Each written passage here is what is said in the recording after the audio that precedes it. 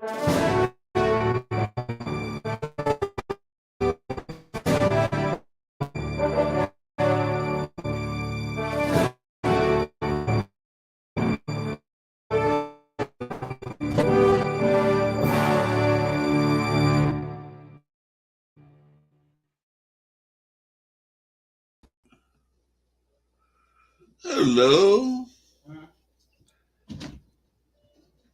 It's time to start the show. My name is Corey Davis, and I'm the co-host of the show. Gonna bring some guys in. We're gonna talk some football. Are y'all ready? Let me put the link in the chat. Come on.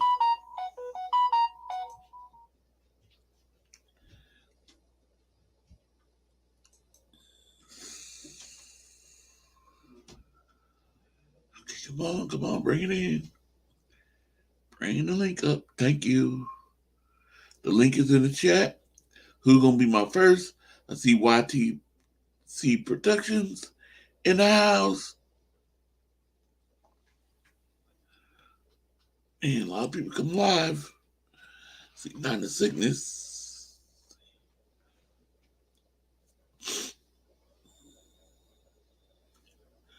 I hope everybody's having a good day today. Today's a Thursday. And coming in all the way from New York City. He's a New York Giants fan. YTC.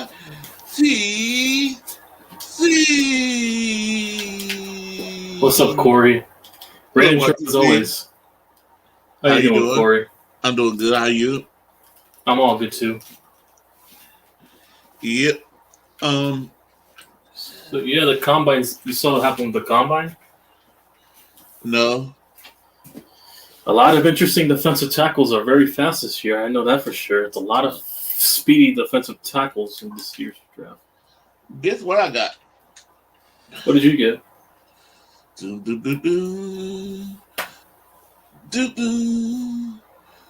A trivia book? Oh, there you go. Up there, I've got the trivia book. Yeah, trivia book. But what team? All NFL teams. I'm assuming the Niners or all NFL teams. There's no in between. You can't see. Oh, let me see. Hang on, let me see. Oh, Giants. You got my team. I'm flattered. Yeah, my other book, I never got it. So I just said, order the Giants book. Really? But yeah, I'm flattered. So I had the 49ers trivia book, and I'm going to put some Giants in there. I'm planning on doing I'm trying to think either Wednesday or Sunday. You should get all 32 teams, but yeah, I'm guessing you're collecting all 32 teams. Well, I don't know. I'm gonna be able for all that. Try to get one book, but yeah, it's been hard to get it. Every time I order it, something happening to it. So you didn't get your Niners one yet? I got me a Niners one. Okay. No, because John's live right now for the combine. He's doing his little combine report. He's looking at defensive tackles right now because since that's a big need for the Niners outside of offensive tackles, yeah.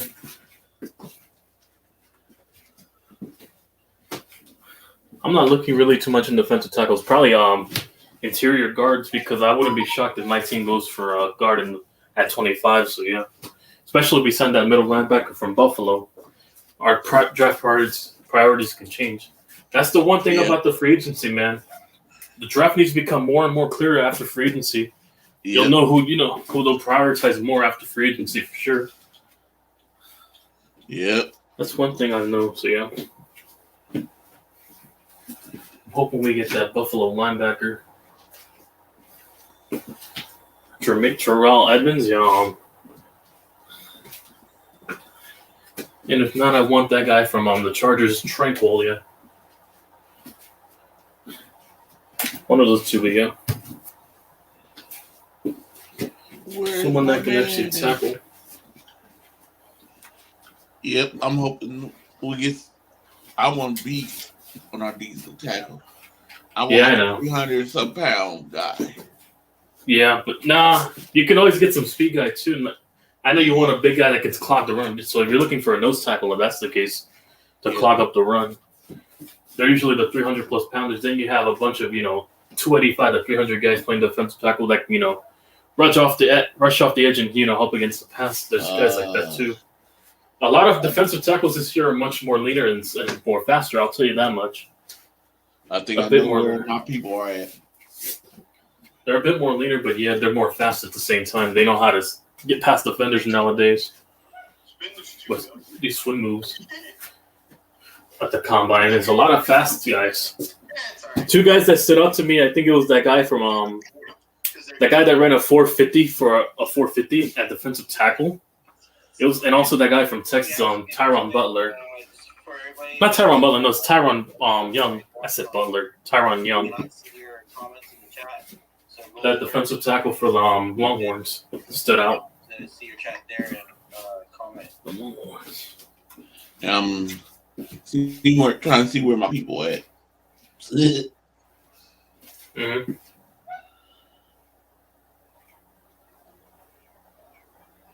Oh, I forgot about CG. He was supposed to do his interview today with somebody. I gotta go watch that later. Man, I meant to watch it. Oh, I was out there riding my bike and stuff. So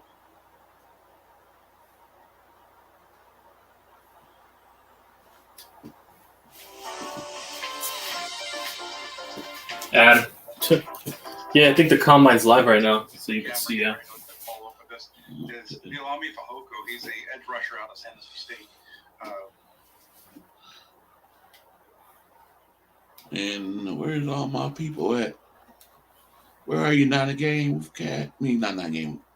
Where are you, David Niner? Niner fans, yeah, I know. They're probably at John's stream right now. I can go check right now. Yeah. It might be over there. Let me go check. Is here. I figure we're gonna go in the other direction. We're gonna kick over the rod, and then we'll slide up that way, and then we're gonna have everybody speak their piece. But for me, I'm happy Mr. Jennings is back home. I knew he was gonna be here because he was a exclusive rights free agent. But I agree with you, Dre. What you think, Rod? Love it. I'm glad it's back. I'm definitely happy because he secures another running back or another running blocker. You know what I'm saying? I will say for the Giants, we do need a bit of one. No, back to the Niners, An explosive edge rusher. Yeah, that's John right there. Play qualities. Young. Yeah, that's John. He told me he's gonna do his on Fridays. He's switching. Yeah. His rush hands lack skills, and his missing go to counters, but that could be coachable for him. He creates chaos when using his twitchy first step to slant and twist, but still needs to tune up the stack and shed technique and build out rush approach. He will be a 25-year-old rookie, so he's a bit of the older players with a lack of polish for his age, which could be deterrent for some teams. But a full motor and strong desire to make plays on the other side of the line of scrimmage gives him a shot to become a capable pro. So basically, all these big words, let me apologize, all these very, very big words basically saying that he's a project. So he's not a top-tier guy, but he kind of performed and raised his stock. He was projected in the pre-combine mock drafts being picked between 90 and around 105, and the Niners are around that range, and they always love to bring in players.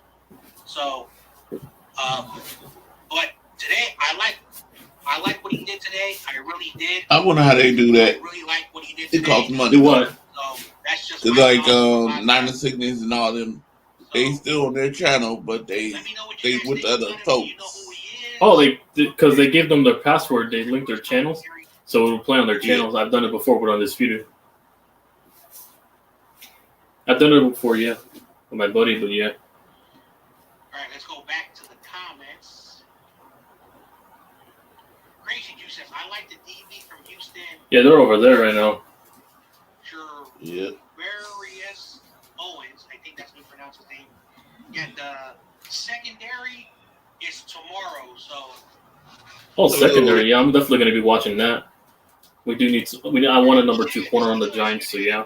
How are you doing? What's up, John Jay? What is up? We need corners as well on the Giants, so yeah. I'm going to definitely be watching. Corey Davis is in the building. What is up, Corey Davis? I thought you were doing. I thought you were going to do hangouts on Friday.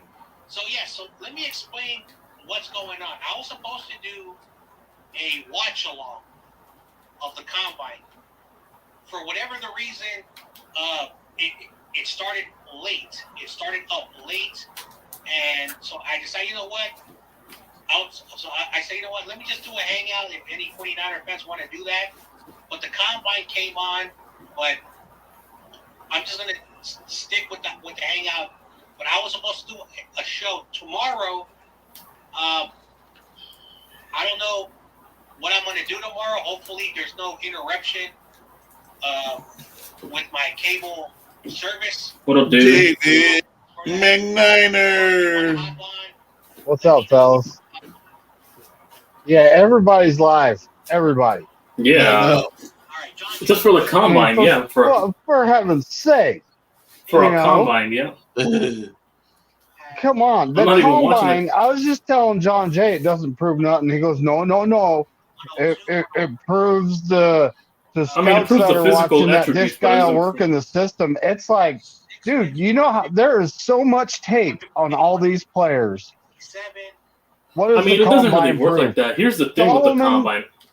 Dude, Solomon Thomas destroyed the combine. He killed it. He did great. He's a boss. Round 6. That's just one example. The combine does not prove anything. All it does is prove its physical attributes. All it does is basically prove your attributes, not what technique. That's one thing the combine will never teach. Dude, Hufunga actually, our safety, he actually tested bad at the combine, and he's a good football player. I mean, the combine, it's just like I said, it doesn't prove that they're actually going to work out.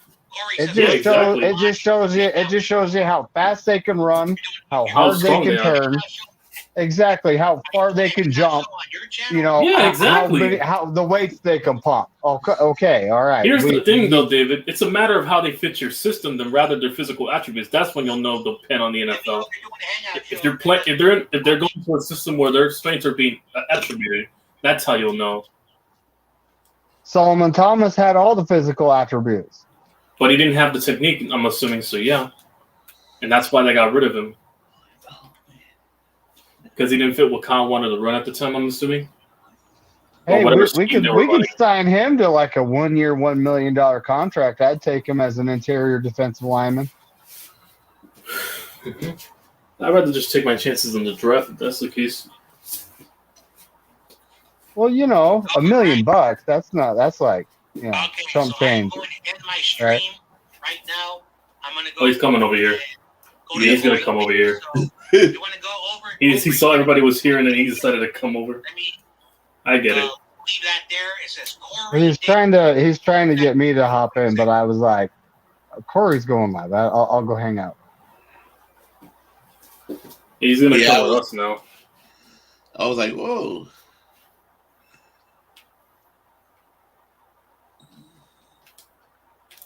TOP, what's up, buddy? Yeah. The Bears getting Jalen. Oh yeah. Oh yeah. There's a website that you could do voice modifiers. This man Michael showed me a fucking website for a voice modifier. He did Justin Fields basically, and it sounded exactly like him.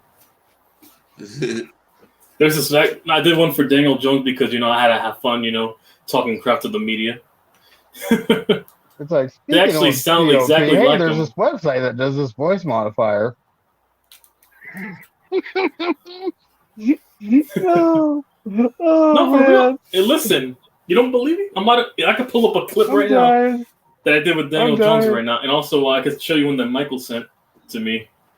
I also did one for TRL, since he won't say it on stream. Yeah, but we constantly give TOP shit about that too. You use a voice modifier. Here it is. No, I don't. Here it is. Look, this is don't. him saying, "Get out the way, man." Yeah, get out the way, man. Get out the way, man. Where's TRL? You heard that? That's his AI voice. Look, right here. Let's see if we can play. Get out the way, man. It's AI TRL. 106 tackles.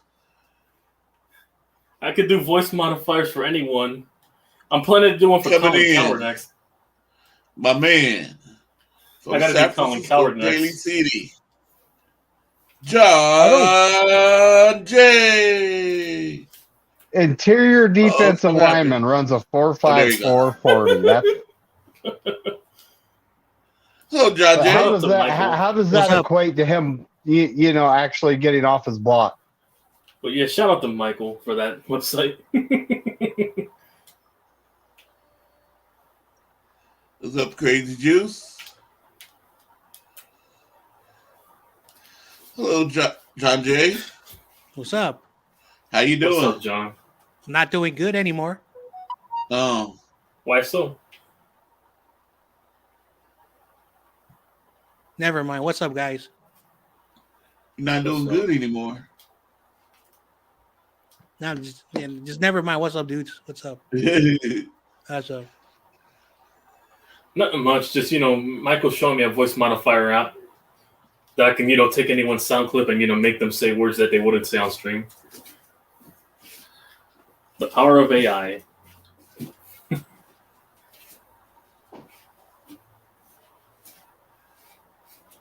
So I seen you looking at the NFL Combine.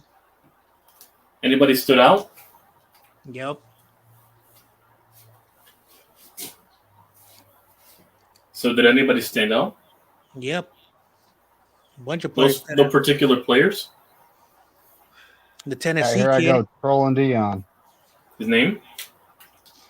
Byron Young. Yeah, Brian Young. Byron Young? Oh, yeah, that guy. Yeah, I was talking about him earlier. He stood out. Yeah. That motherfucker fast for a defensive tackle. Yep. He's I fast. was looking at him, too. He's edge rusher. Oh, he's that? I thought he was a defensive tackle with the way he was listed in pounds. Yeah, he was an edge. He's an edge rusher. The 49ers met with them. Yada, yada, all that stuff. Either that or for due diligence, you never know with these players. I don't know what happened with my cable provider. They were going to show the combine, and then they didn't show it. And then just before 7 o'clock, they cut it off. They started it. No, never mind. Yeah, I'm seeing it on NFL Network.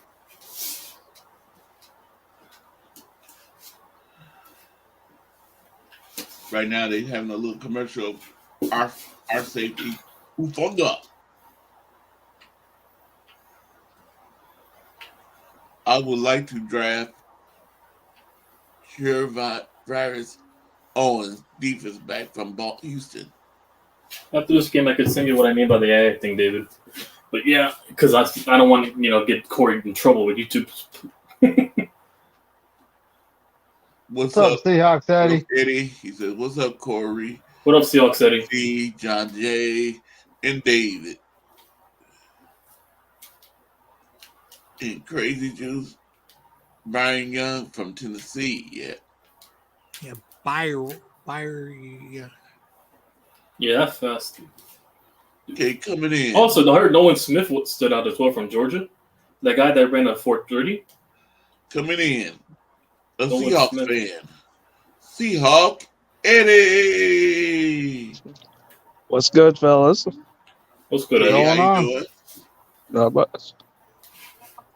Who you guys gonna get with that early pick you're getting from the Broncos? CJ Yeah. Stroud. No, stop. Man, that's really tough to say. Because I think what we should do is like get somebody on defense. I'm assuming edge rusher. You're gonna go get the best edge rusher out the draft after Will Anderson. Yeah, because I don't know if Jalen Carter is going to be up there now. Because after No, because you saw after his Houston- draft stock plummeted after that. yeah, because so what? So I guess somebody else moved up. Yeah, Will Anderson moved up, and the guys after him moved up. Because I know I think the Bears are going defense on their first pick. No, I think they're trading. Yeah, I think they're going defense, and I think they're trading back to get multiple assets.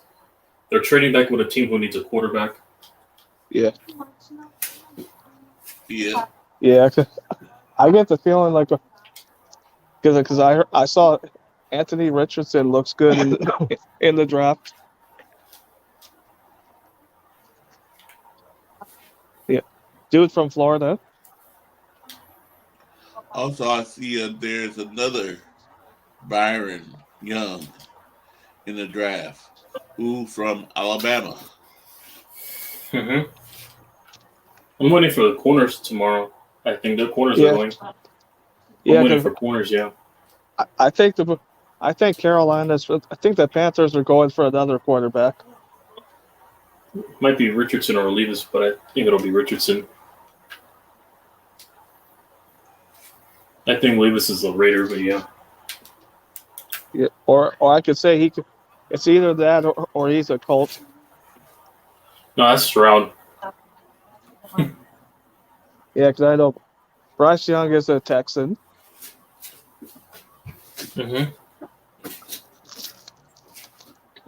I mean, I don't see why the Panthers need a quarterback because they just drafted one last year. I mean, it was a 5th round, though. They're not obligated to keep the 5th rounder as a starter. It was a 5th rounder, so yeah. John Jay and David. Bro. I Yo, still have trouble get the NFL one, but I said maybe I'll just do some questions for the Giants. Yeah, you got one with my team. I'm flattered. YTC, you better kill this. I'm flattered. Imagine if he gets it all wrong. 49. If it's past 1980s, I'm fucked. I'll let You you gotta know do down again. You gotta know your team, man. I mean, who are you guys looking to get in? Us? I mean, yeah. My Giants? Oh, not Jimmy Garoppolo.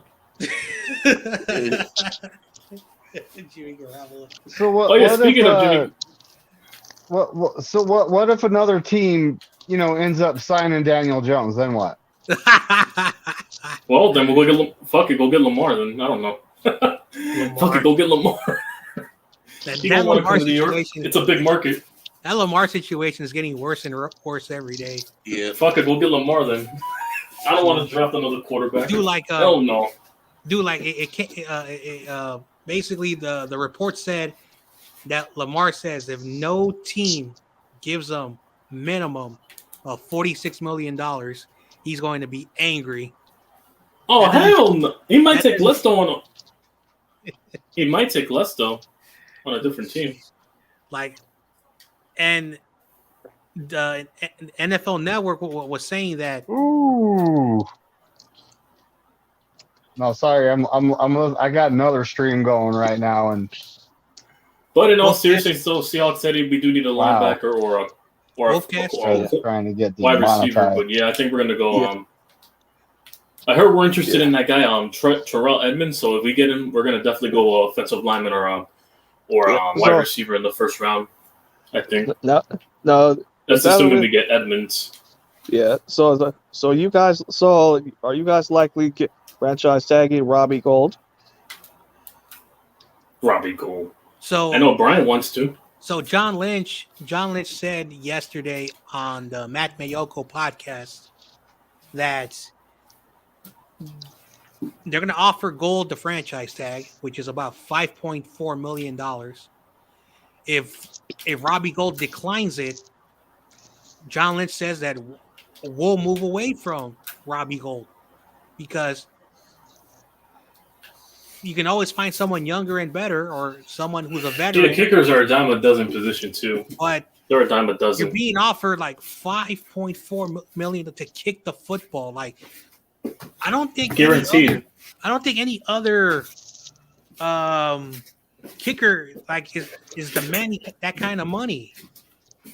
So I am confused why. Yeah, kickers are a dime a dozen positions. I know, because after the 2020 season, in 2021, during the off season, he was like complaining, I want $5 million. I want $5 million for a kicker. And I'm like, really? You're not Adam Vinatieri. So they're asking for that.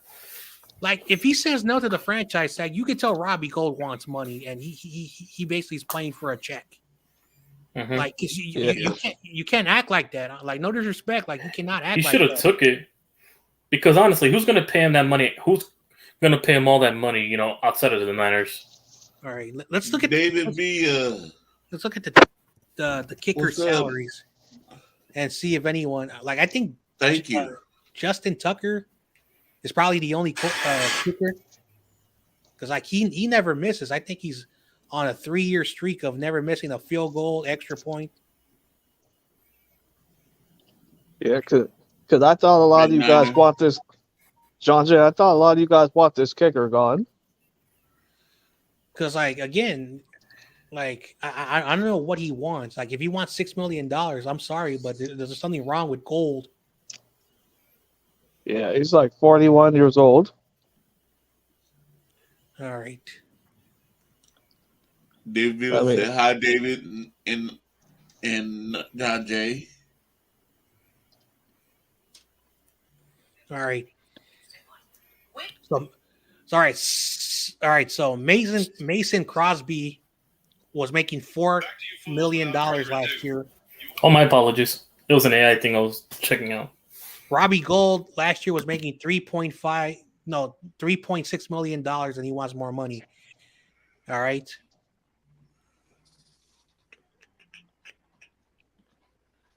Let's see what is. Yep. Yeah. No kicker is asking. No kicker value is worth more than $4 million. So let me go to Justin Tucker, who was with the Ravens, and see what he's making. Yeah, he probably ain't getting that much either. So let's go. Oh, perfect. Right here, Baltimore.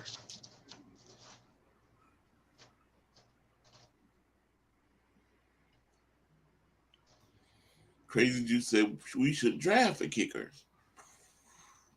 I mean, that's what you should do at this point, like in the late rounds. You don't draft a kicker in the draft. No. There's a reason why. Yeah. Okay, so Justin Tucker is making. All right, let me look at his contract because it's multiple years. All right. So in 2021, he made $4.7 million, and he's technically the best kicker. Next year, he's going to be making about close to $6 million, and then the following year, he's going to be making about $6 million. And I think we can all agree Justin Tucker is way better than Robbie Gold.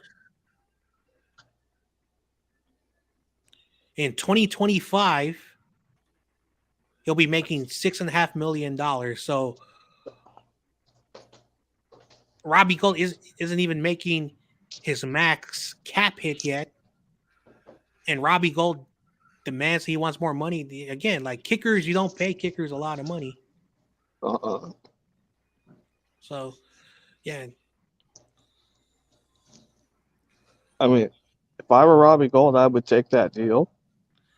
Let's see. Justin Tucker, 1, 2, 3, 4, 5, 6, 7, 9, 10. So in 11 seasons, he's only made in his entire career $17 million.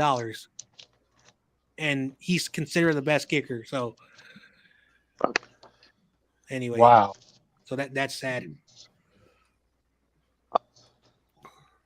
Or sign a kicker. Sign one who's Whatever happened to that kicker? UDFA. Whatever happened to that kicker in 2020?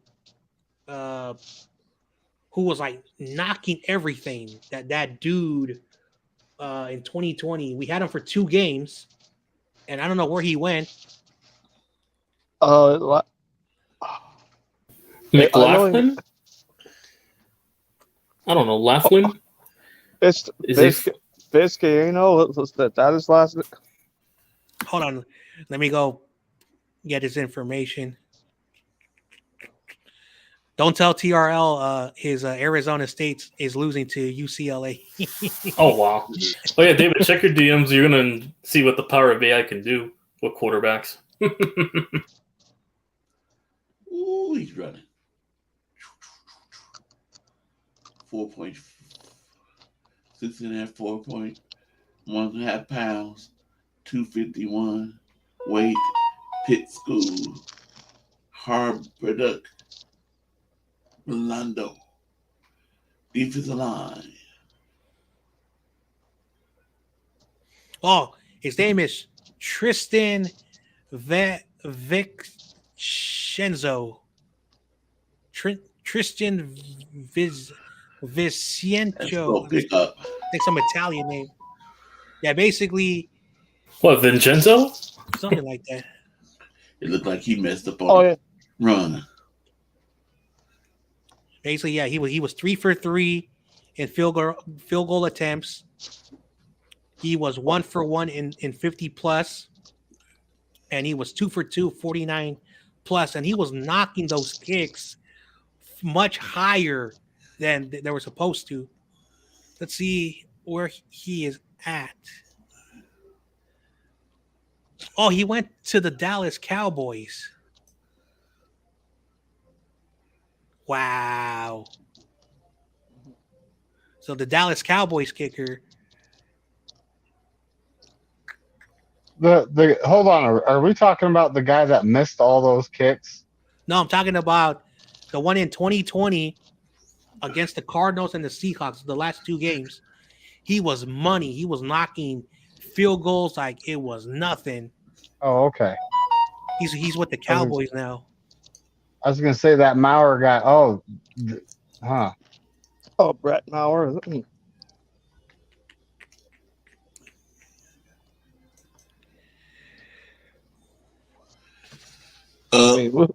But we already re-signed our kicker. Oh, this dude, Brayton Cox Jr. from the Gators, 6'3", 250 pounds. Yeah, this guy is a hitting gem. They also have another guy from 4.54. They also got another guy from Florida. He's a defensive tackle. Again, like I was supposed to do a show at 6:00, and they started it like at 6:45. He's like probably NFL was like, "Oops, we forgot to put the program." So 6'3", 3.8. hey, look, it's the Giants' daddy, the Jags coach.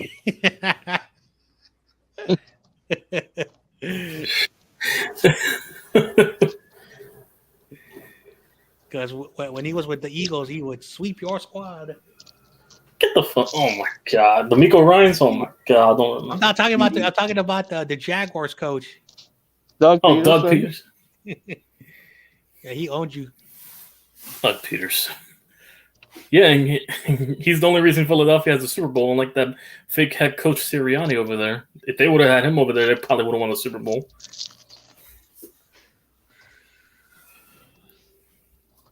I know Eagle fans are missing him now. Yep. Got them the poverty. Got their poverty franchise of their only ring. He kind of. Oh yeah, David, do not check your DMs. You will be scarred. 6'4", 264. I don't even think that's possible. I don't know if anything has ever scarred David. No. I don't know, but no. It's the power of AI. That's crazy. Man, all these defensive line players have like very difficult last names. I can't even pronounce that one. Yeah, I know. I can't either. I'm not smart. 4.54. But I see you guys are happy about bringing back Jawan Jennings. Yep. Jeez, I was wrong. I thought he was on the go, and apparently they raised the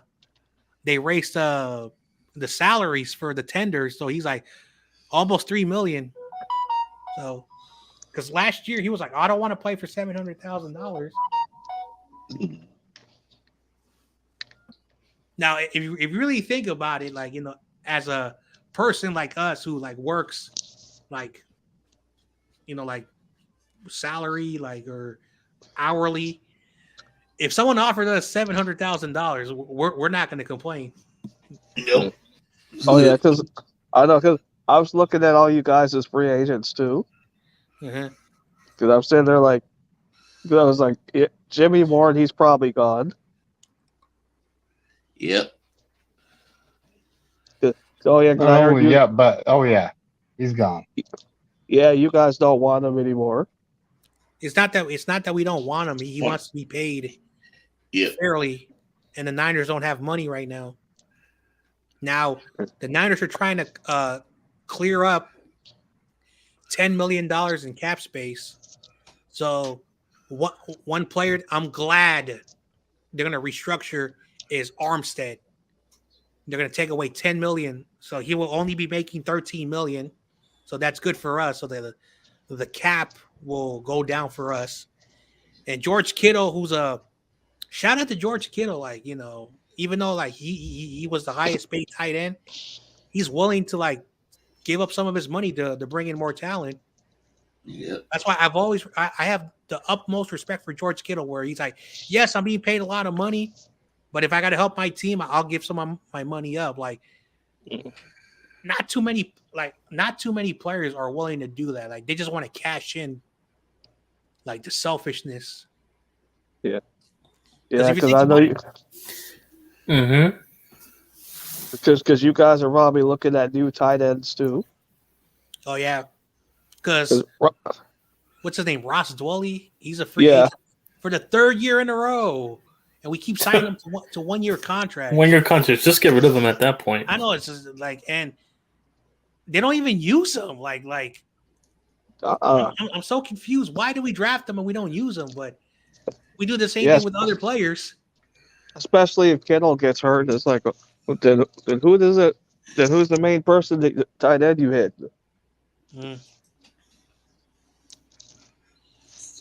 So Kittle really wants to win a title. Yep. So have you guys decided if you guys are going to bring back Geno Smith, or you guys are going to think upgrading? I mean, like, it wouldn't hurt to bring him back. And only person that's likely, I think Drew Lock is gone. Mm-hmm. No, I still think Geno Smith's your bridge quarterback. I wouldn't be shocked if we drafted another quarterback here, given his age. Yeah. I like this quarterback who I saw today. He's not like the top guys who are going to go in the first round. He's from BYU. I think his name is Jaron Hall. And Jaron Hall? Well, so far what I've seen, he can run. He has an unorthodox way of throwing the football, but I said he kind of is like a lower version of Robert Griffin III. Now I got to see more and more of him. RG3, okay. As free agency, gets closer in the next 2 weeks, we're gonna see more and more. Oh yeah, in 5 more days is the tag deadline. We'll see who gets signed or whatnot. So yeah, in 5 days. I saw him. March 7th is the deadline for the tag. Yeah, I think when CG had that one live stream a couple weeks ago, it's like, saw one of you guys said you'd love to get Khalil back on your team. Like who? What? Khalil Mack. Someone in the comments said that he would fit good on your team. Khalil Mack? Yeah. I don't know about that. Khalil Mack? He used to be a Raider, then he went to Chicago. Yeah, I don't really think anyone said that. Probably, I don't know. It wasn't Unless me. somebody, no, someone in the comments said that. Plus, he's under contract with the Chargers. Yeah. So we Yeah, would 'cause- have to trade him, but whatever. He's a possible cap casualty. Yeah, like so many teams have been releasing the Bengals have the draft offensive line. They just released their left tackle. Yeah. And someone posted, it's so funny how Twitter works. Like the Niners have to sign this guy from the Bengals. I don't even know anything about him. All I know is from the Bengals left tackle. We already have a left tackle, unless you're gonna move him over to right tackle. And well, whatever. Yeah, look what team in our division is starting to fall apart right now. The Rams. Yep. Oh wait, my bad. I said the name wrong. The Lamb Chops. You know David's favorite team. I'm joking. Lamb chop. I heard your best friend. I heard your best friend Jim Everett was like, "I'm hanging out with my boy David." But Oh my goodness. That dude is weird. Yeah, but David stated a good fact one time when we were on Wolfcast with live stream. Like, Sean McVay never built the Rams that Jeff Fisher did. Oh man, He did. It's he did. That Jim Everett guy, like, I'm starting to think that is Rudy's troll account. That's what I was about to say. He's like, because like he says the same thing. VHS tape.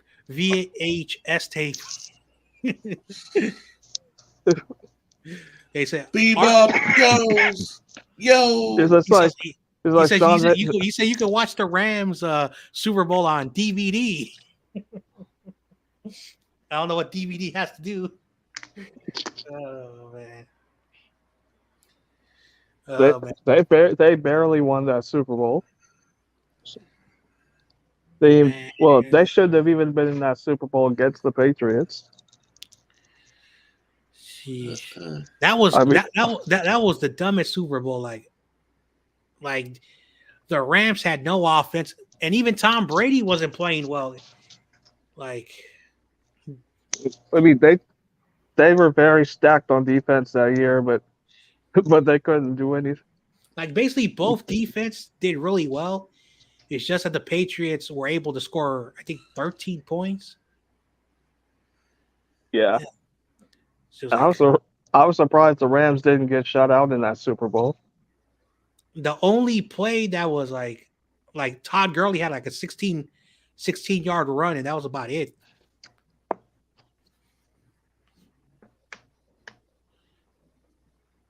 Man, this dude, Caleb Murphy, I kind of like him. Yeah.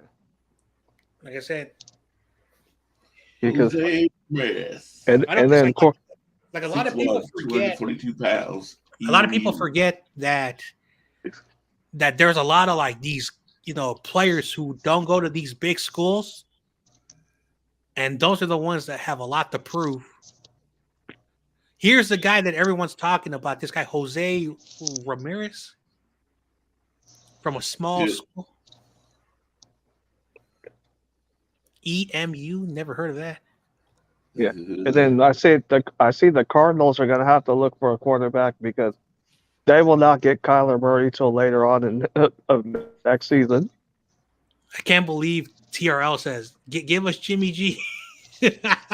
Hey, because if I'm being honest, Kyler Murray probably ain't going to be back till like maybe week 14. Hey, look, it's the New York Giants defensive coordinator. He's wearing a Yankees hat. What, Martindale? Yeah. What, Martindale? Yeah. And then everybody's been known the Cardinals are likely trading away DeAndre Hopkins. Yeah, they have to.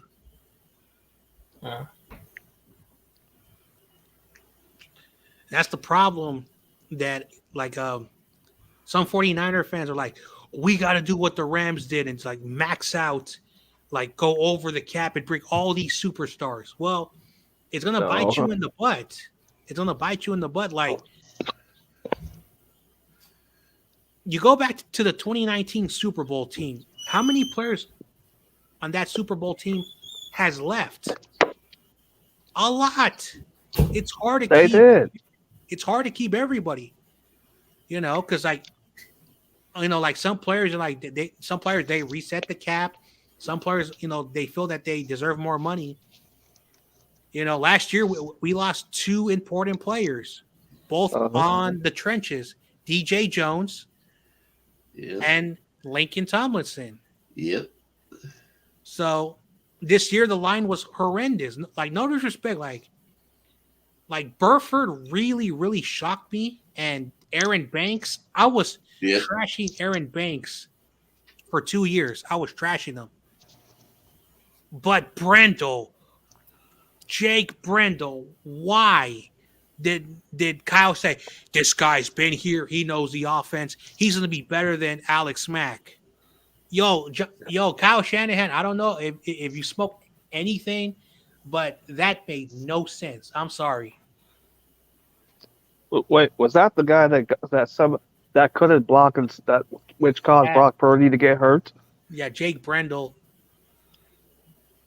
Jeez, no, that was Tyler Croft, our backup tight end that had no business being in on that play.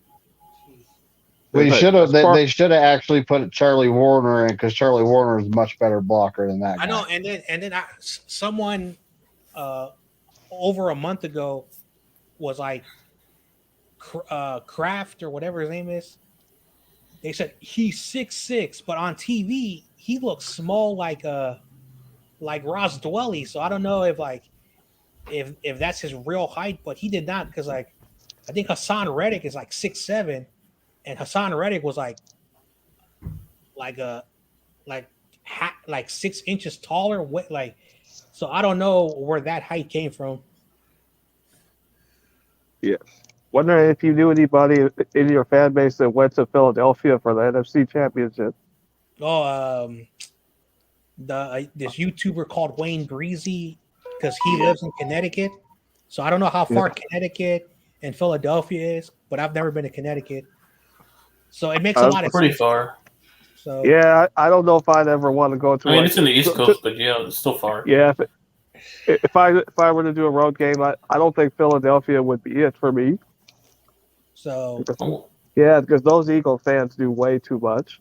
Then 2 Bay I've been Area. to Philly before, so both these guys are like Seahawks Eddie. You got to go watch the Morning Roast. It's a YouTube channel on 95.7, the game YouTube channel. Okay. But they're like early, like 6 a.m. But they're both from Excelsior, which is a neighborhood where I grew up, nearby the Cow Palace, which is technically Daly City. Those dudes, you don't mess around with, because that's blue collar Irish, blue collar Italians, and like tough black dudes, like OGs. Like I'm talking, that's a tough neighborhood. Like if you're gonna go there, you better know how to pull up your weight. But they went to Philadelphia, these 2 guys, and the fans were like, boo, like they were making a lot of slurs. I'm not gonna say it on Corey because I don't want his channel to get, but they were saying a lot. They were like, the day after, they were doing a radio show in Philadelphia, but they broadcast it in the Bay Area, and they were like, I've been to Oakland. Oakland is so rough. These Philly fans make Oakland look safe. Yeah, because I noticed sometimes there's times like with you go when the opposing team comes to town, it's like those Eagle fans will like start throwing beer bottles at any like away team fans come in. So what's his name? Rich Eisen, who's the voice of reason, he had someone who's a part of the New York media that covers the Jets, the Giants, and the Bills. He says, when I covered the Bills in Philadelphia, like, oh my gosh, when I covered the Giants in Philadelphia, those two teams hate each other. They hate each other. Uh-huh. And the Jets and Philadelphia. And every time he goes there, one thing he learns is that don't engage with the fans. The fans are gonna like mock you and whatever. But Yeah. if they can't get a reaction, basically, so Philly fans, like if they get a reaction, they win. So technically, there's no win or lose. It's a lose-lose situation. You either learn how to take it, or you try to fight back, which is not smart. Yeah. Yeah. Well, I will say one thing. If you decide to come to Seattle, it's like 9 times out of 10, we're very chill here. No, you're not. You guys are all goofs out there. Well, Every time Compared to you Seattle, compared to Philadelphia, I'll take you it. swarm them Yeah. and you talk smack. Oh yeah. Compared to Philadelphia. Oh yeah. I mean, you may get a few scuffles at a little bit. I mean, I see how it goes out at your stadium. I mean, did you destroy your own city after winning a playoff victory, or when y'all won the Nope. Super Bowl? I don't know. Nope, we just went around the city, started cheering. Yeah, and that that's was it. your first ring compared to Philadelphia's first ring. You got to destroy your city. Philly fans were destroying their own city. Even after they lost in the Super Bowl, they destroyed their city. They would have destroyed it regardless. Yeah. Oh yeah. There were Oh, like wait, hold about on, 10 hold on. people. Sorry. Crazy Juice says, Lambs fans, we would have had 4 Super Bowls. They robbed 2 from us. Damn. Fake dynasty. Wow. They thought they were going to be a dynasty trading for one-year wonders. And then, Alright, fall off after that. But I got to go back to work. But All right, man. All right. good Good chat week. with you guys. Thanks for coming on. Good All right, chatting Eddie, with you. take it easy, man. Yep. Oh, man. Y'all see what CMC said? How he felt for the first time when he got traded? Oh, yeah, I have that. Hold on. Don't tell me. I know. I have it. Let me find it. I have that. Here it is.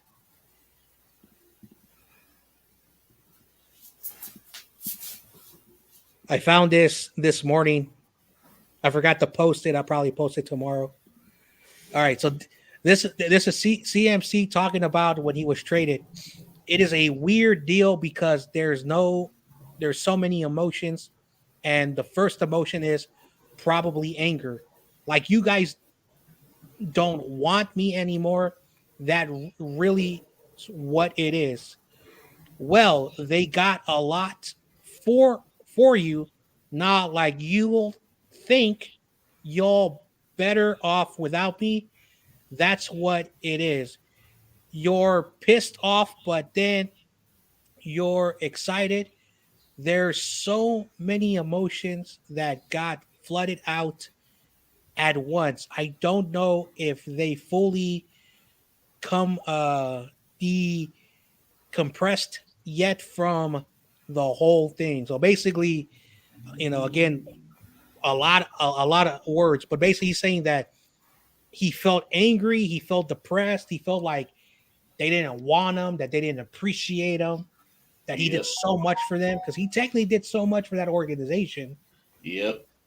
And he's like, all right, like, you're gonna get a lot of picks and stuff, wonderful. But in his mind, he felt that he was betrayed. Yep. And but there, before the season even started, McCaffrey's on the trade block. So he kind of knew that they didn't want him. And McCaffrey is more happier with the 49er. He's like, I'm glad I'm with the 49ers. They gave up so much to get me. The team accepted me like their brother. And he's like, I'm not going to go anywhere. He's like, if I retire here, I retire here. But he says he's not going anywhere. So props to McCaffrey.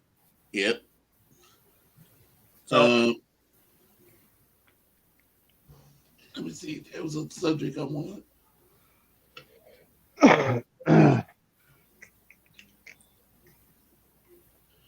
me see, where is it?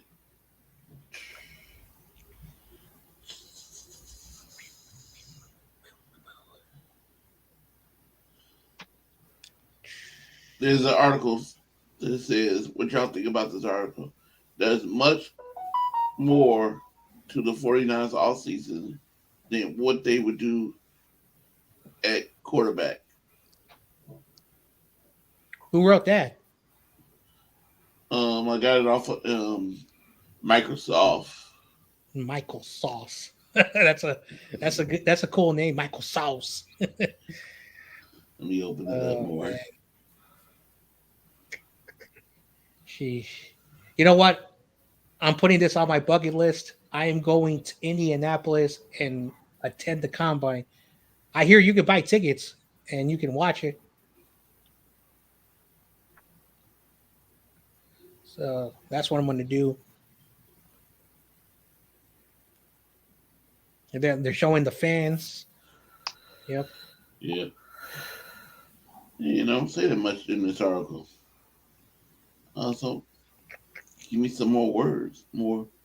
You got to go to a fan site, or it's called Niners Noise, and they got a lot of stuff. Like even though like the majority are just topics that like like they just in the top of their head, but there's a lot of things to read there, and it's a website that it was told that. Well, they told me it's basically like fans who have become reporters. So it's basically fans just writing ideas and stuff.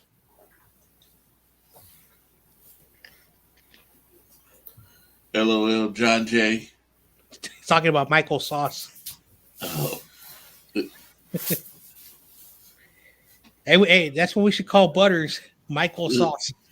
Michael B. Sauce. Oh wow. Michael. Wait. Michael Butter Sauce. Michael Butter Sauce. Get What? it? It's a joke. Butter sauce. Yeah. Oh wow. No, there is a sauce that is made from butter. If you think about it, that's his new name. Butter Sauce. Yep. And I thought when I looked at first, I saw the article. I thought they had McGlinchey and Kyle Juszczyk on the cover. So I'm like, I thought they was talking about McGlinchey. McGlinchey. I thought it was an article saying that, McGlinchey's going to probably price himself out from the 49ers. Gavin's going to be like, no, he cannot leave, John Jay. No, because then he'll go to the Commanders and he'll dominate the Giants. No, he'll come to my real team. Oh, man. Shout out to Gavin. I hope he's doing okay, man. Yeah, because this man's going into hiding for months now. Again. Well, no, I don't think he's hiding because he's been gone for like almost 4 months now. So I don't know. He'll come back if we lose to the Eagles or something. He's gonna come back just to troll me because that's all he does. He waits, tries to strike me while I'm down. Well, hold on, that's BPS's job, not his. Just remember that. No, he did it before. After we got blown, he struck me. He tried to strike me when I was down, thinking we were gonna miss the playoffs. Dude, I remember the last thing he told me was, "You guys did not beat Wales in the World Cup. It was tied, so you did not win. So I was right." We got out the first round. They got bounced in the first. Jeez. We got out the group stage. Jeez. And then another article I saw. Oh, this is the kid the Niners spoke to. What article, Corey? Your best friend Greg Cohen? No, stop. Hold on. This is the guy that they spoke to the Niners. Isaiah, he's from Missouri. He's a pass rusher, and this guy is a hidden talent. And John Lynch was like talking. Oh, we spoke to him. We liked our conversation.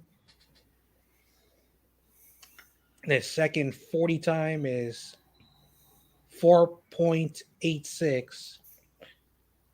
So, yeah. And this article says survey reveals how the 49 player truly feel about their team. Will it matter? What y'all think?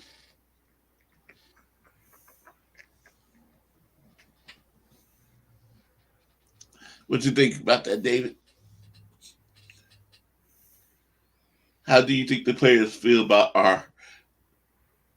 the 49ers? How they feel? I think for the most part we do pretty good, but we get so many injuries that I think our rehab and training room is not adequate. I think we were graded a C on that room by the players.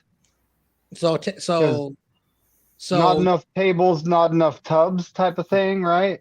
So yesterday, the 1,300 whatever players in the NFL voted on everything. I didn't know this.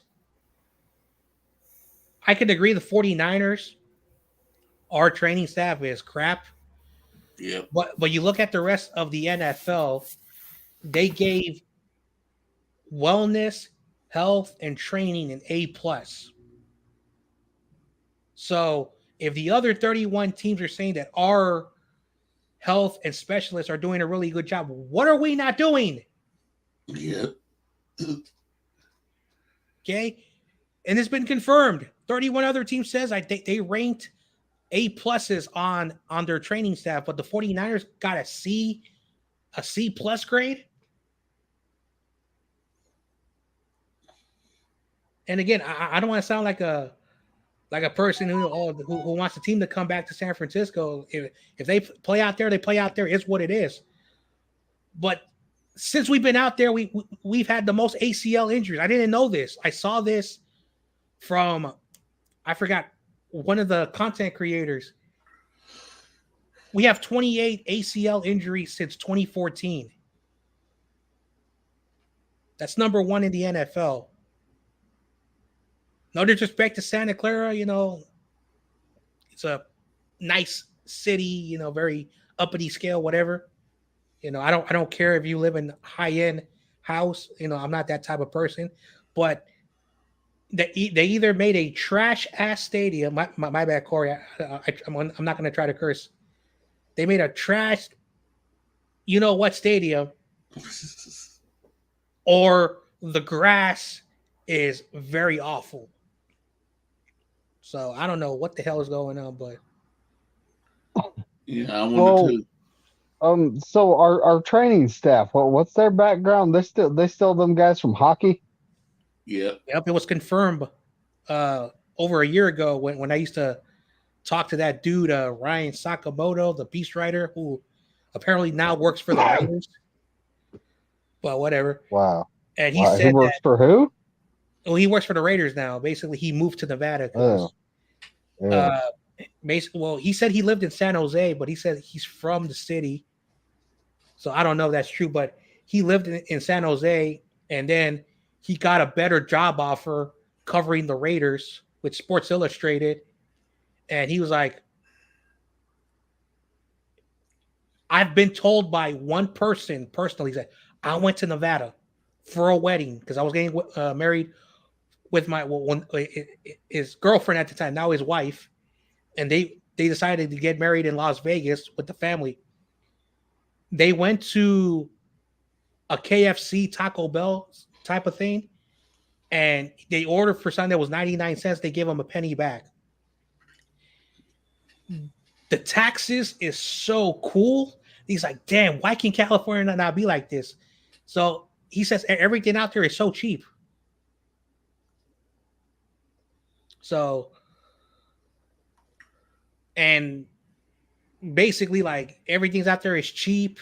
The salary's good. Like, who wouldn't want to move to Nevada? That's why in 3 years, worst case scenario, I'm moving to Lake Tahoe because I got family that already live out there. It's technically still California, but almost at Nevada. Yeah.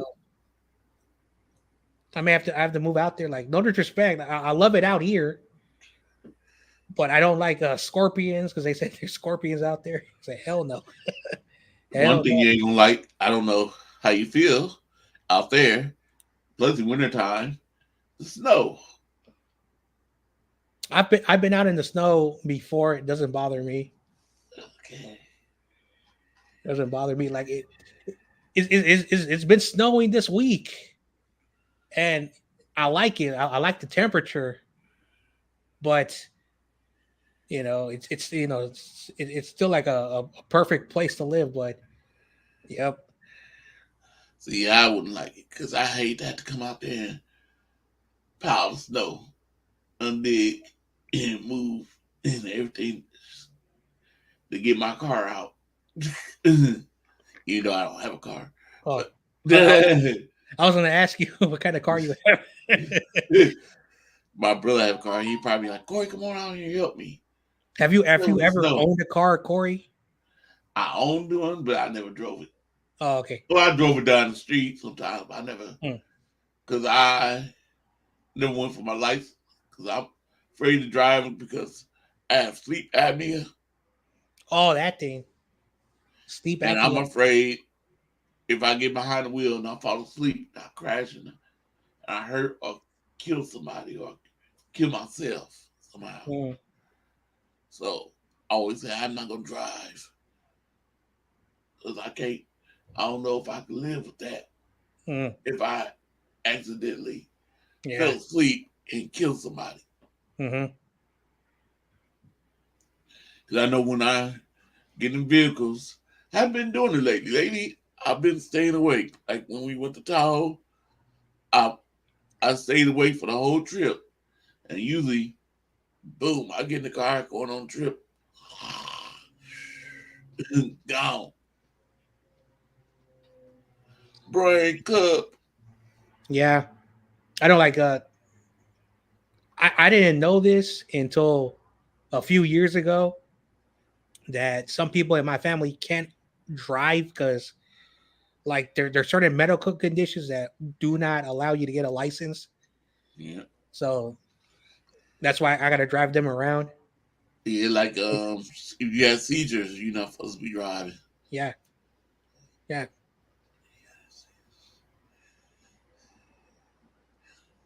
Yep.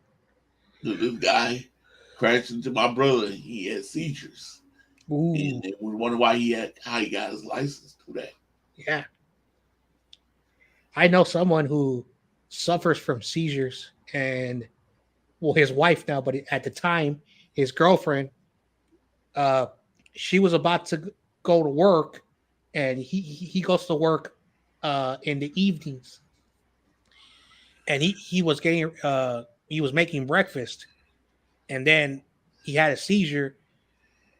Luckily, his girlfriend had to come back to the house, and he was flopping like a fish, and she kind of had like a bruised face because like he was like, for those who never had seizures, it's pretty scary. Like the Yeah, person can't control the movements, so like so that's why you have to control them and keeping because they can also hurt themselves. yeah. And But the scariest seizures are, Mhm. you know, they don't see, but a person that has grandma seizures. So you don't know unless you know the person and know what their personality is. Mhm. Like we had this one little boy in my program, he had seizures, but you wouldn't know it until you say, "Wait a minute, where's this kid? Why is he quiet?" Because usually he talks. All of a sudden, you just notice he quiet. You're like, "Oh, he's having a seizure," and we had to go over there, massage him, call parents, and just work with him. And parents had to come get him, give him his medicine. Mhm. But then you can't tell. You never know unless you see them being quiet. You know their personality. Like this one girl, she had those big seizures, and we did not allow her on the play structure. Say sorry, she'd be mad at us. but we can't take a chance of you having a seizure and you up top on something and fall off. We can't take that chance. I'm sorry. And her mama didn't take her seizure. I don't know if I should say seriously, but we'll call her. It's like child had a seizure at maybe 1:30, 2 o'clock, and we'll call her, and she say, "Okay, I'm coming to pick her up." And the mama only show up to the pickup time. We had to call CPS on her. We had to tell her, ready CPS on her, because we said if you don't come when we call, it's seriously. We can't have this child sitting here having seizures and stuff like this. You got to come. If you don't want to call the ambulance, you got to come.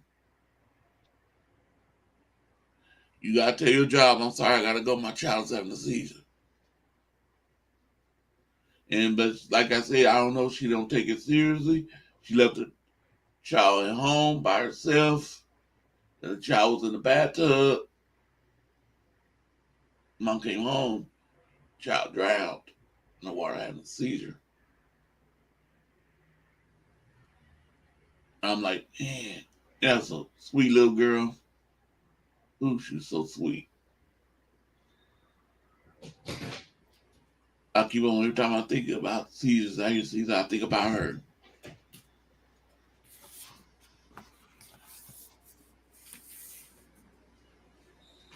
But let me see.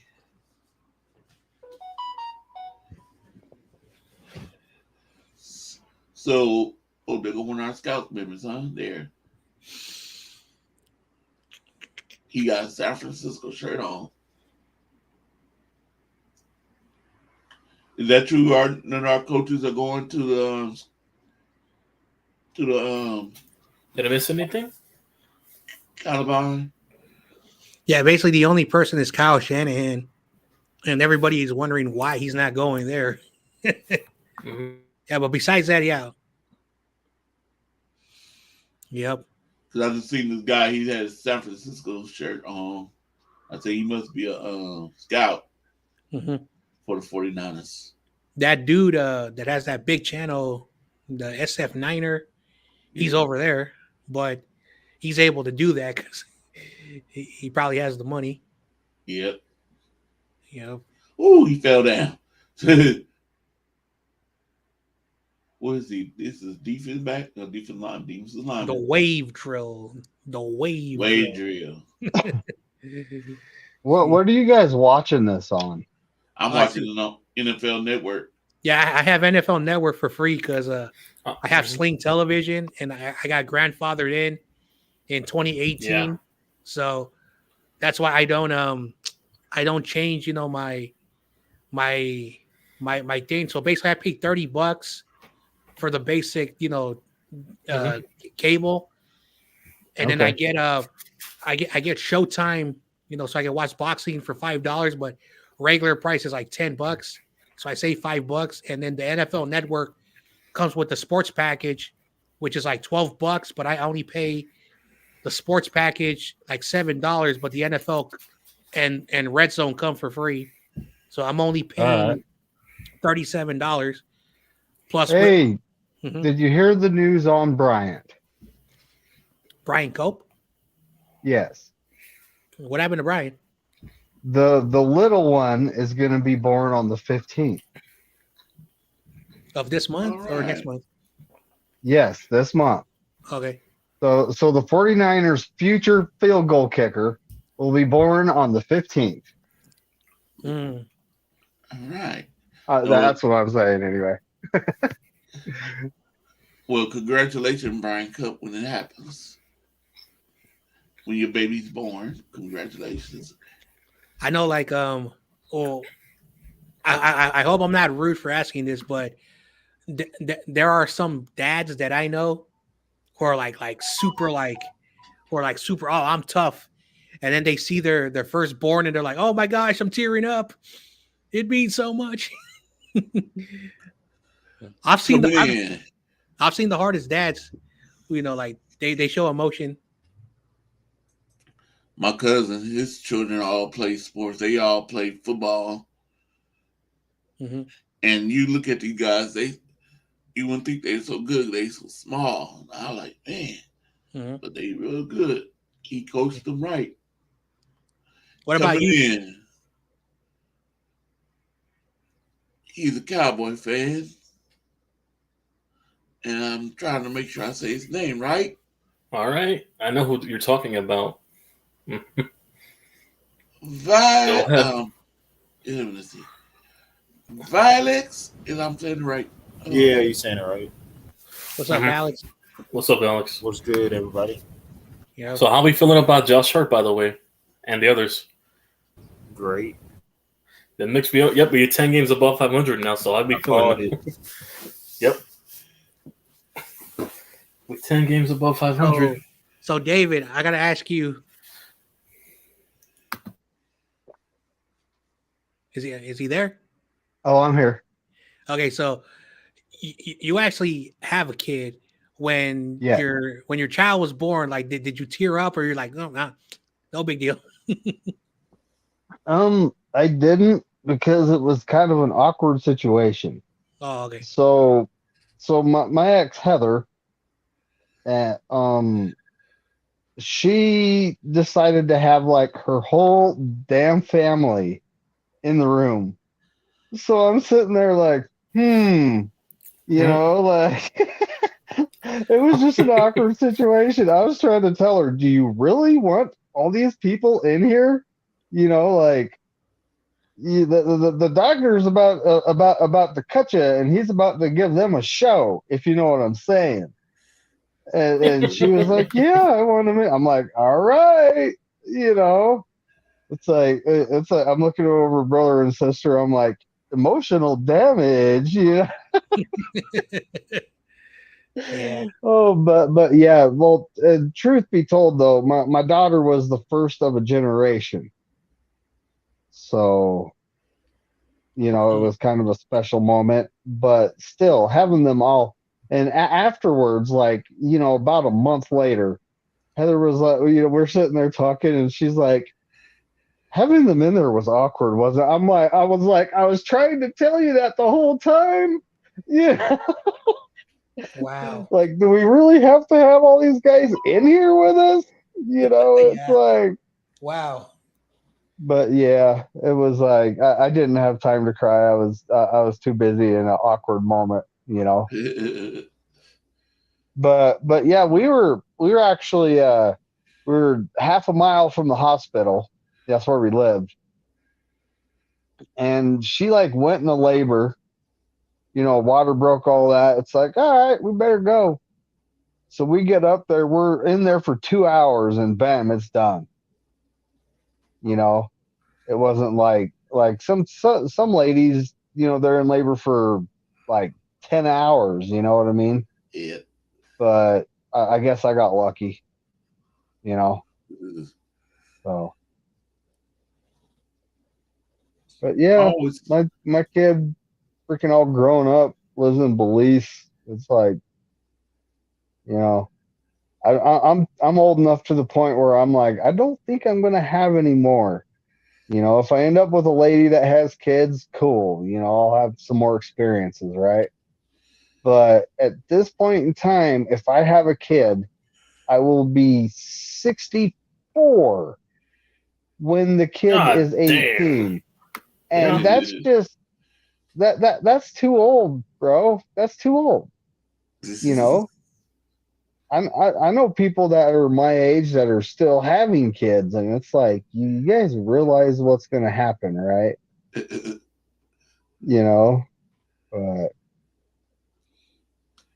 they're going to be grandparents because they've spread out, how many kids they've had.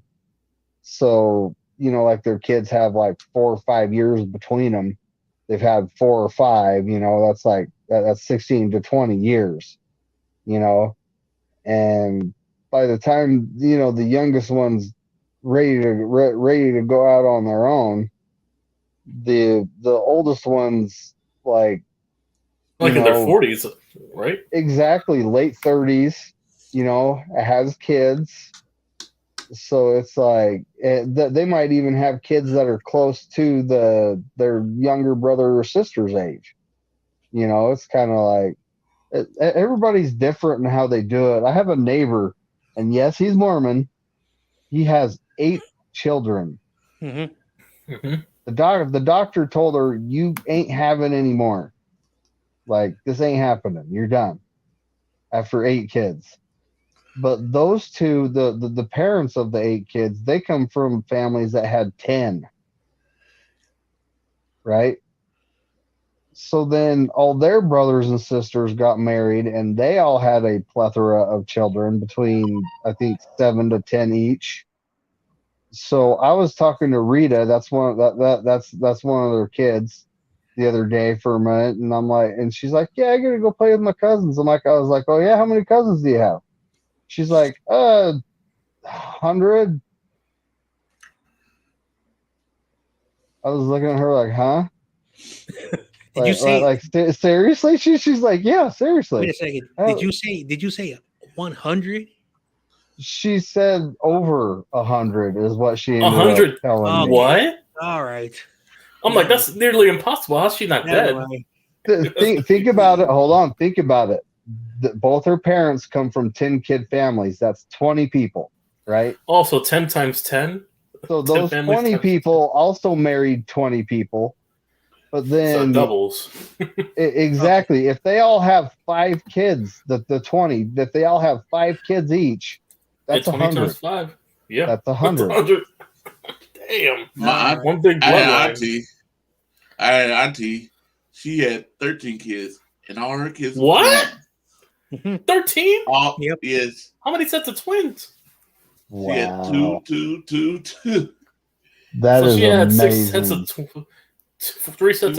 14, but one passed away. Dude, I don't know. Like maybe it's before your time, but a coworker of mine, he's now in his 50s. His eldest brother is 68 years old. He's the baby of the family.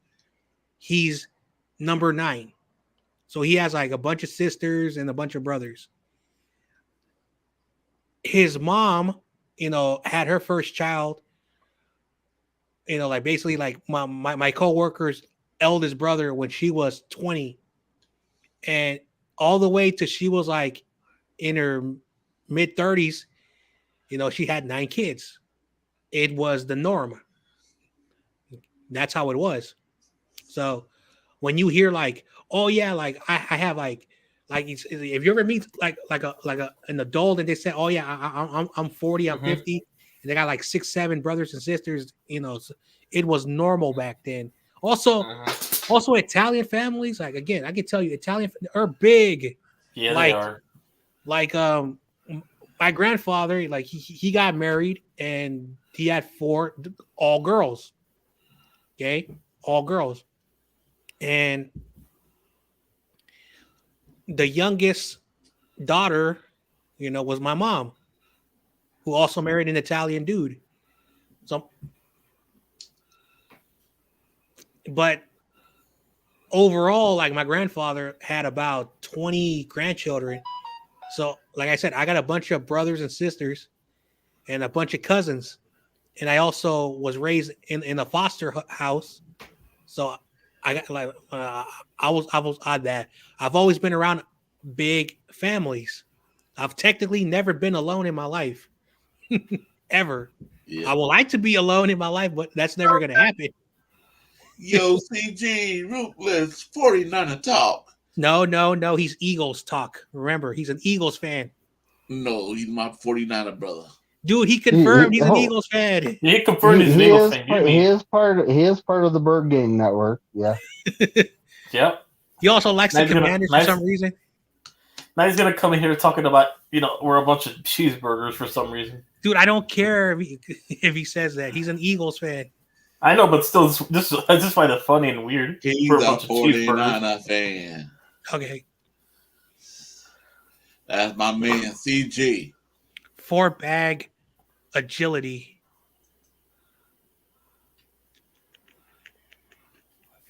I interviewed Doughboy today. Dude, what? Like, I saw this earlier. I just realized it's like all these players are slipping on that Yeah. turf. Mm-hmm. Jeez, and whatever. I'll be So afraid the to do turf's this. junk, huh? Where are they at Santa Clara? Who? They have them the combine at Santa Clara. Oh man. Oh, did you hear TRL where he said that oh yeah, the Eagles fans, they were complaining about the field, and now you know why we were all hurt. I said, dude, if you guys were playing on that field, it makes a lot of sense why the Cardinals were injured the whole year. Like, the league really needs to like address this this field thing like once and for all. Yeah, like, they have Jalen billions of dollars. I agree. Is it impressive? I couldn't agree more. But yeah.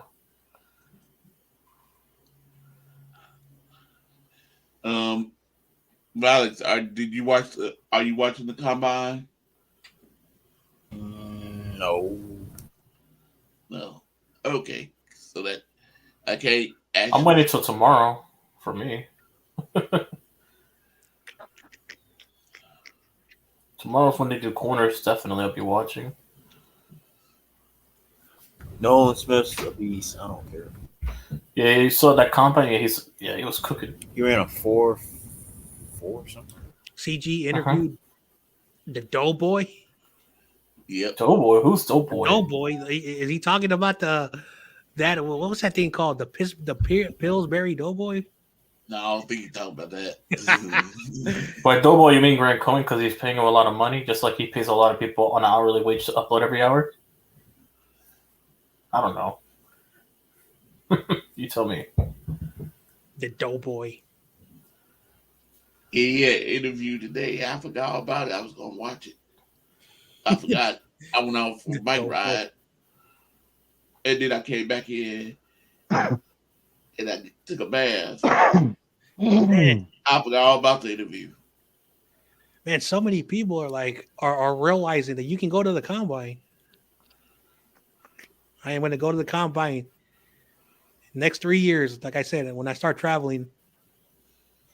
I'll go to the. Where is it? Indiana every year? Yeah, it's Indianapolis. You know, like No, not. If I had a car, I would have won. I think they need to start going to different stadiums like they do with the draft. Uh-huh. Yep. Yeah. If it's in Indianapolis, yeah, that'd be cool. I'll go to. If I had a car.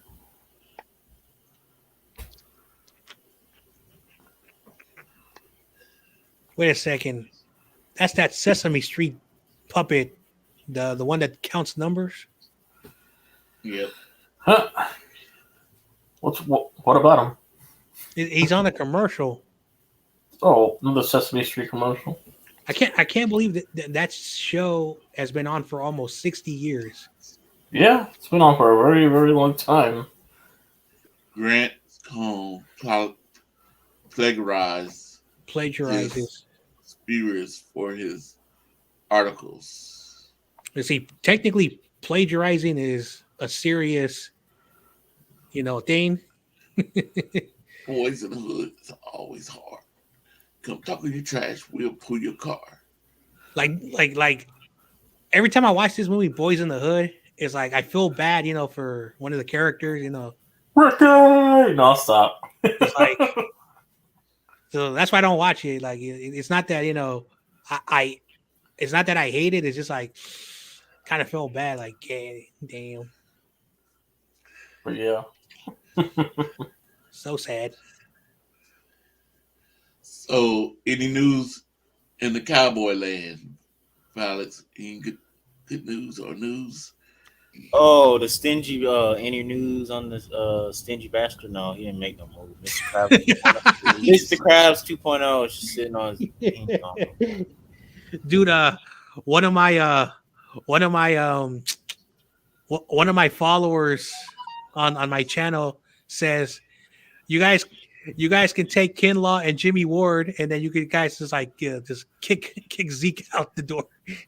I don't know. I don't think I'm saying it right.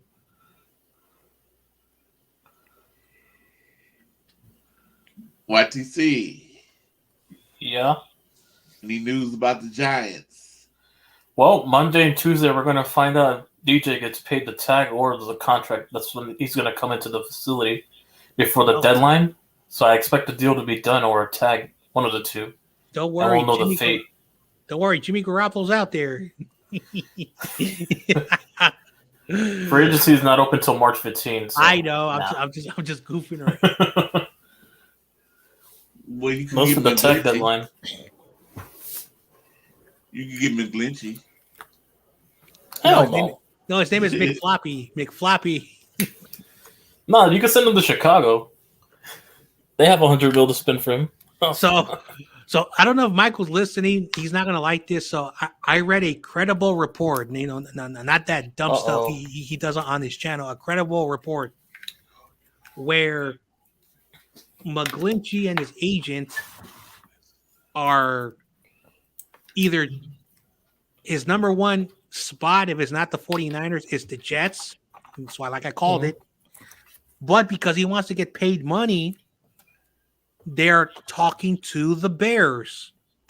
And so the Bears, obviously, they have the number one cap. So I told this to Michael. There's going to be a lot of players who want to be overpaid that are just going to go to Chicago for the money, not because they're a good situation. At that point, just go get Keenan Allen. And Mike McGlinchey, he's now showing his true colors. You're gonna pay me the money, like this guy says. I'm gonna bust my butt off so I can get back in football condition, so I can, be a prove it guy. Now he wants to get paid. Like, are players this selfish? This is a thing that I've never, since I've been following sports. In the last 20 years, these players have been spoiled with the salaries. So it's sad. He's like, I want my money. You don't deserve it. Yes, I do.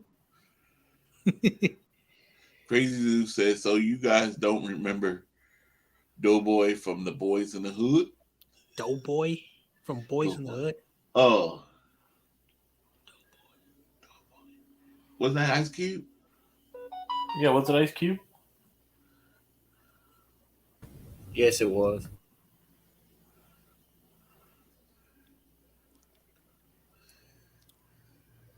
Whatever. I have to see the interview, see what's. I don't know how he gets all these people.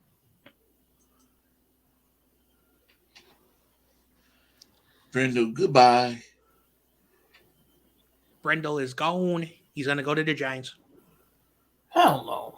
I'd rather go draft that Florida center that I've been hearing about than that.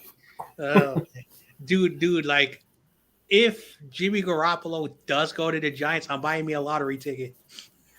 I'm pulling up to the front office if that happens. I'm pulling up to the front office. I want to ask you. I want to ask you this question. So, are Giants fans gonna boycott the 2023 season if Jimmy Garoppolo's a quarterback? I'm still running that front office. TOP says, hell no, we don't want he said McChoke slammed. McChoke slam. I'm gonna contact them. Oh, Chirac. He said Chirac, like the movie. Who is this? McChoke slammed. Oh, that's a new one. Oh, it's coming in. I hope it's awesome. I called him McGlitchy from that play against the. Okay. Sam Bell. Yep. What? Yeah, I called him McGlitchy from that play against the Commanders where he was 3 seconds behind the play. Yeah. What's up, What? y'all? What's up, Hello, Sam Bell? Sam. What's up? What's going on in I- Titans country? I watched Combine. Nice. I'm a GM, the coach, and I need to watch Tim Kelly's. Hmm. Who was impressive to you in that? What? What player was impressive to you in that? I don't know. What do you think, John Jay? Let's see. I like that guy from Tennessee, Byron Young. He Yeah. really impressed me, and he met with the Niners. He spoke to one of the reporters. He's a project, so he's not in the first round. He's projected to be number 90 to 105.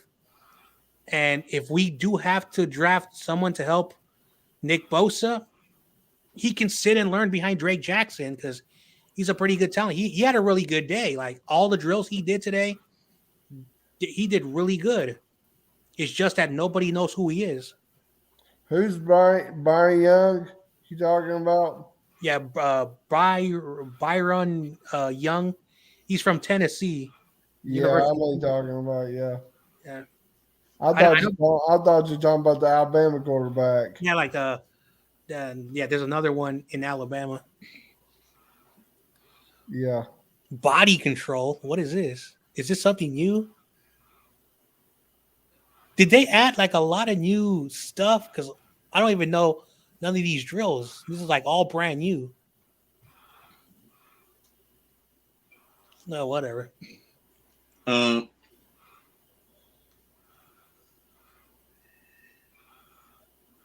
So what's going on with Tannehill? Like people say that you guys are gonna release him. Well, we're keeping him. Hmm. So y'all keeping Tannehill? Yep. Yeah, because there's someone you should never watch. His name is Grant Cohen, and he says that you guys are going to trade him to us. Well, the 49ers don't want him. I know, but for whatever the reason, he knows better because he works for the team. I like that dude. Oh man, Tyler Lacey, 3-time All Big 12 honors. TCU.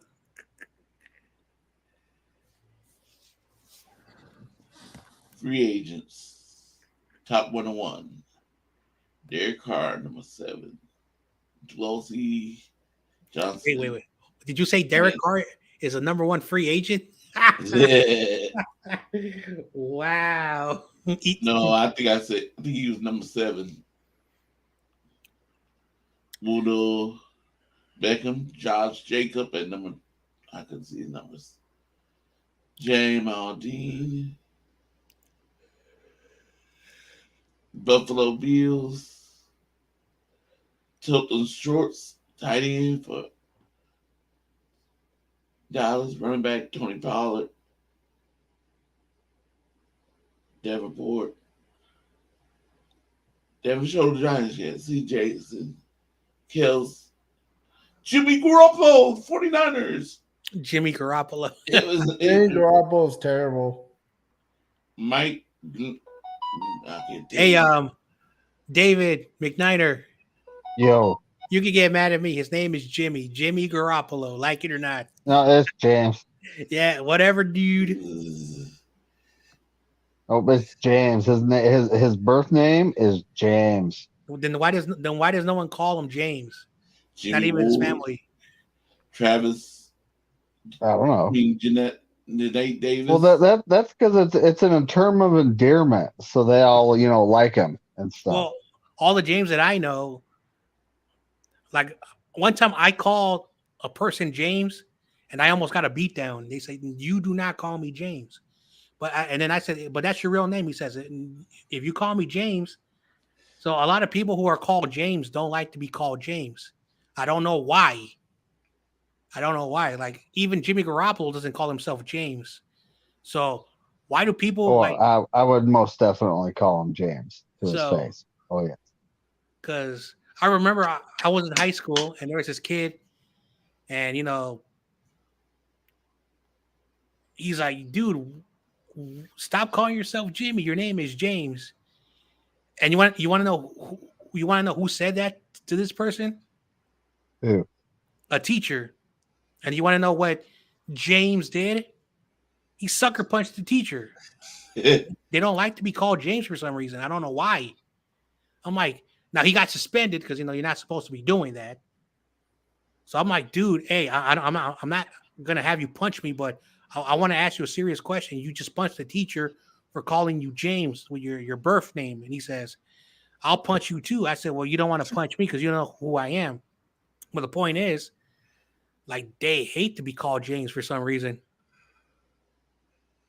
She's like, makes no damn sense to me. To me, but I know a whole bunch of kids named James. They never got mad. I know there's a kid named James Pryor. I had him in my program. Well, if they call themselves James, it's a different story. But if they call by Jimmy, like, I don't know.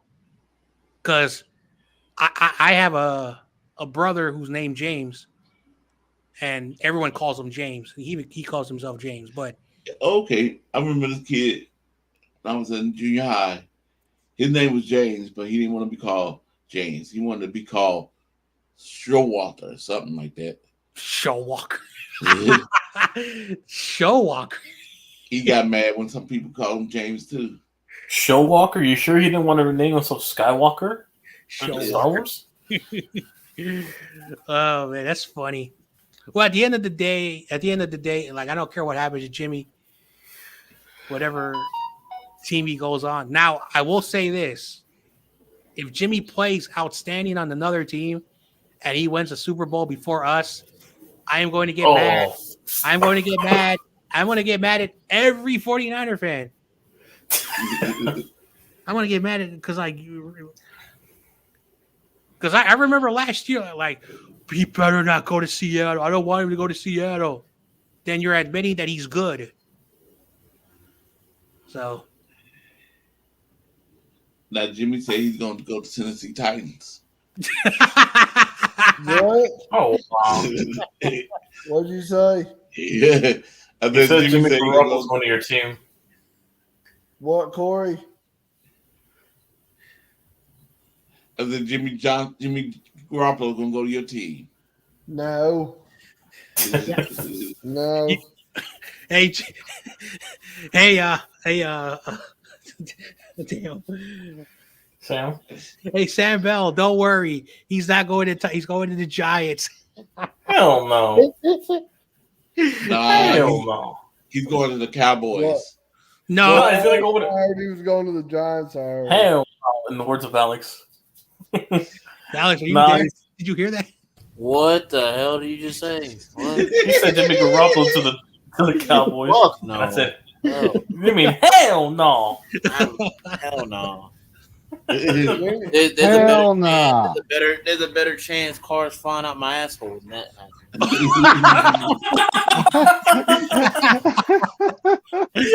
Oh, Alex. Oh man. Nah, he'll go with his best friend, Robert Saleh. He'll be over there in the Jets.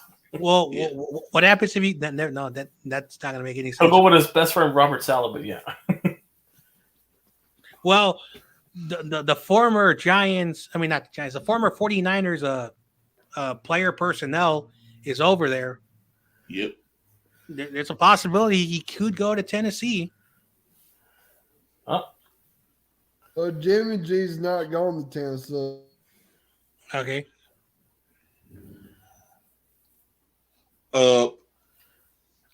fuck it. Watch him go to the Packers, and then Rodgers goes to the Jets. All that.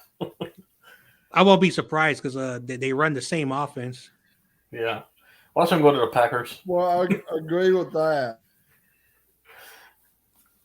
and then Rodgers to the Jets.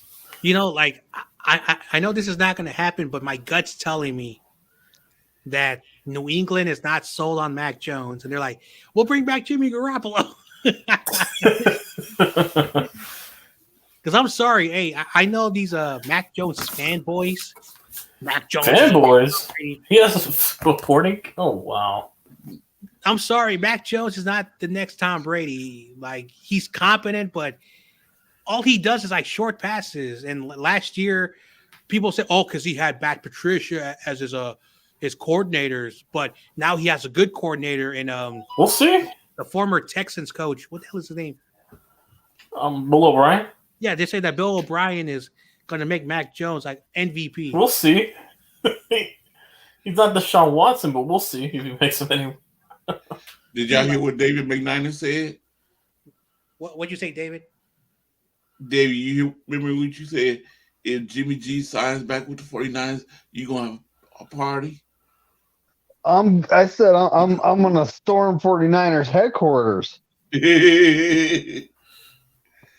I said the same thing. I got a pitchfork out back, and I will go buy a torch. I got one too near right back. I'm gonna go storm front office if we don't resign our quarterback. Don't worry, David. You can boycott and be a Broncos fan for a year. Oh, I'll just play. And I remember when Jimmy.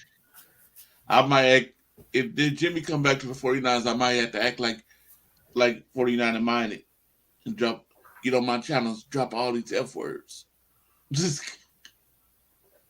Yeah, I can't blame you one bit. I would do the same thing. It's kind of weird for like my 49er brothers, my faithful, like it's like you don't see the writing on the wall that this team will probably do something stupid. Yep. And we're like, it better not happen. Yep. But at the same time, we're not using our 49ers brain and say that John Lynch and Kyle have done more stupid things. If you think about it, maybe I'm just a realist. That's the reason why I won't be shocked if Jimmy comes back, I'm gonna be like, okay, John Lynch, you need to be fired. I'll be like, I told y'all, remember I asked that question. Do y'all believe what Kyle Shanahan says when he says Jimmy is gone? Do y'all believe that? He said that last year. Jimmy's gone. Well, Jimmy's back. Well, so this is what happened last year. He didn't get the surgery. Nobody wanted to trade for him. He didn't throw the football. And then eventually either his agent was desperate that they were able to restructure his contract to what it was. And then he's a free agent. So if Jimmy's agent was like, give $20 million to Jimmy Garoppolo to return, the Niners are going to be like, hell no, because we have no more obligations of paying him any money. And this is how the Niners have moved on from Jimmy Garoppolo. They are hoping our quarterback with a broken elbow is going to be ready for week 1. That's just how bad it is in 49ers. Anyway. Okay. I need y'all. Do y'all know D.A. Kingpin? Oh, that's TOP. Oh, that's the TOP. Oh, that's TOP? Okay. So in the future, yeah, Kingpin is TOP. Okay. Uh-huh. I'm like, who is this?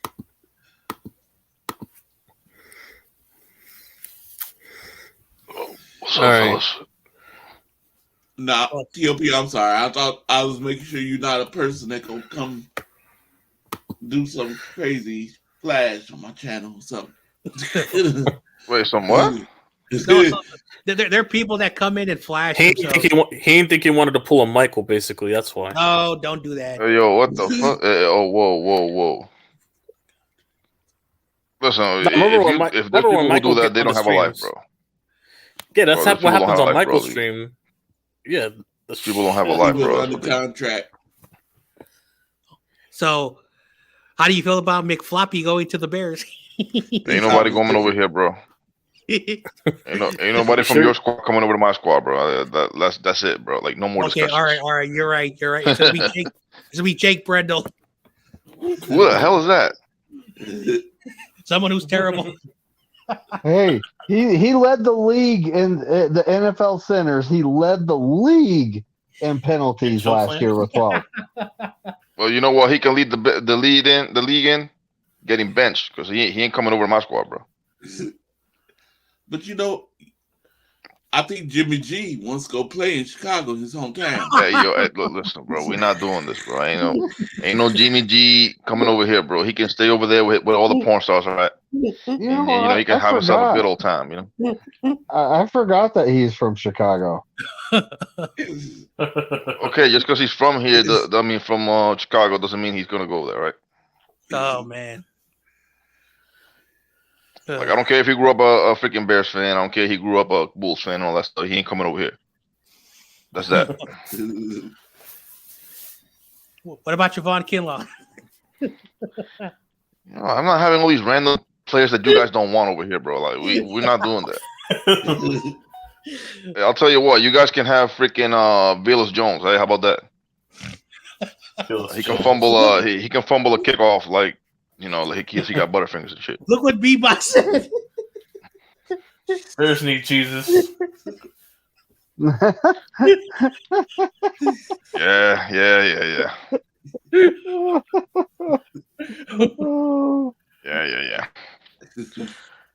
Listen, all we need is to get this fucking first round pick. Like, I don't know what the hell we're gonna do now. Jalen Carter's off the board now, Yeah, this man tried to pull a Henry Ruggs. Oh man. He tried. He almost did, but pull the whole Henry Ruggs. Is the rumors true that the Bears want to trade Justin Fields? Oh, that's fake news. That's fake news. Because I was watching what was his name? Yeah, Mike. That's that Colin Cowherd shit. Mike phone. He was talking about. Don't watch Michael's videos. Don't do that. They What, should, the coward? No, this dude named Mike phone. He reports. He's a Cowboy fan. So he does stories of like rumors and stuff of other teams or things that might happen. Well, he's TMZ now. Yeah, he's almost like that. Do you know Violex? Hell no. Don't worry. Hey, listen, if you guys want to recreate that glorious 2012 NFC Championship game, we can give you Velus Jones Jr. for a second round pick, right? 2011, my bad. So don't worry, TOP. We all know Jimmy. Kyle Williams, he fumbled that ball, and special teams. Hell no, he's gonna go with his best friend Robert Saleh and go hang out with his new protege on the Wall Street Stock Exchange over there. That's what he's gonna be doing. He might go to the hurt business. Who knows? He might ball out over there. Damn. He might be better than the hurt business. So you're basically saying he might be better than the hurt business. Oh. Ain't nobody listen, man. I don't know. Yeah, I got you there. They saying that Chicago. The guy was saying that Chicago might pull a Arizona move like they did with Josh. Damn. If y'all pull Josh Rosen, that makes no sense. Like, Josh Rosen. Why would the Bears do that shit? Like that? Yeah, Josh Rosen. Nice. No, Josh Rosen wasn't good though. Like he was not good at all. Like that dude was spoiled. Like nobody got time for that. He was, but he beat the Packers nonstop. Oh wow, yeah, okay. We're gonna like, yeah, we're gonna hang the balance of our team just because he beat the Packers. Okay, great. Listen, at the end of the day, I'd rather get swept by the Packers and make the playoffs than the other way around. Like, what are we talking about? I was watching. I saw a little bit of CG's one saying that Brendo wants a pay raise. Yeah, that makes no damn sense at all. Why does he want a pay raise? With CG said, "Oh wow, dude, why are you still talking about that, man? Jeez, like it feels like he made you mad because you keep talking about it. Isn't that ironic? Because he's like the only guy that can block. That's the only way he can block people. Yeah, that shit's funny. Yeah.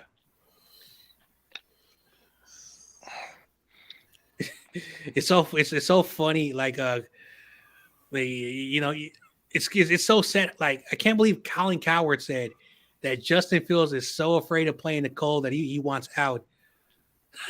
That guy's a moron. Oh my god, brother! This dude, yo, I will do a whole GoFundMe to whoever gets this dude taken off the airways, bro. Like I swear to God, bro. Like this dude is annoying as fuck.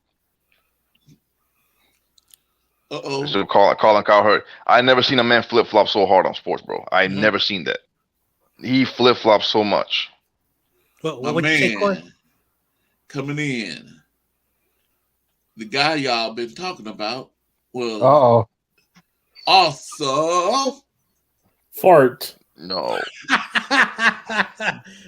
Thank you, Corey. Thank you, Corey, for that wonderful intro. What up, Skimpy? What's good? Pull a J Mouse. What's up? This dude watch you see pull a J Mouse. He said awesome. You know what? Hey, watch TC, man. Don't get mad at me because you have a haircut appointment with Kashi, bro. Wait, what? A haircut appointment with Kaji? Awesome, kid. Don't you have a Don't you got a test tomorrow? To be worrying about me? Actually, I passed on my test. I don't have to. And I'm assuming you're barely averaging a GPA of 2.7. You know, just to make the football team. Actually, I got all A's except for this one class. So what's your GPA then? All A's. Like a 3 point. Nah, actually, it's not. Like a 3.7. It's 3.7. That's still good. That's still good. Yeah, that's good. What, this semester or overall? Overall. For how long? Not because I was averaging that amount for like 3 years straight. I averaged a 3.7 as well. Ooh, he said you ain't sport like him. He said you dumb. That's up. Awesome kid. Are y'all gonna pay Lamar Jackson? First off, Man, what's going on here, bro? Your OG 49 fans are really talking fast. Awesome kid. T-Raw left me a message for you, by the way. Oh, wow. That I have to play on you for you. Oh yeah, RJ sent it to me. Yeah, I saw. No, but they didn't see it. No, this is the message they sent me. You know, I gotta go ahead and Oh wow, this is going to be so hilarious. Right here. You're not talking shit about my QB, awesome kid. Didn't I take your fan card away? I don't know why you're talking so much shit for a team who won't resign their QB and supports 2 poverty-ass Canadian teams. How can you sound like him, bro? I'm trying to do how can you like do that? Who the fuck is that? It's a software. It's a software I use that you can make AI sound like. You know, you can make them say what they normally wouldn't say off their impulses. Bro, please stop using that shit, bro. That shit. I'm gonna have fun with that. Look, I'm gonna have fun right with here. that. I got to get out the way, man. And actually got his voice to say it. It's AI. Okay. Oh man, I'm gonna use that. I also use the David. Also, I was gonna tell you your DMs. Check your DMs. I also use the AI, AI app on a certain person. We have history with. We have history with. Yeah, you know this guy. David will find out if he checks your DMs. Who's going to be your quarterback? Wow, Kyler Murray's out. Tyler Huntley. Fuck you. Anyway, Jimmy Garoppolo, just so he can get 9 bro. Don't be using those words, bro. And YTC, boy, that's your boy. He coming to your. What do you mean, your boy? Awesome kid. That's gonna be your boy after Lamar wants out of your team. No, but Dreamy G, that's gonna be the best New York Giants ever. All right. No, it's not. No, This Jimmy, awesome kid said a curse word at me, bro. Like, listen, bro. Like, listen, awesome kid, bro. Don't be using curse words in your father's fucking stream, bro. Fuck you. What are you doing, bro? What are you gonna do, bro? Hey, listen, bro. Hey, Corey, Hey, Corey, take your bell off and whoop Awesome Kid right now, bro. This dude acting like Pull out your belt and whoop him. you got 3.7 GPA acting a fool out here. Get out of here. He got the numbers mixed up. You forgot to move the decimal point. It's 0.73, bro. At best. You gotta get out of here with that bullshit. We all know TOP is not smart, but it's all right. Yeah, I'm 10 times smarter than you ever be, bro. Cap. Fuck out of Cap. I ain't cap. That's factual right there. Cap. Bro, you're like 11 years old, bro. I know much more about the world than you do, bro. What are we talking about? Yeah, I know right now. You graduated high school, so of course you would. Yeah, I know. Listen, bro. I will take you. Let me start. It's a Corey Whoa, Davis stream. you would take me? What? Yeah, I know. No, I'm not gonna do that in Corey Davis stream, bro. Because I mean, you know, it's against the law in California to whoop kids. Oh yeah, you can't whoop kids no more. So shit, I'll make that exception for Awesome Kid. Hell yeah. So B-Bach Jones says, "Stop it." Yeah, I think we just stopped. No, he's just laughing. No, he's saying stop it, grow up. He's laughing. No, he's not laughing. He's not laughing. Stop it, grow up. Wow. Wait, yeah, what? He's telling us to grow up. Damn. And I don't know that's not smiley faces. I don't know what that is. No, he's just disgusted, I guess. Like I said, yeah, I will be too if Awesome Kid was here. You know what I'm saying? I'm just kidding. Whoa, look, what a good saw. All right, let's keep going. Are you watching the Columbine? All right, some news. COP? No, I am not. I don't think there's any. Like, I think there's a lot of combine warriors out there, but they don't end up doing too good in the NFL. So it's like, you know, if there was one guy I was looking forward to seeing in the combine, it's probably Jalen Carter. But you know, he got into that Henry Ruggs thing. So don't talk about it. Yeah. Hey, yeah, that's your boy. Not that's them Georgia boys, man. What's going on over there? First of all, Stetson Bennett and Jalen Carter, bro. What's going on there? Of course, it's Georgia. Georgia is garbage, man. Of course, it's Georgia. Damn. Awesome Kid said, y'all team is garbage, bro. Awesome take that? Yeah, the same team that kicked your ass week 1. Oh wow, you did, nigga. You pre. Y'all literally, we literally whacked y'all ass, bro. Shut your ass up, man. I already knew we were losing that game. Awesome Kid. I can't remember the last time. Were you even alive when the last time your fucking team won a championship in college football? Oh. 2018. I'm gonna stay quiet. That's all Awesome Kid's gonna bring up. That's not recent, man. That shit's getting older. He's bringing the Raptors. That's all he's gonna. This is answer. This shit funny to me. You can't bring the Raptors. Awesome Kid. Yo. Awesome Kid. Are you watching the Combines? I was, but I got bored of it. Mm-hmm. I'm not looking at the defensive tackles right now. If we would have got to corners or linebackers, then yeah, I would have watched. I was looking for the deep. I was watching the deep tackles. I love seeing the corners and linebackers. We need D tackles like I don't know, like a skinny man need food, like a African kid need food. Like, I'm sorry, but I just want the next Luke Kuechly. Yeah, I'm talking about RJ. Yeah. We need D tackles like RJ need food, bro. Like that's how bad it is, bro. Wow, he said RJ doesn't need food. Oh wow, that's fucked up. That kind of come in here. He's like, that's fucked up, man. To come in here. Yeah, bro. So I'm still hoping my NFL trivia book come in so I could just do NFL trivia. But if it don't, I'm sorry, I'm gonna have to just do 49ers and Giants trivia. 49ers and Giants. I'm flattered you got my book before you. Dude, like I said earlier when he showed that book, imagine if YTC gets everything wrong.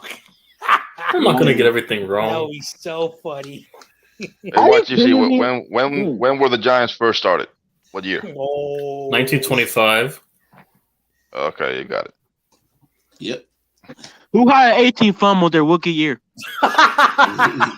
God, hey, yo. Oh wow. Then what you see, you gonna And take who that? got the who got the interception in 2008 that sealed the Cardinals' Super Bowl? All right, bro. Oh. Who also got the go-ahead touchdown that wears number 10? Who got blown out by the Ravens in the Super Bowl? I'll wait. Oh. Yo. And who actually has the more Super Bowls between both teams? I'll wait. Nigga. Okay. Of course you're the. He said the N-word. The N-word. My bad, Corey. My bad. Hey, And also, awesome kid, 81-45, catch up, all-time record. Yeah, awesome kid. Like Corey's not a fan of 81 that word. Yeah, we own them that badly. Check the all-time record between the Cardinals and Giants because they used to be in our division like before. Every team owned the Cardinals, bro. Like it's not a big accomplishment. They were out for a very, very long time. So, YTC. Yeah. When Tim Meyer founded the Giants. Tim Meyer, yeah. How much was his initial investment? A. I think I might know this. B. 300. C. 500. Or D. 800. I think it was 100. I could be wrong. Yeah, let me see. I heard a story about Tim Meyer's the John Mayer's grandfather. Yeah, it was 500. See, could have sworn it was 100. And you're right about the 1925. 25. Mm-hmm. No, because Tim Meyer's like I said, the grandfather of John Mayer, the current owner right now. I have a question. I got a question. Which team in NFL postseason history blew a 24-point lead? 20-point lead? 20-plus point lead? Plus? Okay. The Atlanta Falcons. In 2002. I got to. You didn't specify the year until now. In the playoffs? In the playoffs? You didn't specify the year, though. You're talking about the playoffs? In the playoffs? All right. I'm just happy we can win a game. Which team in 2002 blew a 24-point lead to the San Francisco 49ers? They're happy. I actually got a story about that, guys. So I worked with a Giants fan in 2002. Really? And the Monday after that game, he was so pissed. Oh man, I was like, I was thinking he's gonna want to fight at work. It's like, I was like, what? We won, dude. Like, you went home. What are you griping about? He was like, it was rigged. I'm sitting there going, no, it wasn't. Yeah, because they missed the holding call on that fake punt, that fake field goal thing. Also, watch you see fight back, bro. Also, they missed the hold. That's all I gotta say. Hold on, time out. The player that was downfield was not eligible to be down there. So that holding was legit. That's basically what happened. Like if a receiver was down the field and then they would have called that, but because he was an offensive lineman, a lineman cannot be down the field. So why they didn't call the penalty initially from the offensive side? But if it was an eligible man downfield, if it was a receiver, then you guys would have had another play. And that's the controversy. Okay. Two more questions. Okay. YTC. Right. How many seasons did the Giants play their home games at the Polo Grounds? Oh, this is old. I'm probably going to butcher it. 27. The former home 31, of the New York team, the San Francisco Giants. 35. Hang on, I got to hear the. Hang on, Corey, repeat yourself. Okay. A, 27. B, 31. Or C, 35. Or D, 40. Gun to my head. I'm fucked either way because I'm probably not going to know this answer, but I'm going to go with B, 31. Right. Oh, wow. I guess that went up my ass. Yeah, rabbit's foot. Also, I'm sorry, Corey. I was trying to say something. The Polo Grounds is the former home No of the real Border New York Sports team, coming in. the San Francisco Giants. Hey, What up? What's up, Ryan, No No Border Border? Sports. What up? How you doing? Good. Just chilling. Just got done with the show with Wolfcast. Nice. Oh, that's where he was. Yeah. He doesn't Seems come like- around as often. That's why. I know, like, well- is he okay? Because I haven't seen him on his channel for a while. And it looks like he might have to give up the channel. He What? might- he Any might personal be making issues? No, it's career. Damn. Oh, so he got a better job.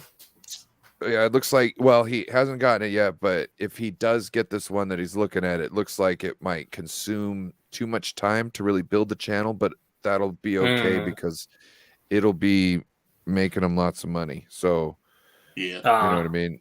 He's like, I'm just hoping, I can get some time to, play some video games and chill with the family and go fishing. And I'm like, no, I get that. Yeah, I I get was it. like, man, that sucks. You're so close. Like, you know what I mean? Like, you deserve to, eclipse that Yeah.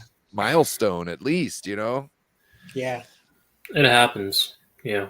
I have a lot of respect for Wolfcast, but what he did, what he grew in a short amount of time. Yeah. But I get it. It happened to me. I had to slow down, stop making live streams every day, and I had to go back to work. And Hey, awesome kid is back. I just hope you know because his Wi-Fi ain't working out. So yeah. And my work technically pays me way more because YouTube doesn't give me nothing. So that's why I don't stream anymore like I used to. Like, not everyone has the luxury to do well on YouTube and not have to worry about, because I live in the Bay Area. It's not cheap. So if a job is me to pay my bills, then like I said, I don't need YouTube no more. That's why I gave it up. I'm only doing Hangouts and just posting stuff, just for fun. Yeah. Okay, one more question for you, YTC. All right, one more question for my Giants. All right. Yep. Where was the first Giants preseason training camp held? A. Oh boy, I'm gonna put Hoboken, New Jersey. Yeah. Hoboken, yeah, that's north. Princeton, New Jersey. Moorestown, New Jersey, or Prompton Lakes, New Jersey. Well, I'm probably gonna get this one wrong, but I'm gonna go with Princeton. Nope. It Where? was Prompton Lakes, New Jersey. I never heard of that part of. Well, I went 1 for 1, I guess. Well, no, 2 for 2 because I got the 1925 one earlier. So I guess I went half and half. Yeah. Yeah. Ooh. Not bad because I didn't even know half of the histories too. Yeah, like before 1970 or stuff. So let me see. Yeah, Now, who was the first player drafted by the Giants? Like stuff like that. I don't know, Frank Gifford or something. I don't know. okay, now this is the 49ers. Wyatt Tittle. Hey, awesome kids backstage. Just hope you know. I don't know, Wyatt Tittle. I guess he played for the Niners and Giants, and the Colts. Yep. Oh, I don't know. Wyatt Tittle. Oh, there you go. Yeah. You know what I'm saying? Sorry, I couldn't see you. It's down below. And I ain't looked at the private chest. I had to make a in guess. this book. You're all right. You can't see me. Is that But Barney? yeah, I will be interested in the combine tomorrow for sure. I can't wait. I can. Okay. Cornerbacks and I think corners are coming in and linebackers. Now, Definitely be watching. Linebackers were today. It's corners and safeties. All right, corners. Corners and safeties tomorrow. All right, I'll be watching. Yeah, because we need the number 2 option outside of Adoree. I want to look for number 2 option. Jesus. It's a 49er question. All right, Bebop, I love it. switching to the Niners now. In which league did the San Francisco 49ers make their professional debut? A. Pacific Football League. B. All-American Football Conference. C, California Football Association, or D, National American Football League? XFL. Go with No, just kidding. B. He said XFL. B. TFL. The AAF. the AA, No, AAFL. yeah, that one. The A. Yeah, because that's the only one that exists. That's the other league. Where the expansion came through with the NFL. Yeah, in the '60s. Number B. Yep. Anybody said B, you got it right. That's when the leagues merged into one. Yeah. Mm-hmm. Only 2 teams from that league still exist: the Browns and the 49ers. Mm-hmm. Man, who cares about the Browns? Well, you mean the Ravens? No, you mean the current Ravens right now? The Ravens. Yeah. Well, because the current Ravens now are the original Browns. I thought with the Baltimore Colts. Yes. Yeah, they're the current Browns. The current. Don't you mean that they're your team? Because I heard you have jerseys. Yeah. So aren't you also a Browns fan? You're like the old Browns. Oh, damn. The new Browns is the expansion team that they got new after the fans boycotted. They're the original Browns. First, you're talking about CEO. He's a Browns fan. Not me. Number 2 question. 49 question. Okay. How did the franchise earn the 49ers nickname? They were the 49ers That's easy. football team. Didn't they found gold or something? States. B, first Asian immigrants to the Bay Area in 1749. That's C, California Gold Rush of 1849. C. D, the owner. It's C. What's that? Manifest Destiny, the Gold Rush of 1849. Manifest Destiny. What? Manifest Destiny, yeah, because they expanded west from the East Coast. Lands. Westward expansion. Slaughtering the Native Americans. Yeah, exactly. All that stuff. Kicking out the Mexicans and natives. Yeah, but it was the Mexicans we took the land from. Yeah, and the Native Americans along the way, the Trail of Tears. Yeah, well, from everybody. Isn't that kind of messed up? They basically took the land from everybody, yeah. That's all the land in between. We were already here on this side, though. You know what I'm saying? Like,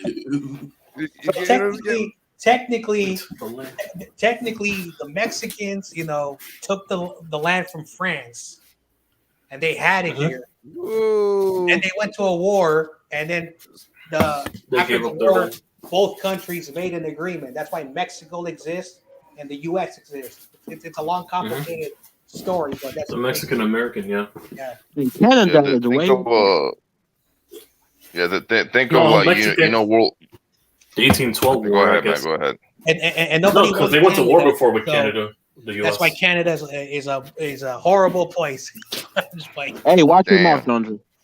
Watch my mouth. And also, because they signed a treaty in 1812, I believe, where they made a borderline across the Lake Michigan. Hey, listen, not for nothing, but the Germans. You guys know the Germans in World War II took inspiration from westward expansion, right? Oh, bro. Just thought I should let you know. Guess what, y'all? Yeah, westward with filters. Don't trust European countries or Europeans whatsoever. I'll tell you, they're a different breed, bro. They see something you like. What's up, David Corona? And it's theirs. Guess who's in the chat? Listen, I got nothing against Europeans, man. I'm straight. What's up, Corona? I'm a white guy. Maybe RJ and CEO, but not me.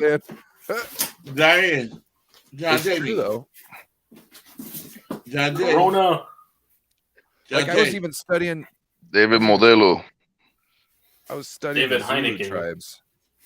John J. It seemed like he must go. What? David Don Julio. That sounds nice. Our Warriors fan in the chat. Our Warriors fan. I know David. No, you mean your Warriors? No, you're not a Warriors fan. You mean your Sacramento Kings fan? No, he's a Warriors fan. That and also the Sacramento Kings. What is going on right now? Oh, yeah, I'm wondering the same thing. Yeah, one moment we're talking about football. The next we're talking about. And then we're talking about what's going on here. Well, you brought it up. All right, next trivia question now, I guess. No, I didn't. We were also talking about expansion. Yeah, we did. Yeah, we kind of got carried. We got David Corona. It all started. It all started from us talking about the Cleveland Browns being an expansion team. Nah, I started with the 49ers. How the 49ers got their name. Carried away. Let's just. And y'all tried to talk to me about Canada. Okay. The next thing we're gonna be talking about is aliens and stuff. Okay. All right. In which year did the San Francisco 49ers join the National Football League? A. 1946. B. 1948. That was quick. Oh, he came out already. Yep, it's 1946. B. Yes, 46. 1949. Or D. 1950.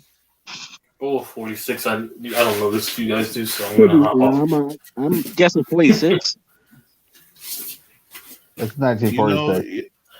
Yeah, they've been around since the end of World War II, so yeah. Yeah, I heard about We've been around since 1950. 1840, not 1898. But you know what? This book must either got it wrong or we're wrong. It says 1950. Yep. Oh, could not 1949. So 1949 was the last year of the American football, whatever, and then they joined in 1950 with the NFL. Okay. 1950, so it's D. Oh And no! It's the coming in, It's the Rams fan. David Corona. The San Francisco 49ers began playing in 1946 as the charter members of the All-American Football Conference. This is 1946. Look at Jim Everett. Look at this. Dude, why is Jim Everett? Wait, who? Never mind. The Don Burr of Hold on, Jim the Everett's Don Burr in of the Ram chat fans. again. No, it's Rudy. It's his troll account. Rudy, he's the Don Burr of the Rams, I guess. Jim Everett, you're not Super Bowl champs anymore, buddy. You're not You were Super Bowl last champs year. anymore. You're no longer the reigning defending undisputed title. Wait, you're gonna have to get over your one-hit wonder there, buddy. What is their Bro, who the facility hell is rank Jim Everett, again? bro? What is their What's up, facility everyone? rank again? Like 27? Was it 27th rank? Don't they got like broke ass like training rooms and shit? We just had the report that came out today, right? Yeah, Niners aren't were they #7? near dead last in personnel? Yeah. We know And the also Cardinals are Jim dead Everett. last. We know Bro, the they're Cardinals are dead last in fans attending their games, bro. Like, what are we talking about? Exactly. Well, and no, secondly, fans, bro. why? talking What about- fans? You mean celebrities? We're Celebrities talking don't about count. the whole experience of being a player. They got like a total F rating by the What's NFL. up, Corey? How you doing, Nobody Corey? wants to live in. Nobody wants to be in that liberal city. That's why. Bro, And they got LSU. 5 fans, and LA one of them is is- Eric Dickerson, who used to play for them. Like, Nobody wants what to are we be in talking that real Silicon Valley, and not the one LA that's. is a basketball city. And yes, I said the real Silicon because most of the people are there are made from Silicon. Okay, Damn, see, that's a bar right there. Let's be silicone. Silicone, yes, potato, but yeah, He said potato. okay, John Jay. they're silicon. Yeah, they're Hey, Corey. plastic. Yeah. Corey, my phone's telling me that the Niners were started in 1946.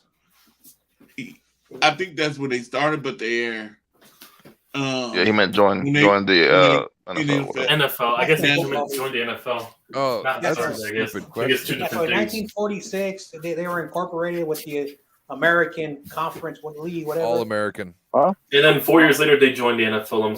Yeah. And then in the league only lasted like 3 seasons, and 4 years later. Yeah. Oh, when they officially entered the NFL, not formed. I know, like there is a wall on Kezar that says when they joined the NFL, and I've been to Kezar a million times. So that's why I know all the old history because like still there's a lot of stuff planted around Kezar. This dude said Rams Nation. Like, what the hell? Rams Nation? What They nation? don't have. You can't say that, bro. They don't have fans. Where was Rams Nation when y'all won a Super Bowl? I mean, you bought a Super Bowl. Where was that? Yeah, Your man, parade. This is Rudy. Y'all had to make an ultimate Madden team to win the Super Bowl. Okay, That's a fact. 1 year rentals. I got another 49er question. Crazy Juice, those are paid celebrities. Yep. I want to see if John Jay, No Border Sports, David Niner, and David Corona. Oh, hello. Which team did the 49ers beat for their first NFL victory? A, Chicago Bears. Oh, B, for the first victory? Yeah, for their first victory. You know what? Which team did the 49ers beat for their first NFL victory? A, Chicago Bears. B, Green Bay Packers, C, Detroit Lions, or D, the New York Giants? I'm going with A. Oh, what year? Watch it be. It don't show me the year. Let's say first. Bears. I say the Detroit Lions. I'm gonna go with the Lions. Detroit. The Lion wasn't. Well, the Lion was in the So league. John Jay, you going with the Lions? Yeah. Lion was in the league. David Corona, you going with the Lions? Yes. David McNiner, who you going with? To win what? The North? No, who? Which Whoever team? wins, guy against an Who did the NFL Niners win their first game against? Bears, Lions. Green Bay Packers or Giants? Ooh, I'm gonna say the Lions. Lions. I'm just guessing. Detroit versus everybody. Detroit. And no border sports. Who you say? Bears. Bears. Well, the ones that picked C, the Detroit Lions. Yeah. Correct. Hell yeah. Yeah, I know y'all ain't beat us like that time. I wish it was against the Bears. That shit's funny. I know YTC was wishing it was against the Giants, huh? Oh. You're very funny. Look at this dude said Rams on the West. Are you guys gonna take that? The man said they on the West, bro. Dude, this is Rudy. What do you mean? Hey, listen, have like 5 what do you wins. mean by Jim Everett? What do you mean by owning the West? Owning the West basement duties? Yeah, I know. The fucking land Yeah, was fucking basement stuff. Go back Hey. in the basement and caught you, all right? When I'll your do woman what talking crazy out the side of her mouth, do you What's up, Crazy Juice? you talk How you back to doing? Slap the shit her, out of him. or you just Slap ignore the her? shit out of him. That's what I do. I'm just saying. I Crazy just Juice, ignore her. Lakers all day, every I'm day. gonna, Huh? ignore. I'm gonna be Chris Brown 2.0. You know, I'm gonna smack her. So yeah. I might have to. Oh, I might damn. have Hey, to. wait, don't you mean Ray Rice, awesome kid? I might. Oh, that wasn't a smack, bro. That was totally different. Nah, fuck it. I'm gonna get a bottle of water and spray her since she wants to act Like, like he a put female his dog. shoulder You get into the that. catch. He put his shoulder. The into Rams that. own the West? Yo, Oh, hell she no. never talked back after that since, bro. They still together to this day, bro. Hey, what is this guy smoking? Is he smoking some good Five crack wins. or That LA weed is 5 really wins. hitting right now. I 5 think he's wins, smoking Jim. that Dude, this pookie, is man. Rudy. Jim Everett. That No, Tony he's on Montana, fentanyl right now. drinking. This man is on fentanyl right now. Jim Everett. We've been. Oh, he's My here. homie- Wolfcast. Oh, he's here. Uh-huh. Oh, wait, My hold homie on. just passed away on feeling love. Wolfcast is here. Jim Everett. Yeah, everybody's showing What up. up, Wolfcast? We got one more spot. Hold What on. up, Wolf? Jim Everett. We've been. What's up, beating- McNiner? What's going on, David? Yeah, let much, Corey man. talk, I just man. got Let Corey home. do his thing, man. Jim Everett, we've been beating your team since the 80s. What's up, John Jay? Yo. So I don't know how y'all own the NFC West. We've been YTC. beating you.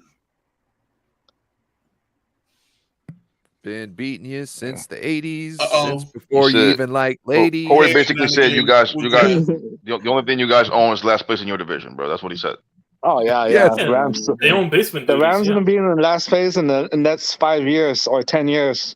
They're going to be in last. Well, right now it's the Yes. Cardinals, but Hey, after that, okay. Guess who's coming in the chat? It's Rudy. Y'all say Hey, is he does controlled? this confirm that Jim Everett is a burner account? Yeah, is this confirmed that Props you're Corey Davis. Look, he actually came out now. Mensch. Who's coming in?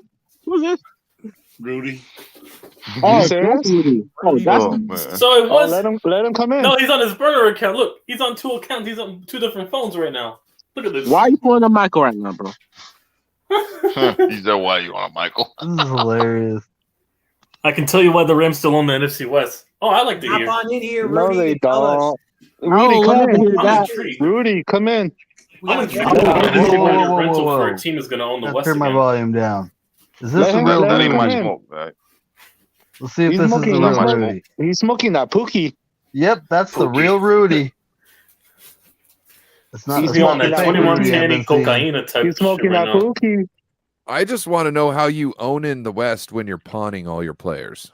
Fun fact. I Yeah, I heard my Jalen football- Ramsey my wants high school out. team- My high school team had a better record than the Rams. No, No, fellas. No need for that. For what? No, fellas, no need for that, man. The Rams have won the NFC's 3 times in McVay's tenure. 49ers 2. We've been never mind. Yeah, That's y'all we smoke, bro. totally That's not my smoke. total rebuild too. I don't- Y'all got it. McVay was Whoa, handed a whoa. team that was built by Fisher. Man. That- Y'all the reason why Tom Brady have the 6 I Super Bowls. mean, if that's the case, I mean, Like, imagine scoring 3 points in Corey, the Super Bowl. Is he coming in Yeah. or and having those 1-year rentals just to leave your team now, soon. is he Because coming apparently in? you need first Corey? round picks, which you traded away. I don't think so. He's scared. That's why. Rudy, come on in here. Come on Come in, on, Rudy. Rudy. Come on in. Come on, Rudy. Hey, I never talked to you Everybody before. Everybody mute and let Rudy talk. Let's see what he has to say. Hey, I never talked to him before, so Oh, you've never talked to Rudy? no. Me either. Jim Everett, you come Like, in too. I probably talk mad shit. So Oh, wait a minute. I only can get one more person. That's right. So he's Yeah. got to be Rudy. Rudy's okay. Rudy's actually okay. He just Yeah. trolls 49ers. I bet he does. Funny that you 49 fans are taking Talking about records. when he's not. I don't know what the hell 5 he's wins, talking. Rudy. I don't know what the hell he's Five talking about, wins. Rudy. I don't want to make no comment. But like I said, Rudy, you remember the 1980s and 1990s? You remember what Stubblefield said? Yeah. Don't even remember anything. Just think of last year. The season just happened. Those 49ers. You got Jim bent over the Everett, barrel never twice. mind the fact that you're having to release all your good players and trade good players because you're over the And cap. y'all might You trade know, your you're- best corner. Your best game was against the other The crappy 23 team in the NFC division. West champions. Your yeah, best, right. your current best game was Oh, against hell on no. Nickelodeon. Your best game was on Nickelodeon. Oh yeah, against the Broncos. And that's Yeah. Yeah. Yeah, their best game was on Nickelodeon. I mean, your team And is also, gonna be you on let go of your Nickelodeon. best player in Bobby Wagner, and you decided. Hey, remember You when let your Jalen best Ramsey player- got And traded by the and Von Buccaneers week Miller. 1? And your boy Ramsey Aaron wants out Donald. already. Speaking of him, Are they actually Donald's under the contemplating cap retirement. yet? You remember when I don't Jamal think they're traded actually under the cap Jalen yet. Ramsey in that Super Bowl? What remember when happened? 49ers? Darnell Mooney cooked fucking Jalen Ramsey week 1? Is No, Matthew we're not talking Stafford about that coming game, no. back? Jim Everett? Jim Everett, you say Still this every hilarious. time. Hey, you guys Man, want the these guys 49ers are sign? Come on, something new. You remember when Uh, Devontae Adams coached Jalen Ramsey, bro? You mean dives to the opposing team? Hey, you guys want Ramsey to go with the 49ers or no? No. No. Hell no. Hell no. Oh, okay. Oh, all You got to right. pull your Hell valid no. voice. I don't. Hell no. Hell no. Oh, hell no. Oh, he might That's go with the invalid Giants. You want him? voice. You want him? All right, TC, you want him? Hell He's no. alive. Well, of course. Question Of course, for the the Giants chat. have no This corners. chat. Hey, YTC, you don't I'd want rather take my Ramsey? chances in the draft. At that case, You hell don't want no. Ramsey? You don't want Ramsey? Hell Man, no. he was after the Jaguar, he fell off. So. I'd rather go get a corner in the draft. We only need a Right. number 2 corner. We got a Dory. We're cooking. We're fine. We don't Rudy need his bum. says, questions for this chat. Anyone offering Shanahan big money TV deals like they offering McVay? LOL. Come on, act real, man. Act real. You know what? What are you You know talking what about? though? That The makes no only reason they're sense. offering McVay that's because they know that he doesn't want to be with the Rams anymore because the team is not going to improve. So Nope. hold on, wait a second. That made no sense. That question What? made no damn sense. Big TV money deals like they're off. What? What type of First of all, question Cal's is not this? going nowhere. Is what it What? is. What in the Canada am I looking at, bro? What is that question? Makes no sense. Whatever, Rudy. I don't even know what's going on, bro. I'm just like going on with the flow. Oh, hell yeah. Some network, I Yeah, don't wait, know we'd what spoken network already. Trey Lance has no wanted chance. to have McVay on as an analyst or announcer. Hey, did you guys Especially hear when they, Tom when Brady they might go found to the out that he 49ers? was thinking about retiring to go spend time with his kids, leaving the Rams. But then he decided to come back for a year, even though they're over the cap and they're having to release good players, and the chances of them actually getting better are zero. Zilch. He said, but zilch. we'll see what ends up happening. Rams are going to suck for the next 5 years. Yep. Oh, hell yeah. Good luck rebuilding. Yeah. Hey, Rudy, you're not gonna like this, but at the end of the day, man, like your future is not good, man. I'm trying to be impartial, but you get all chippy little Rams fans. He wants to have Man, all stop this being impartial, bro. He a op, man. Stop being impartial. Tell him his team sucks. His team sucks, and they ain't gonna do Tell nothing. him they're gonna be in the gulag for the next 5 years, cleaning in the fucking shit. Lambs. The fucking Bro, Lambs. tell him that the only fans they got is 5. There's 5 members of the fan base. One of them is Eric Dickerson, bro. Like, what are we talking about? The fucking Rams suck this year, can you guys give a Cam Akers? Emerson. Who gives a fuck of what Amazon offers? And I'm sure $20 million a year. And I'm sure Amazon offered the same price to buy Washington's ownership. He wants a cookie. No different. Listen, it's Amazon's fault that we got all those shitty ass Thursday night football games, bro. Like, what are we talking about? What does he Yeah, want they want to cookie? buy, and they want to buy another shitty team up in Washington with that same company. Good luck with that, bro. That shit ain't happening. You did that. Dan Snyder's not gonna get rid of them. Get rid of the Commanders. I hope he doesn't. I hope he doesn't. I want them to stay miserable. Dan Snyder's such a piece of shit. Agreed. He is. He really is. And I tell Washington fans every year, and they don't want to listen. Well, they want to get thought my Sean ownership was McVay bad, fucking but grab at me least- a award or what? Come on. Nah, because I'm being a Giants fan. They're pissed that we own them so badly. Reminding me. Oh yeah. I remember when you guys beat them. Some idiot sent me, the corner was holding, blah blah blah blah. They were crying. First of all, they robbed Chicago the first week when they played them. They robbed Chicago the same way. The Commander give the bad web to Washington D.C. They give him a bad web. Dude, Snyder. Exactly. If it wasn't for the kicker missing, we would have swept that team.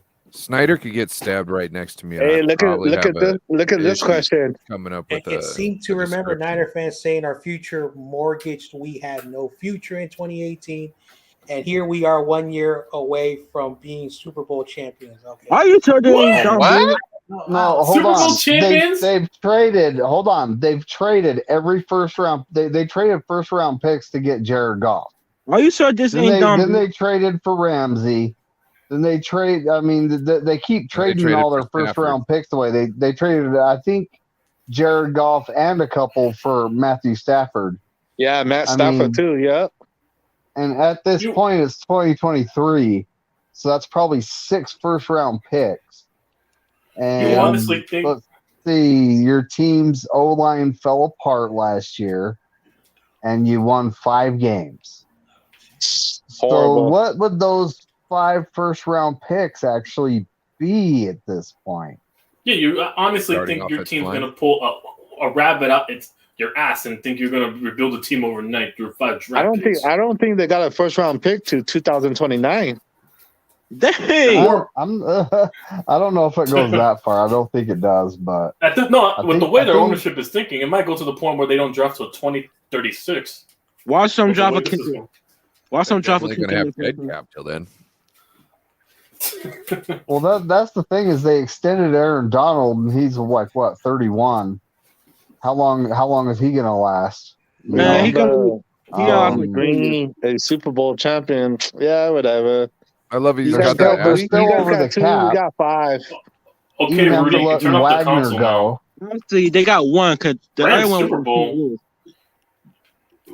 First of all, turn off the console. You sit up for too long. Nah, turn off that the weed. console. That's what he need to do. Turn Turn off off that the weed. console and the weed. It's not good. It's not Madden. He's smoking Same a line. Pookie. He's This smoking ain't one Madden. Snoop Dogg smoke, bro. That's what he's doing. Oh, This yeah, ain't yeah, Madden. yeah. He's smoking a Pookie. This man really think Rams overnight have he's gonna turn into a mud team. Round pick next year, gentlemen. You sure he's not just dipping cigarettes in NyQuil? Oh, man, that's Nah, he's smoking. He having that. He eating that NyQuil chicken, bro. That's what he doing. He's smoking that honey oil. Honey The oil. honey oil. Well, You never heard that? Honey oil. This man's putting Tide Pod juice in his fucking vape, bro. That's what he's doing. Rudy, I got a question for you, Rudy. Are y'all gonna be able to? Are y'all gonna pull in Baker Mayfield the backup? I think they should. They should. What do you mean, the third best franchise quarterback in history? Baker Mayfield's going to ask $5-6 million. They don't even Yeah, you have enough have money to Kurt sign their Warner, rookie class right Matthew now. Stafford, and then you have oh yeah, the Rams don't got no money, huh? And it's not like they got a lot of draft They got picks. same how. This dude Matt Stafford sacrificed his arm for that Super Bowl. Shout out to David Corona's basketball team, the Warriors. They won. Yeah, right. Speaking of basketball, we lost the Wizards. You guys lost to the Wizards? God damn. How do you lose to the Wizards? I don't You know. lose to CEO team, bro. Yeah, you lost to CEO's real team. The Raptors lost against the Wizards. Oh my gosh. And the Lakers are going to lose to the Knicks. Cough, cough. Yeah, right. That's right. We'll see. Don't worry, Josh Hart about to. with no LeBron, with no Anthony Davis. The real Kyler Murray is going to drop a 30 clip on you. Allen Robinson is an $18 million cap hit. Wow. Listen, Allen Robinson was better with us, bro. Probably. Since 1984. Yeah, he should go back. He should go back with the Chicago Bears. Fuck it, No, we don't want him back. Come on. Oh, you don't Not want him with Justin Fields? You don't want him back with Justin Fields running the ball? He didn't want to play with when he was here, bro. Hey, yo, Johnny, man, go get your boy. Nah, I'm good. Isaiah, remember that guy that owned Adrian? That guy that owned another team. Isaiah Hodgins outperformed him. That's how bad he was. Yeah, and Greg Dortch from the Cardinals outperformed him. We're going with Colt Allen Robinson.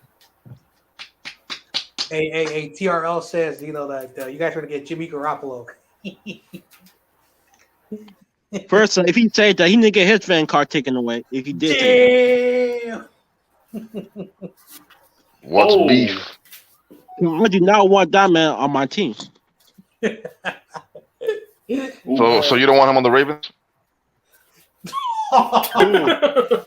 Who? Okay, fucking Jimmy G. Remley. Rudy has a question for the chat. Do you guys still believe in Cal and John to finally win the big one? Yeah. The day y'all choke win matters. That's the thing. Oh. I ain't trying now. I'm not trying to insult you guys. I'm just saying that's true. Do I know you're still happy that the Eagles won? I know you're happy. The Eagles I know he wasn't happy the week after. I didn't care about the Super Bowl. What you think about that? Think about what? The Rams sucking? Do you beautiful Bears team. Huh? What about this question he's asking? Do you guys still believe in Cal and John to finally win the big one? We get that.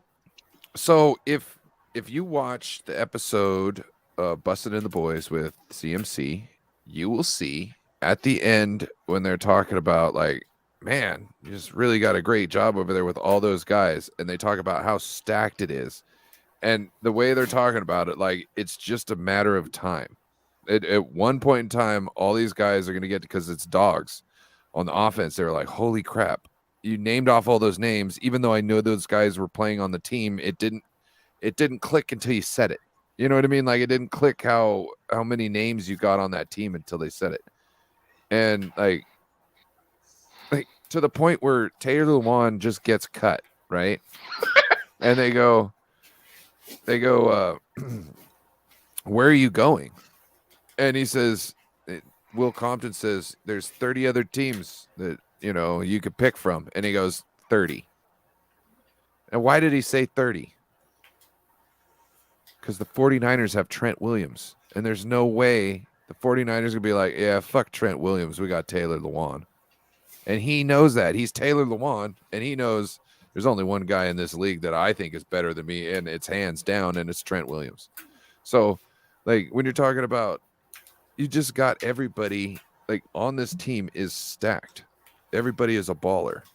Like the Rams were lucky. They had a couple of guys in key positions and were able to get down the field. But after you got past those guys, it's not like you had ballers at every end. You know what I mean? You had consistent guys, but it's not like they're ballers. Every person on the offense in the specialty position is a baller. You know what I mean? Like in that 21 personnel, not only can you not tell what play it is by whatever formation they come out in, especially pre-snap. You definitely can't pre-snap, pre-motion. Look at this comment. This is ridiculous. Tommy's making me laugh. I'm sorry about that.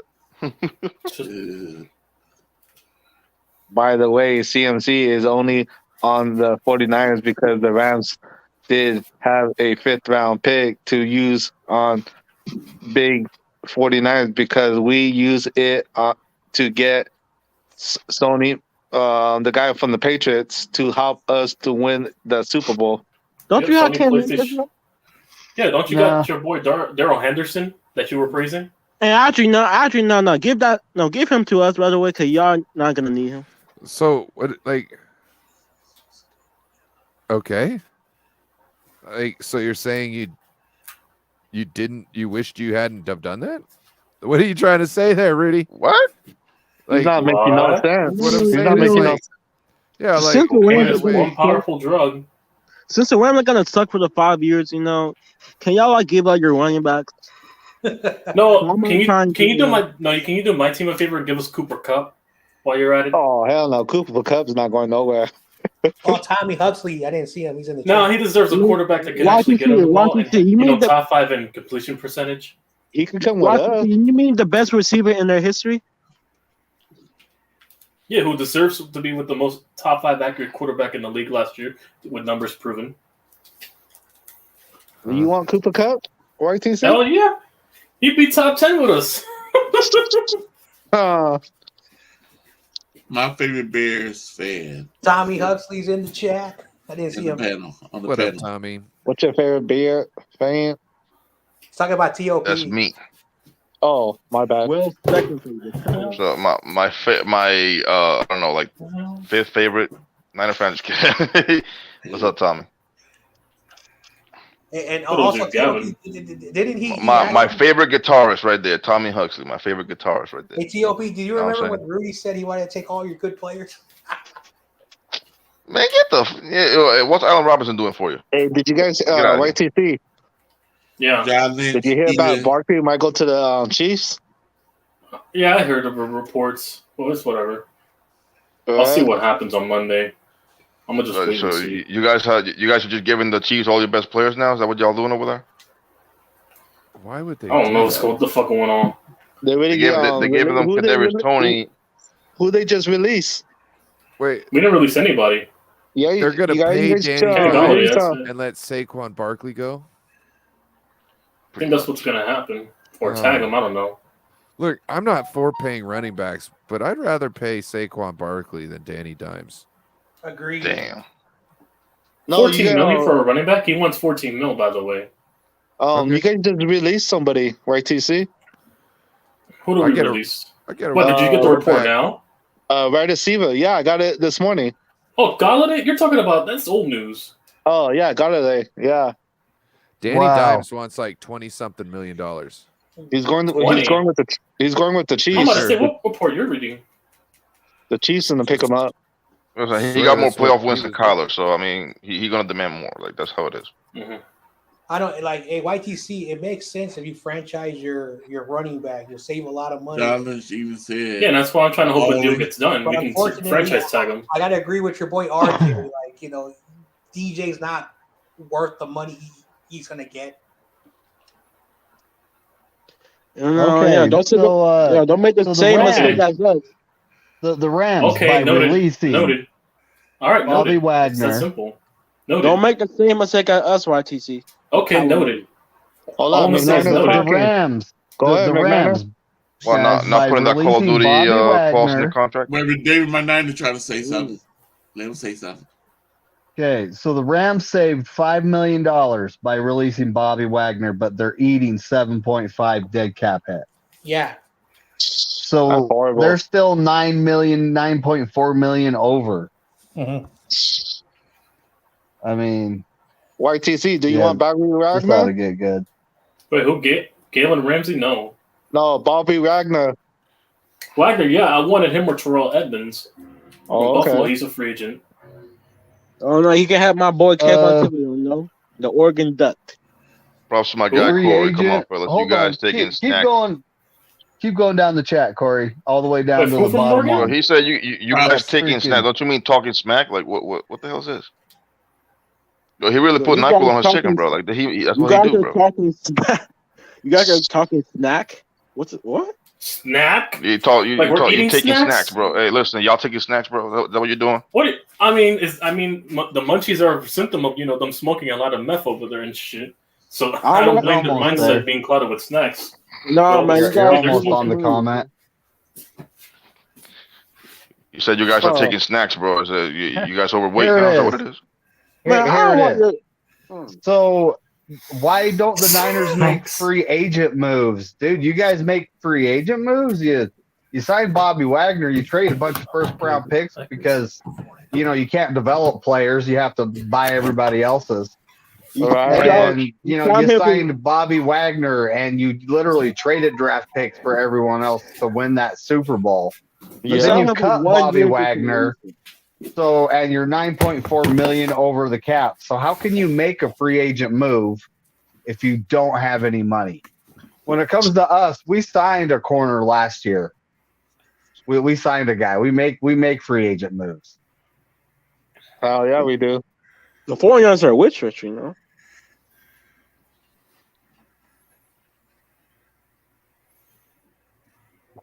You guys heard anything about Brock Purdy? About his surgery?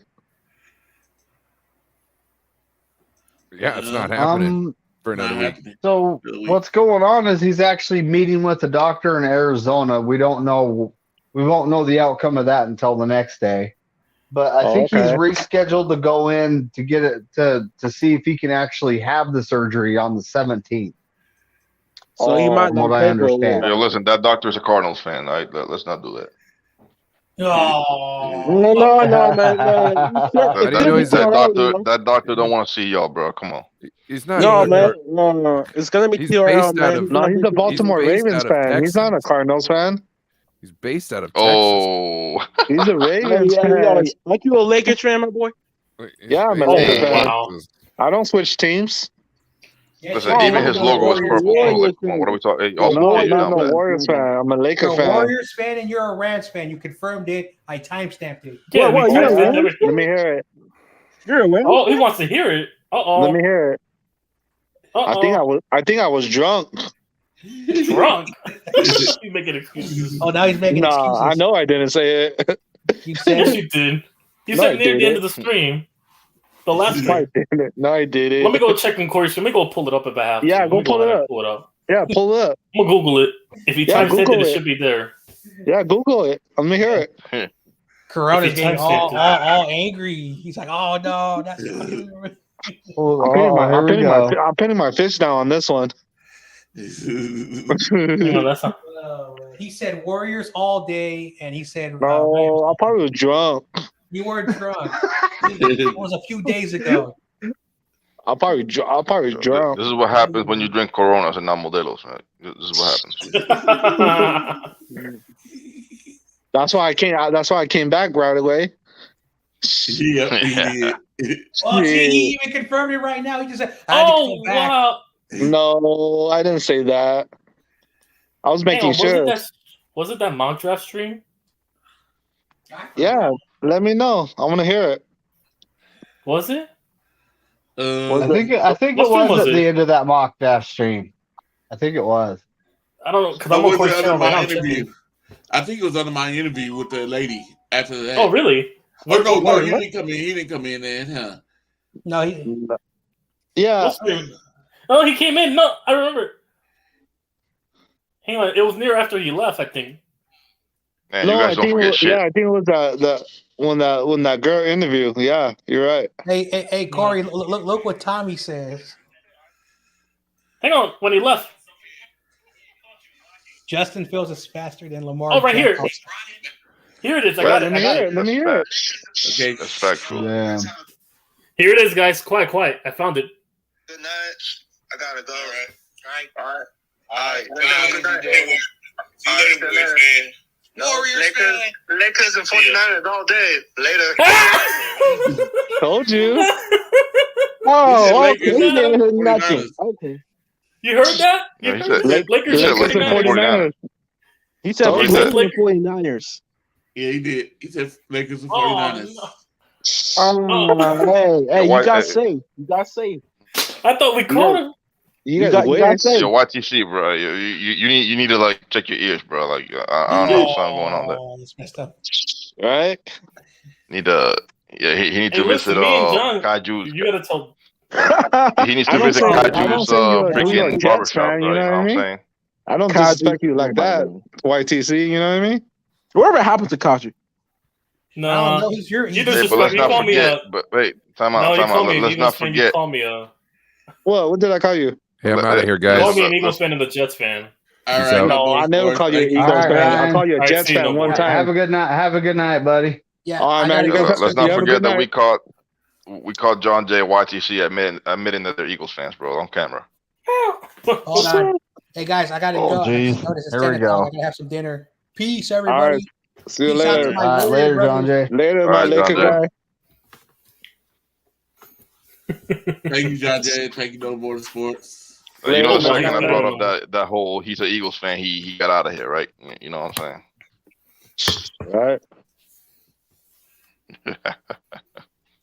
What's up, Crazy Jews? Oh, Rudy's gonna hop on. He said, "I'll be on in a bit." Oh, Rudy's Okay. gonna hop.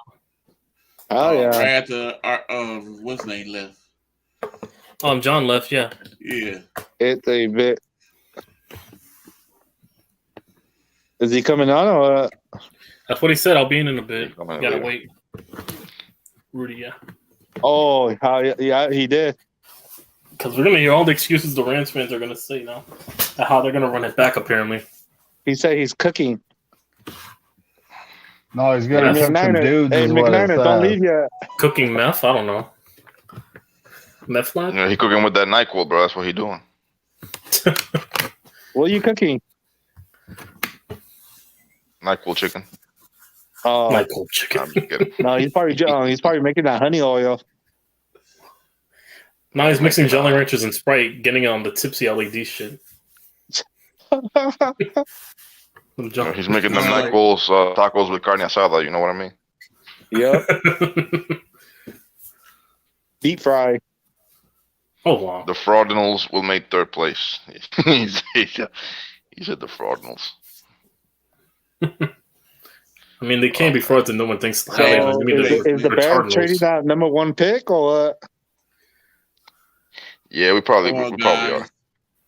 With Are you guys gonna get that guy from the Alabama, Dad jokes. Georgia?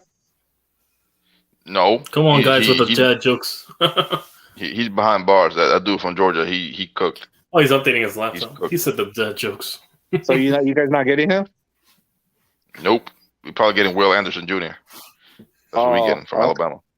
Oh, Well, okay. either him or okay. just like straight up trade back. That's cool. Like, Yeah, he, yeah, the other yeah. guy. I don't know. He was celebrating like he's Henry Ruggs or some shit. Like I don't know.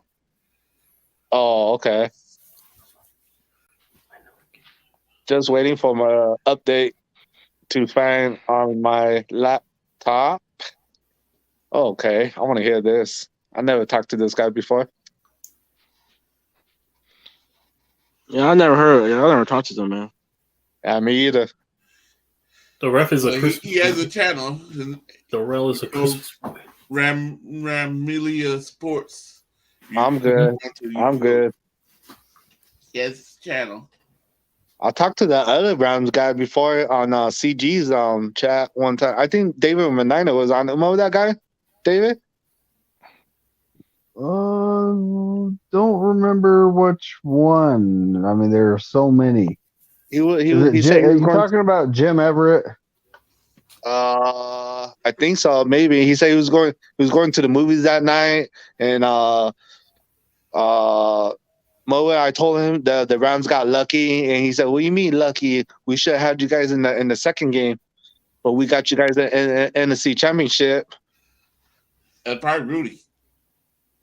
Yeah, Rudy it probably does, was Rudy. He goes Oh, Probably live was. movies. Does he have like a microphone and Yep, he does. he has season There season was, tickets. He has season well, tickets. what is that? What is that guy? Brand new occasionally comes in, but Yeah. Does Rudy have season tickets for the Rams? Yeah. I believe he does. Okay, it's probably him then. Yeah, he got season tickets to the smoke shop too. Oh, hell yeah. Yep. You got the perks and discounts over there. I don't think get one it was Rudy. I think it was another guy. You got the buy one get one free No, hoop bomb Tommy. for free. Jim Everett won't come on the stream with us. That's not going to happen. No, he won't. No, He's Jim scared, Everett, the or- great No, it's not that gonna guy happen now. that it's all good. He'll disappear next year. Right when they go fucking 2-15. I honestly think they'll do better than that, but I mean, with their cap restrictions and everything else the Rams have going on, I don't see them possibly getting better. How much? I mean, how much they games? can't add to the team. They're going to have to trade someone or release someone to get under the cap. How many games do you think the Rams gonna win this year? 1. I think the way they're with their current roster and if they end up trading Jalen Ramsey, which is very likely at this point to get under the cap 9. threshold by the 15th, 8, maybe 9 max. 8 or 9. 8 or 9. Yeah, Oh, okay. because their offensive line, even when they were healthy, their offensive line wasn't stopping anybody. So it's going to be hard for Matthew Stafford, who's kind of a statue, to actually be able to function with no time. Yeah. Yep. Also, kid, how many games you think Arizona gonna win next?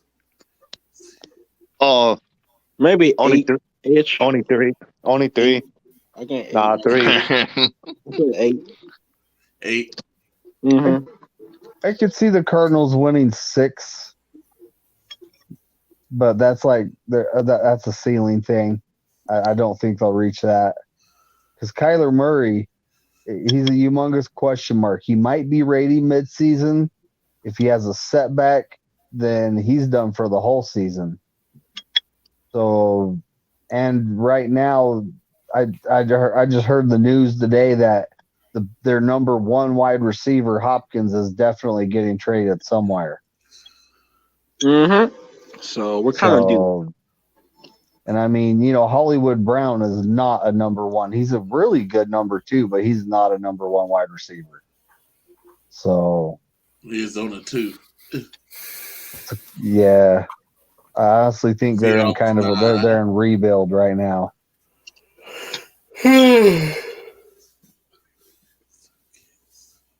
Tommy Hustle, you have 7 kids.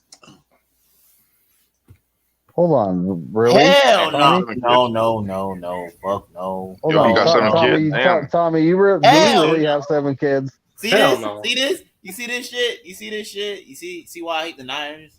What the fuck? 16-1. They talk about we're delusional. Y'all got some delusional ass fans too. Okay. Who is this? So how many Super Bowls? How many games the Bears gonna win this year? Probably 6 or 7. 4. TOP? 8. 8. I said 8 is chilling. Yeah. What about the Giants? How many games the Giants gonna win? If assuming we keep everybody 9 to 11. 9 and 11. Dang, Tommy. Tommy, there's this thing called condoms. If we're bad, though, we take a step back. I'll say 7 wins. All right. There's this thing called a vasectomy. Violets. How many games you think the Cowboys gonna win next 10 year? or 11, 10 or 11. Or maybe 12 again. I don't know. I'll say 49ers Same record we got this year. I can see that. But Giants 0-17. Oh hell, man! Only What the thing, Hell no. Giants win? Giants win. only thing I can see the 49ers. Oh, I will have to wait and see because I got to see how Trey Lance is or what. 10 wins for the Bears. No, to call it right. No, if we have Hey, to call shout it out- right now hey, and sh- put shout money out to on Wolfcats, it bro. right now. All How right, many good wins night. you My say? computer's about to die, and this is a perfect time. Y'all smoking. Hey, shout out to Wolfcats, man. I Bro, said you know what I'm I said saying? earlier. 10 wins for Like the I said Bears. earlier, I have a better chance cards flying out my asshole than y'all fucking winning 10 games, man. Come on. Hey yo, Paul. First of all, pause. All right, like, wait, what are we doing here? All right? But you know what? I don't disagree with you. 17. $100 million to spend. Y'all better like sign an offensive line. Yeah, at least 8 games. Like, come on, bro.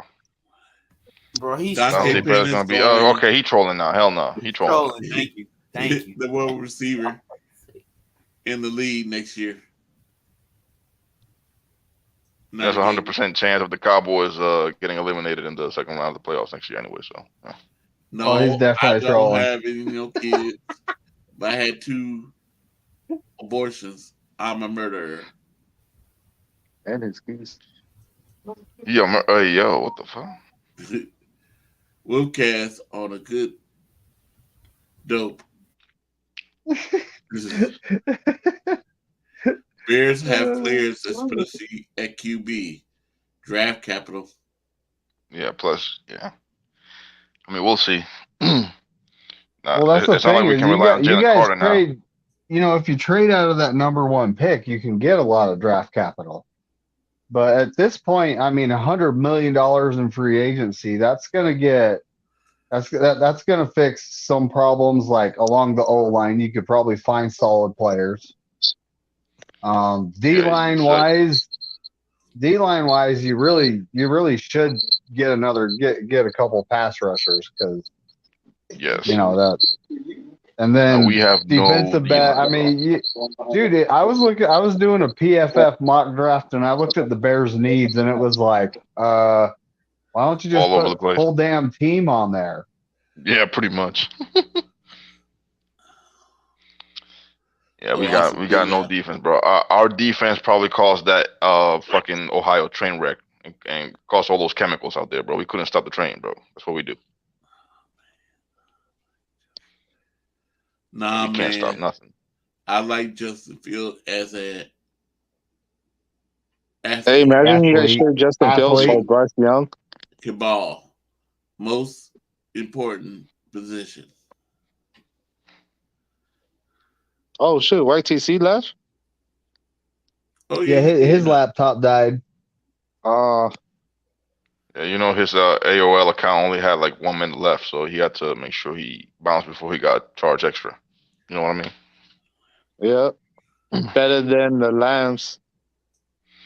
Lamar. Oh, LeBron. My bad. Lamir.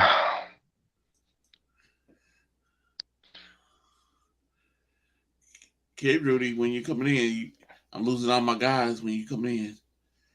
Right. Okay, I don't know if Rudy's actually coming in. We'll get him Is he next still time. around? We'll get him next time. All right. Well, you guys have a good one. I have to bounce, man. Y'all have a good night. All man. right. As always. Yeah, you too, man. You have a good All night. right, TOP, take it easy, buddy. All right, likewise. Later. I'm laughing at Wolfcast. Oh man. Wolfcast, would you like to come in here?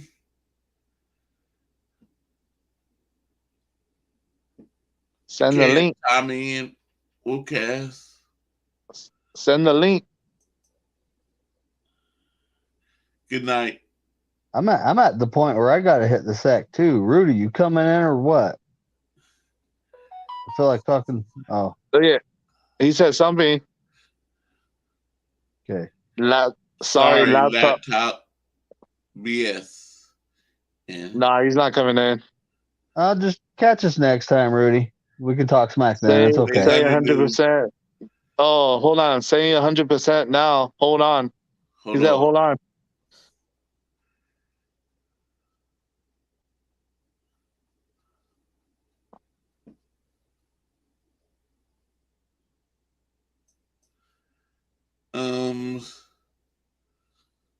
Let me. Hey, what time is it over there in Utah, David? 11:11, and I got to be in work in less than 8 hours. Damn, 1 o'clock already over there? I know. I gotta freaking go to sleep. Good luck, man. Well, not a game. You don't have to show yourself. You can come in as your profile pic. You know, the SF there. Come on, Rudy.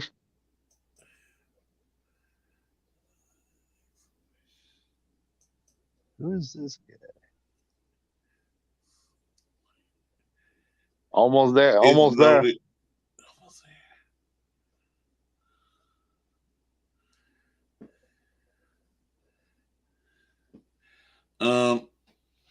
on, So Rudy. David David Medina has to go to sleep. Come on, hurry up.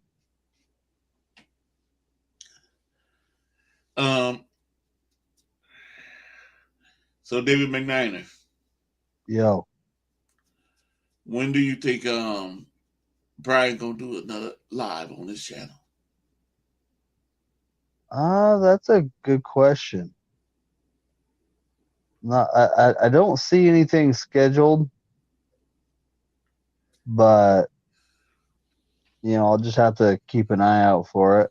Yeah, me too. I've been looking out for him. See when if he for who? Watching my kids. They're super loud, all getting ready for bed. Yeah. What's up, Wolfcast?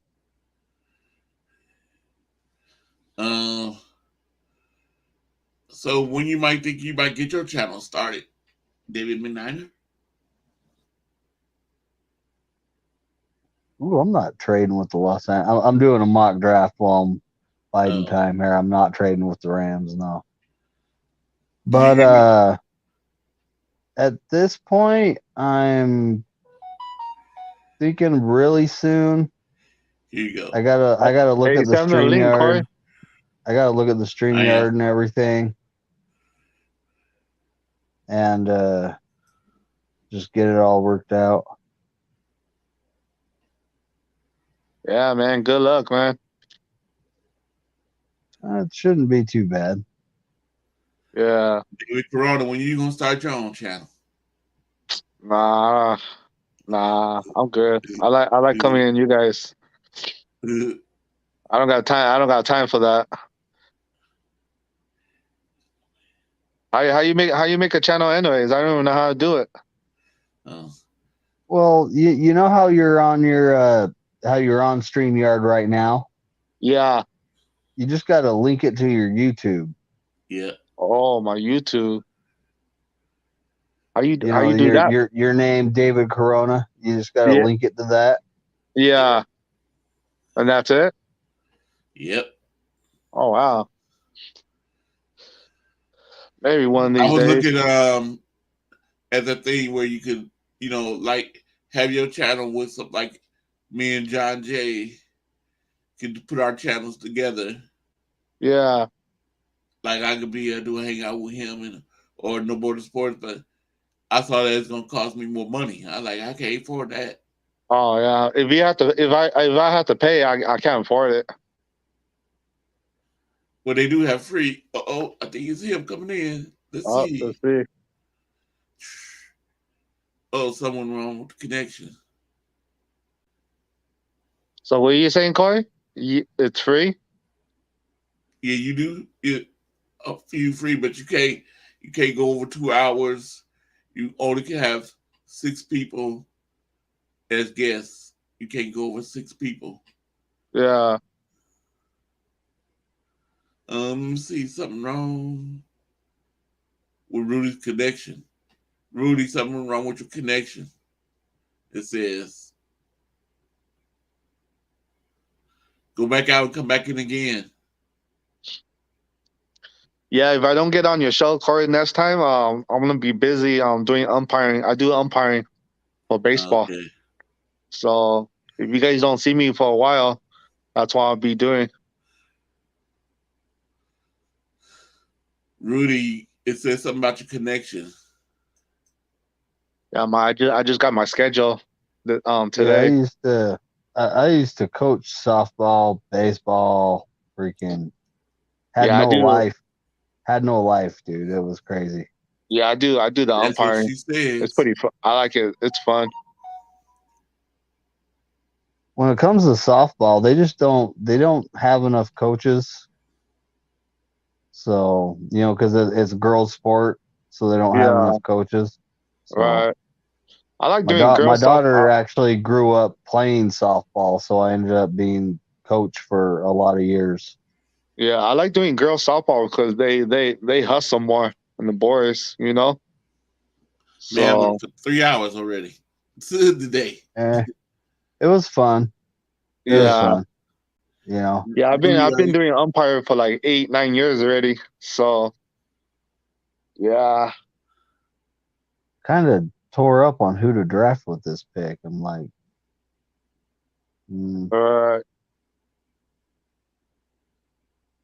Who the draft?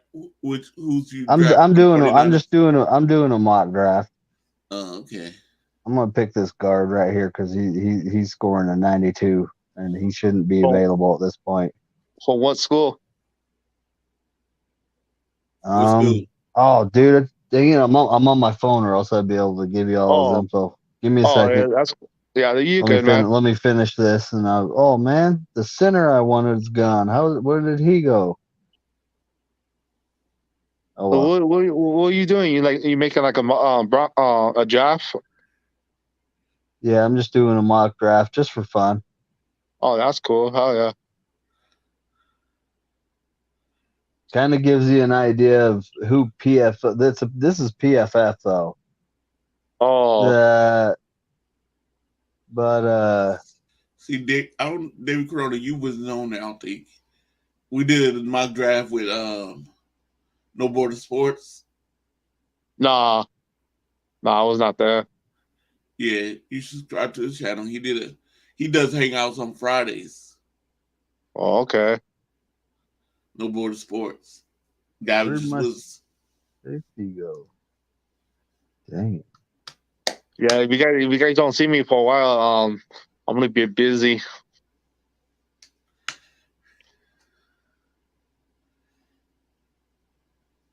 Well, I got my big fella, the 340 plus pound defensive tackle I want. I got that. Oh hell yeah! I'll probably pop in once in a while. See you guys see me in my gear, my umpire gear. Hey, what's up, guys? Pop in real quick, see what's up with you guys. All right. Well, I don't think.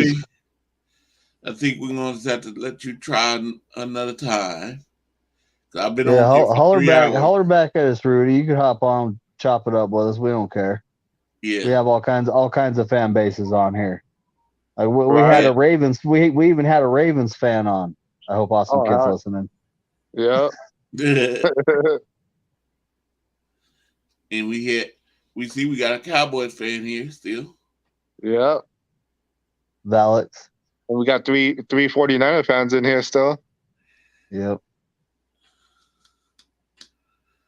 Ooh, I don't think he's right there. Acting we got Wolfcast in the building still in the playoffs this past year. Ain't no show. That's true. That's true though. All right, now we're letting the draft finish. I'm going to see how I graded here. Oh yeah. I actually got an A+ on one I did right after work. I was going, how did I do that? I think you got a good mind or something.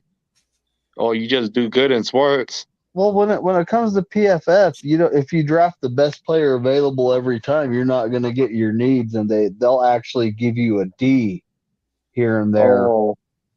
Because the player doesn't fit your system. Right. Wow, I should be a GM according to these guys. I got an A. I got an A overall grade on my draft. Yeah, you should be a GM or a coach. I think you should take Kellen Shanahan's spot.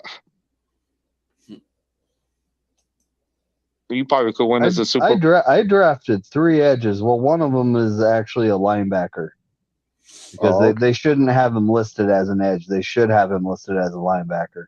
Any wide receivers? Again, here he is, but 2 of them. Oh, wait a minute. Here we go. Oh, yep. This is Rudy. Man, is that Rudy? Niner gang, you know damn well. If you know me, I'm gonna show up. I fear no. Listen, I fear no Niner fan, especially the new ones or the ones under 30. I'm 46. Come on now. I'm 46. Corey's 50 something. I'm 37. Oh, okay. But yeah, so what were we saying now? The Rams suck and this and that, and I kind of heard my guy Corey. I saying right now, even after Bobby Wagner's release, y'all are still $9.4 million over the cap. Now, if one thing we all understand, well, maybe not Niner fans, but the Rams are the best in the business when it comes to financial contracts. The guru Tony Pastors will do it again. Since 2018, like I've said it before, they've mortgaged their future. They're all in. They have no money. We went to 2 Super Bowls. You guys not gonna do nothing in the next 5 years. You guys. That's called trying to speak things into existence. That's what we say in LA. Oh, okay. Because in this NFC West, since McVay's got here, you have to understand something. There's only one proven team, and that's the Rams. The Rams are the only one that showed they could win the big game. They're not puffing their chest out for regular season games.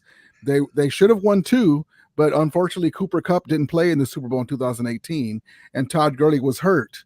So unfortunately, we had to remake, and we were actually win. You guys bought it. You guys bought a championship. You know what I mean? It's funny that you say that because I can say the same thing about the Niners with Steve Young. In my opinion, Steve Young probably even won a Super Bowl if they didn't get Deion Sanders. So I mean, you guys bought championships too. You guys got players. That's called wanting to win. Yeah, exactly. That's called wanting to win. I mean, you want me to apologize? But we're talking about right now. We're talking about right now. So you're $9.4 million over the cap. Okay. So you can't add to the team. You actually have to trade or cut someone. Yes. To free up cap space to even sign the rookie class. One of the players that we cut was Bobby Wagner. I hated to see him go. But if you look at PFF, they were talking about how he has lost a step, but we didn't want to. The season didn't go. It was our run it back season. We had injuries. Everybody has injuries, but everybody, including Donald, who got hurt, the only time in his career that he's ever missed games in his 8-year career, which is amazing because he's in the trenches, even got hurt.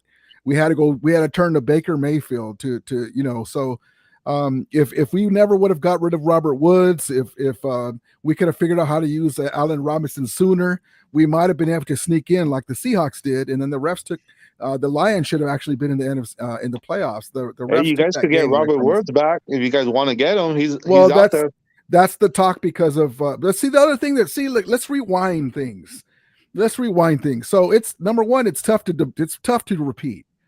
And then number 2, you had people throwing money at guys. Von Miller, we didn't want to go that direction. If we would have brought him back, that would have helped us. The offensive line, Whitworth got retired. We got rid of 2 guys in the middle. But then in the first game against the Bills, we already lost our starting left tackle. I mean, Stafford had elbow issues. I say Aaron Donald has like 3 more seasons in him because if he keeps hurting his back's going to give out on him. You know what I mean? Well, see, look, honestly, even let's just say a miracle happens and we won the Super Bowl next year. Okay.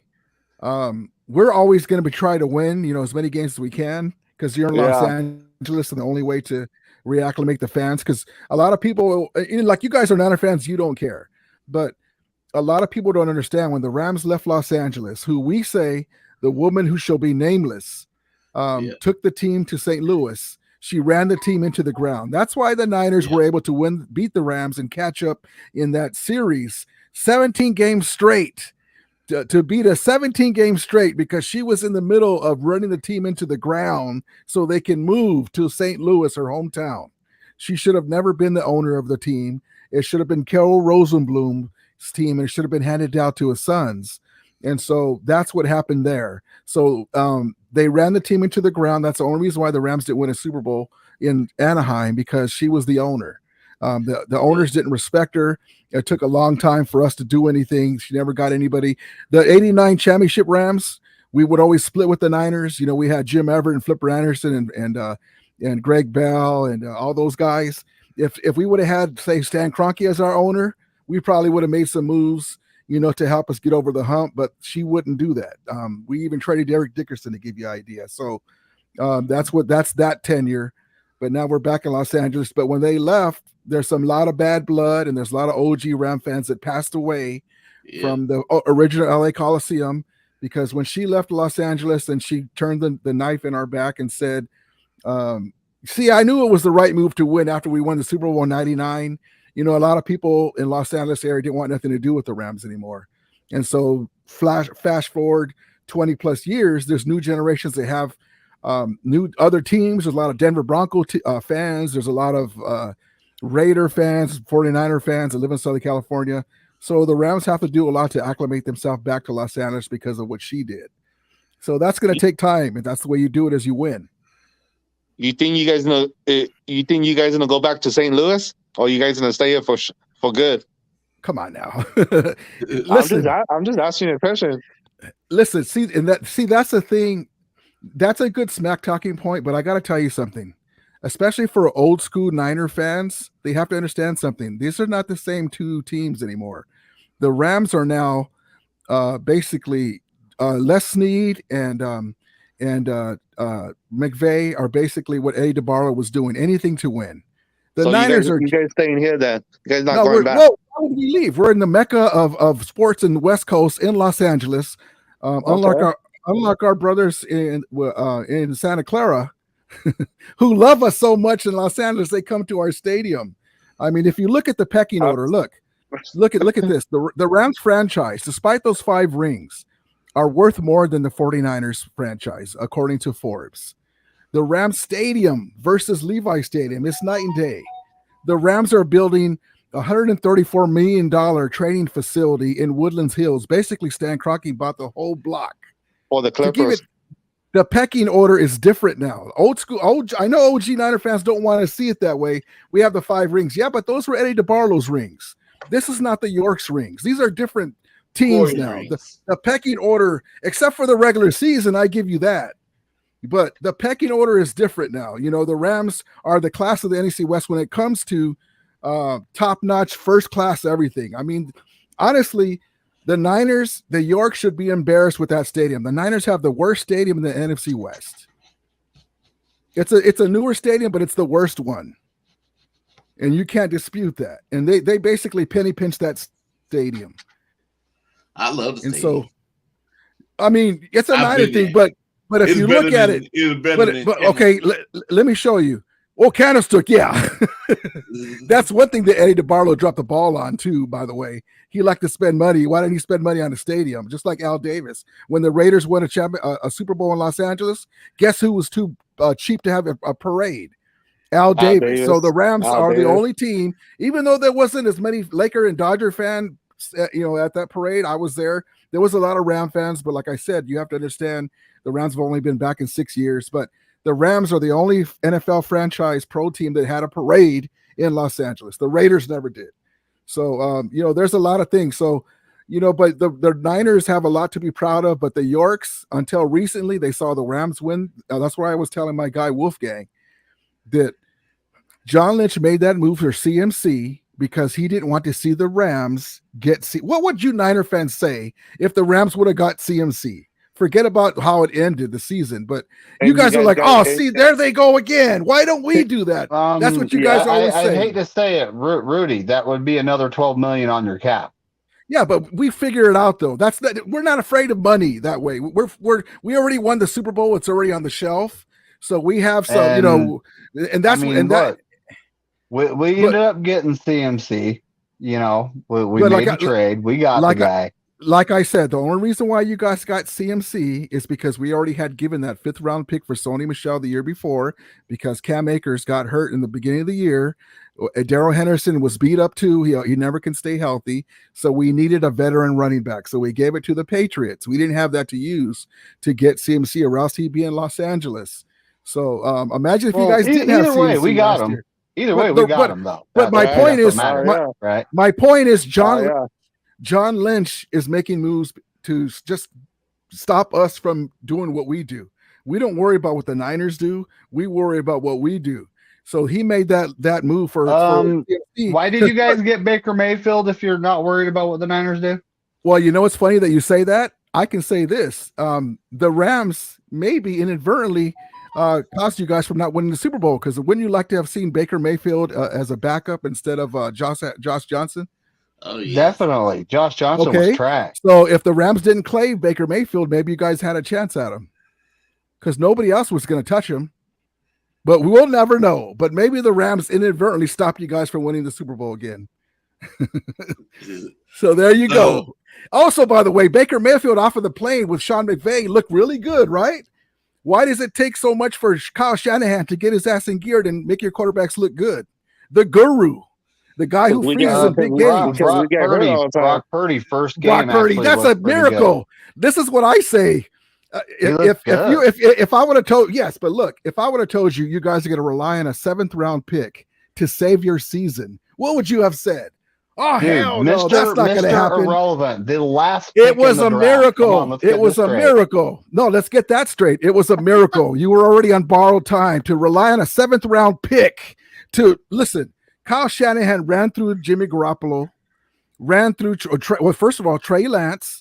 Jimmy Garoppolo was throwing the ball on the sidelines. He was a sideshow that nobody wanted him.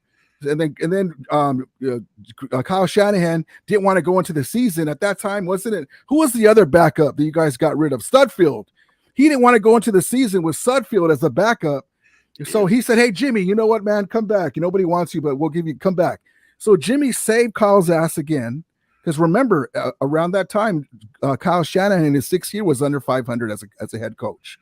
And then the miracle that Brock Purdy became, which is a great story. But if you're going to tell me that that's what it took for the Niners to get over for Shanahan to get over 500. Hold on. All right, let's stop it right there. When Kyle Shanahan took over the team, the roster was depleted. We had no talent. It took them 2 years to get the team built in 2019. When McVay took over your team, he was taking over a team that was built and ready to go. There's a humongous difference there. Let's stop you right there, just like you said. So now what's the excuse now? You guys are loaded now, right? So then why can't he win like McVay did? Because our quarterbacks get injured all the time. Who's the guy that doesn't know how to draft or Brock Purdy? We'll see what happens with him. That was a miracle. I'm just going to tell you. We'll see if Brock Purdy with the injury, even if he wasn't having an injury, I would have been surprised if he came back the way he was playing last game. It was like lightning in a bottle. He's got a weak arm. He's got great instincts. He's little. He could be like Jay Cutler, always getting hurt. You know, we'll see what happens, but I hope he's going to be okay. I don't like injuries. If he works out, then he works out. But there's no more excuse of that. No, okay, well, I keep hearing that too.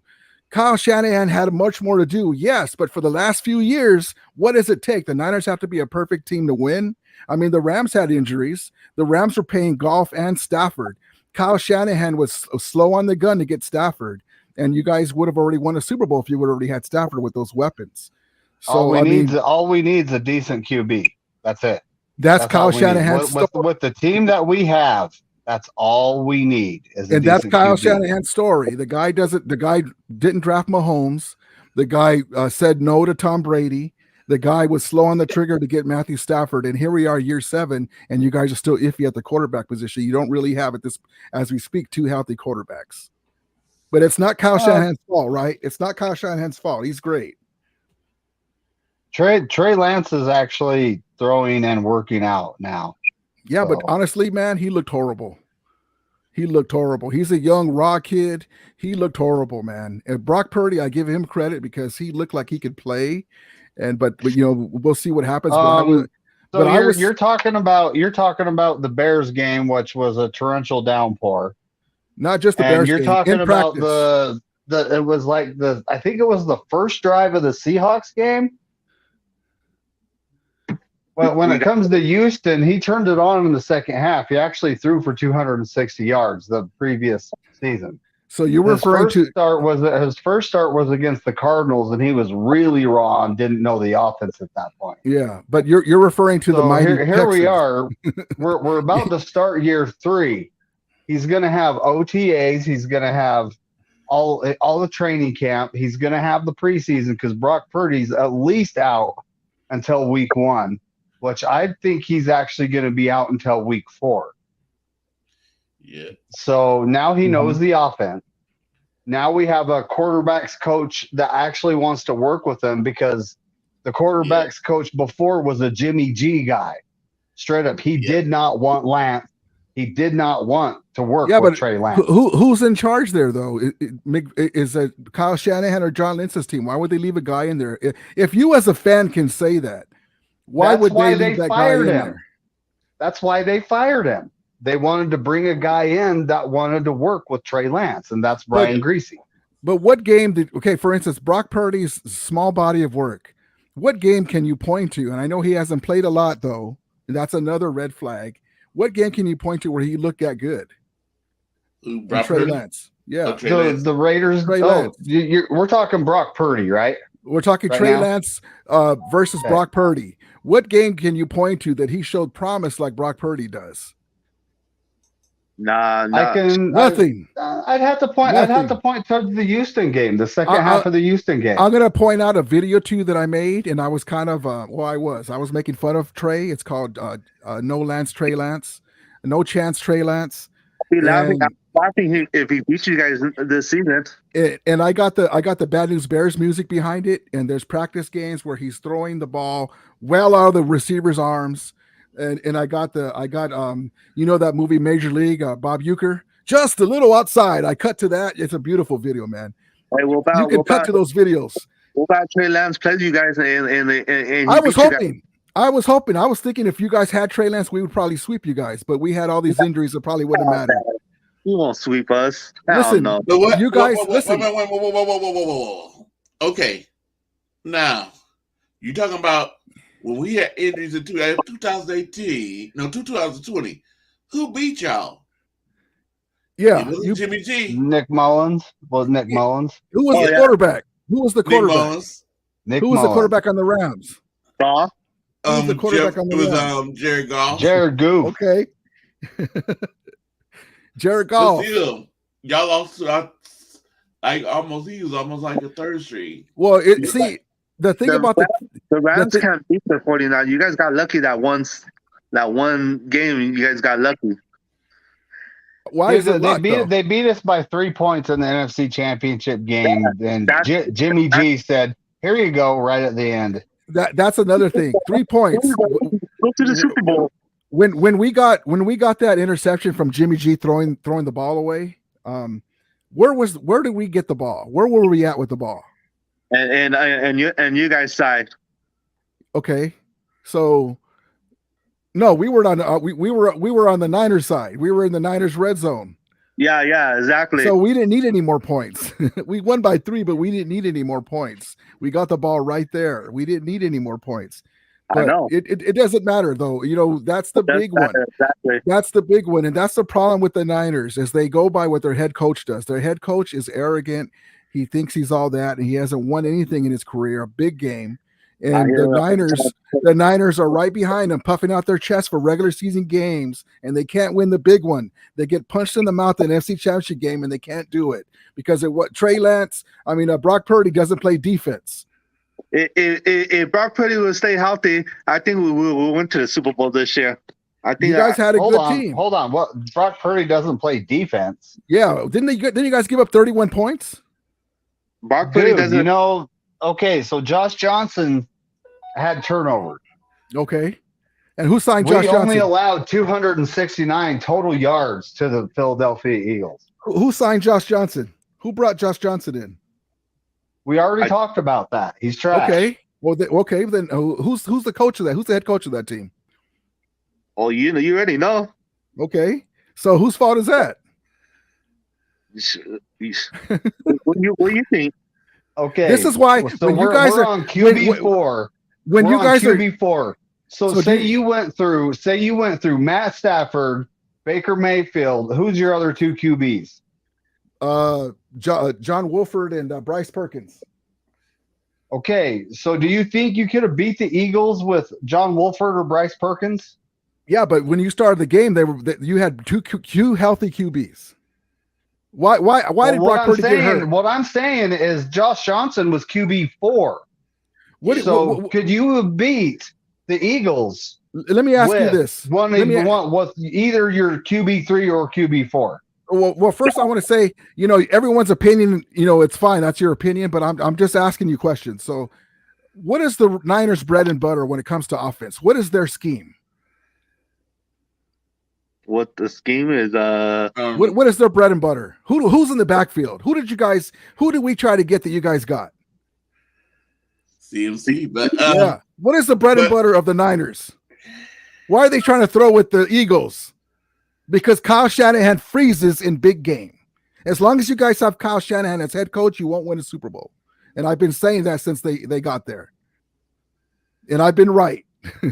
That's why when I hear you guys kid the Rams, I'm like, man, come on now. Look in the mirror. Look in the mirror. I think we will get there with Kyle Shanahan. Well, I don't have a crystal ball, but so far I've been right. My team has won. You guys haven't. My team won the big one. You guys can't. You got this many, and we got this many. Yeah, but that's NFL history. You cannot change NFL history. Let me ask you this: which is the only team between our teams that has won 2 Super Bowls in the free agency era? What happened? One more time. Hold on. You talking about the one ring the LA Rams have? When was the free agency era? No, you're talking about the one ring the LA Rams have and the one ring the St. Louis Rams have. Don't spin it. Don't spin it. Answer the question. No. Because you do the same shit. You do the same shit. Nice spin job, but it ain't gonna work. Your team has one ring in LA. Listen, right now.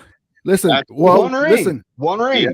Listen. This is how you spin it. This is how you spin it. John Jay is coming back. Listen. Wherever city we go, we win championships. Ask Cleveland. Ask Los Angeles in 1951. Got lucky. Ask St. Louis. Ask Los Angeles the year before last. Listen, I asked you a simple question. I just want to know which franchise between us and the Niners have won 2 rings since free agency era. Very easy question. You know it.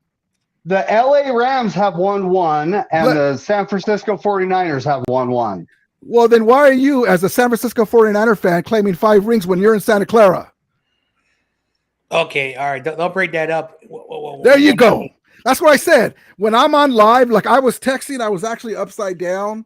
I didn't have my glasses on, and you guys were making fun of me saying snack or snack. Where do you play, That's Rudy? why when I'm speaking for myself, there's no ifs, ands, or buts. Where is your about stadium? It. We're in Inglewood, Los Angeles County, brother. Okay. Right across the street. Not LA. LA County. LA County. You're in Inglewood. You're not in the city of LA. We're in LA County. Look it up. You're in Inglewood. You're in the city LA of County. Inglewood. You're not in the city of LA. This is your logic. We're in LA County. Right back at you. Listen, okay, so let's do it this way. Are the Niners Stadium in San Francisco County? Yes. No, they're in Santa Clara County. No, they're in Santa Clara. Hold on. John Jay. Look it up. John Jay. Hold on. First of all, go for it. It's called San Francisco Bay Area. It's not Oakland Bay Area. Okay, so if you were to look at a city street sign, would it say Inglewood, City of Los Angeles County? Would your stadium, would there be a sign that says San Francisco County or whatever you want to say, the City of San Francisco? And I'm only bringing that up because you keep saying St. Louis Rams are different from the LA Rams. So I'm doing tit for tat. I'm saying that the Santa Clara Niners are not the same as the San Francisco Niners. So how are you going to claim 5 rings? So you can't even win 1 anymore. So we get to watch. All right. So here's the distinction. St. Louis is not California. Okay. It's Missouri. the Bay Well, Area. hold on. Let's stop right there. Okay. Who made the game-winning catch of that Super Bowl in the '99 Super Bowl? Who won it? Who made the game-winning catch in that Super Bowl? The Rams versus Titans, if you remember. Isaac Bruce. Number 80, yeah, Isaac Bruce. Yeah. Who drafted him when he was with the Los Angeles Rams? The Rams had 4 starters on that Super Bowl team. Hold on. What are you talking about? Well, I'm getting to my point. You're talking about a player that played in St. Louis and LA. And also technically he moved with the franchise from Missouri to California. There was 4 starters on that Los Angeles Rams Super Bowl team, just like there was 2 starters on the LA team, Donald and Hecker, that won the Super Bowl for us. So it's kind of both cities helped each other, but technically the Rams won the Super Bowl in Georgia, Atlanta, Georgia. But I just wanted to tell you, because you guys keep saying, oh, one in Los Angeles, one in St. Louis. I don't care either way, but that's why I do tit for tat, because like I told you before, these Niners are not the Eddie DeBarlo Niners. They're clearly not. Just like this QB controversy of Joe Montana and Steve Young is not the same as Trey Lance and Brock Purdy. It's totally different. There's totally different things. But, like I said, I wanted to come on here because I was hearing you guys talk a lot of smack, and that's a lot of smack for someone that hasn't won anything in a long time. We're not talking about regular and you're season. not going to win anything for a long time. Your team is I say the same thing. $9.4 million over the cap. You're not going to get better. You're going to get worse. Has that been a problem in the past? is going to leave, and your team is going to be trash for 5 years. Has that been a problem in the past for us to be over the cap? Wow, Sean McVay's in the league pretty soon. Watch, you guys are gonna get a new head coach. Then we'll get somebody else. How are you going to fix your offensive line? No money. We never have money. How are you going to protect Matt Stafford? You're not. You'll see. But by the way, though, let's just say we don't. We already have the chip. We already got the Super Bowl. We can suck for the next few years, which we're not trying to. But that's the thing that I'm not understanding here. You guys are talking smack when your team can't even do what we just did. Come on now. No matter. But that's the logic here. I hear it all the time. My family's Rams fan. I hear what you tell me right now. My family's telling me the same shit. Yeah. Well, they're right. Because Rams fans win a ring and they don't know how to act. Yeah, they go, really? We're the defending champs. We win 1 ring. We're all badass. Actually, it's the last 2 between the 2 franchises. The Rams have won the last 2 Super Bowls. It's not 1. Get that straight. It's not 1. I wish that's in the free agency era. That's how many your franchise has is 2. Yes, 2 NFL championships before pre-merger and 2 Super Bowls. 5 Super Bowl rings the 49ers have. Yes, before free agency, and then they couldn't figure out the free agency deal. That doesn't matter. NFL history, that does not matter. It doesn't matter. It doesn't matter, but it explains. History state the 49ers have 5 rings. Your franchise has 2. Yes, we have the last 2. Yeah, that's the only rings you guys are gonna get. You guys are only getting 2. That's it. Honestly, I can see us winning before you guys even win another one. You think so? I can see it. You guys have to prove that you can do it. We've already proven. We've already proven it. I don't know what happened when I left. You have a proven commodity, and you have somebody that can't get it right. Well, that's why I'm messing around because my guy Korey's here, but that's why I call you guys the can't get right gang, the can't get right crew, the regular season empire, because you guys can't put it together in the regular season. Things to do than to talk to Wall. So y'all have. Well, wait a minute now. A Wall doesn't talk back. A Wall doesn't give you facts that throw back at you, and you turn your head. You don't want to hear it. You're not going to win shit for the next. What about the year before? Good night. How many games did we win before that? Hold on. Hold on. Let me get the floor for 1 second. First of all, I don't know what happened when I left. You got my man. Well, not the game. Okay, he's coming in. what happened was I couldn't get my computer was turned off, and all them damn updates took forever to come in, or else I would have been here sooner for this. Hey, but Rudy's I over here apologize for sounding that. like Kevin Hart now. See, what happened was the way my bank account is set up, I got a checking and a savings. All the money's in my savings.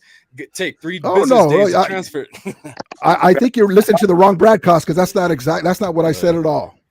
No, but honestly, all right. I'm sure you did have enough. Yes, you had enough. Yes, I would. I don't blame you. So my lady was in the shower, had to watch the kids for a while, doing my God best bless them. to tune in. Thank you, and likewise. I had enough of the blasphemy, man. So I'm just joining the conversation. Let's go for the floor. I don't know how much longer you guys got. This guy thinks the Rams gonna win the Super Bowl before the Rams the 49ers gonna win it again. Now they're not. So I've been listening to David McNiner and Rudy go back and forth. It's very hilarious. It reminds me. David's gone, huh? Oh, I know. shit. It reminds me of when Awesome Kid.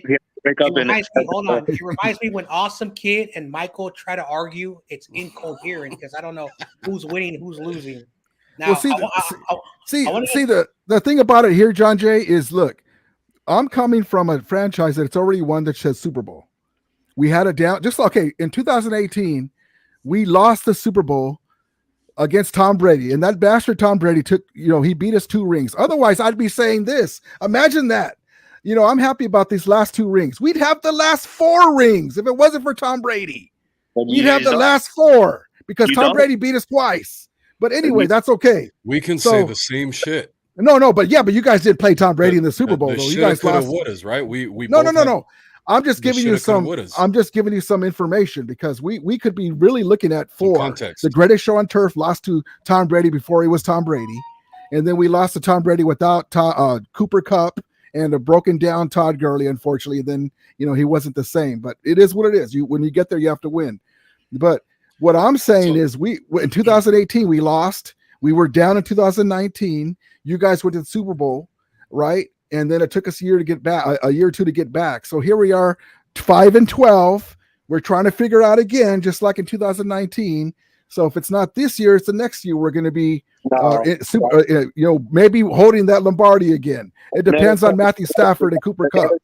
Another 20 years. Wait, you're telling us that? In 22 years, we won 2 Super Bowls. What about you guys? We'll be there next year. That's what I'm saying. You're saying another 20 years. Well, wait a minute. It's been 28 plus years for you guys. You can't win 1. It's all right. This is like when I'm at the sports bar and there's a Niner guy right there and we're going back and forth. I'm like, dude, 5 rings. Okay, well, how did that happen in the championship game? I say about another another 10 years. No, listen, I'm here talking smack, but it's all with love. I'm just bullshitting with you guys because we don't know what's going to happen. If you would have told me that we were going to go 5-12 and end up with Baker Mayfield as our backup quarterback, and Sean McVay was thinking about leaving because he was so stressed out, listen. Here's 3 things that we're all bullshitting here. We're having a good time with my brother Corey here, but God bless him, love my dude. Sean McVay, we're just talking here. Sean McVay went through a lot last year with his wife from the Ukraine. She has family in Ukraine, that war. He has a lot of pressure there. He wants to, because Sean McVay is like a Kyle Shanahan. I give Kyle Shanahan, I'm bullshitting about Kyle Shanahan too, because he's a great mind. But he reminds me of Mike Martz. I don't like him as a head coach, but I love him as an offensive coordinator. But all the problems with Sean McVay and stress with him and his wife with the Ukraine stuff because she's Ukrainian. John McVay, his great grandfather of the Niners, with those 5 rings, passing away, and then the horrible thing with the 5-12 season in the pressure pack LA. He wasn't sure if he wanted to come back because he's stressed out to the max right now. So now he took some time off. He doesn't want to leave it that way. The Rams are going to be all in again this year or the next year to get him another Super Bowl. And I can see him riding off into the sunset. We'll see what happens. But Stan Kroenke has this checkbook. 2024, we have a number 1 pick. We have a second round. I think it's a second round, third round pick as well. But we have our first. McVay will have his first round pick in 2024. They're going to change that pick. Watch. But regardless, this team has shown that they know what they're doing. So we'll see what happens. Nothing's guaranteed. Just like the Niners have had loaded teams, but they've come up short. And that's why I kid you guys. I only kid you guys because you guys are a pain in our ass. If the Niners weren't the Niners and they weren't beating us in the regular season, the Rams would be roughshotting the whole NFC West because you guys are the only team that's given us problems. Okay, so as well. So I've been listening to you, Rudy. You know, like I get it. Like, you know, we're all having fun. You know, I get it. And, you know, like, so I just want to point out something, okay? We don't know what would have happened if Tart would have caught that football. No, nobody knows. Oh, I hate that. Okay? Nobody knows. Okay? Well, I hate that and love that. Okay? Nobody knows what would have happened if he would have caught that ball. We lost last year. It happened. Then this year, our quarterback in only 3 plays blows out his elbow. A freak accident is football. And then Josh Johnson, for the time he's there, we're having this game competitive. And then we figured out the world went down on us and we need a quarterback. If the 49ers would have drafted the quarterback in 2017, I'm not saying that this would have happened, but we could have had 2 Super Bowls if we would have had the quarterback. Our head coach is an idiot. That's facts. Now, I want to bring out something. I remember because in my location they show a lot of Rams games, and during that time before McVay showed up, you know, Jeff Fisher, you know, build a defense, and even I had to, you know, credit because you guys had a good defense. Your offense sucked. So McVay gets there, and boom, you guys are good because you finally figured out your offense. So I want to point that out because, you know, you say you want to point out facts. I'm pointing out facts. Well, see, that's the thing. Oh, go ahead. I'm sorry, Jay. Shanahan inherited a god-awful team, and he went with Brian Hoyer as his quarterback because he doesn't like to develop and, you know, his arrogance. But if McVay would have came to the 49ers, he would have had to deal with the same problem. Now, I think he would have done better than Shanahan, would have had a more healthier team. I think if McVay was your coach, you guys would have won a Super Bowl already. So overall, but say Shanahan would have went to the Rams, you know. Thank God. You know, I'm not saying Goff was garbage because he played for Cal Berkeley because I'm a Bears fan. And overall, like, you know, I think he would have made him like what Jimmy G was. I don't think you guys would have been very explosive, but I still think the outcome would have still been the same way. But overall, whoever went to San Francisco had the short end of the stick. That's why, you know, with the Brock Purdy stuff, the guy was a miracle. I mean, to me, it's a miracle. A 7th round pick that played great. And you guys were averaging 35 points a game or something like that. He fit perfectly in the offense, but that was a miracle because Trey Lance was the guy. He got hurt. You couldn't really expect a guy, but Jared Goff, that's why I say, well, Brock Purdy's going to come back and we'll be fine. Wait a minute now, because the book's going to be out on Purdy. If you guys can run the ball in that defense, you guys going to be still tough. One of the better teams in the NFC. But remember Jared Goff. You bring up Jared Goff. Jared Goff looked like he was going to be our quarterback for the next 10 years. He was throwing dimes in the 2018 season. With McVay, he progressed. He outdoed Mahomes in LA 54-51. He was throwing dimes against the Vikings. He was looking amazing. Then Cooper Kupp got hurt in that season. And then the book got out on Goff. You know, the 15 seconds, you know, the headset thing, he would tell Goff what to do, you know, because he was a young quarterback. Remember, his 3rd year in the NFL. Basically, the Fisher years were wasted. And so the Rams made a decision, and that's why I trust this front office to Aaron Donald was getting older. We have Ramsey. We're ready to win now. They pulled the trigger and got Stafford, and we were paying Goff and Stafford in the Super Bowl season their contracts, and we won the Super Bowl. I mean, how many times does a team go all in, grab a new starting quarterback, and win the Super Bowl? Except for Tom Brady, he messes up everything. But that's amazing that we did that. So, and again, Shanahan had a chance to get Matthew Stafford, and imagine Matthew Stafford. Ayuk would have been a Pro Bowl a lot sooner. You guys would have had a running game with Matthew Stafford. Matthew Stafford delivered in his first year in Los Angeles. So, I mean, like I said, everything is gravy, but this team and McVay, they're not just going in it to rebuild or whatever. They're trying to rebuild on the fly or retool, they call it, but it is really there's basically an overhaul of some parts to get the money to go otherwhere. Look at the Kansas City Chiefs just won the Super Bowl with second and third year secondary.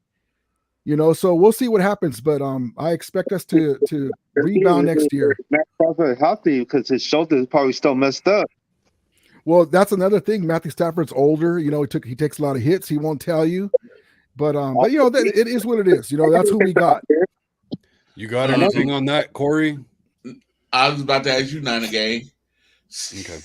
What you got to say about this? Perfect. I just wanted to let you go first, man. So, first of all, I want to say the whole thing with Brock Purdy, man, I do not think it was a miracle. I think it was a mistake on the rest of the NFL. Their draft boards, the way they look at things, they underestimated him because of his stature. That's why he fell so far. Now, the rest of the NFL has to go and reevaluate the way they draft quarterbacks. This dude tested really high in the quarterback IQ testing, and there has never been an elite quarterback that hasn't tested high like that in that IQ test. So, the 49ers have shown over and over again the blueprints on how to draft and bring in guys like this in the late rounds, man. It's just making the NFL question themselves. So I don't think it was a miracle. I think the 49ers are just really good at that.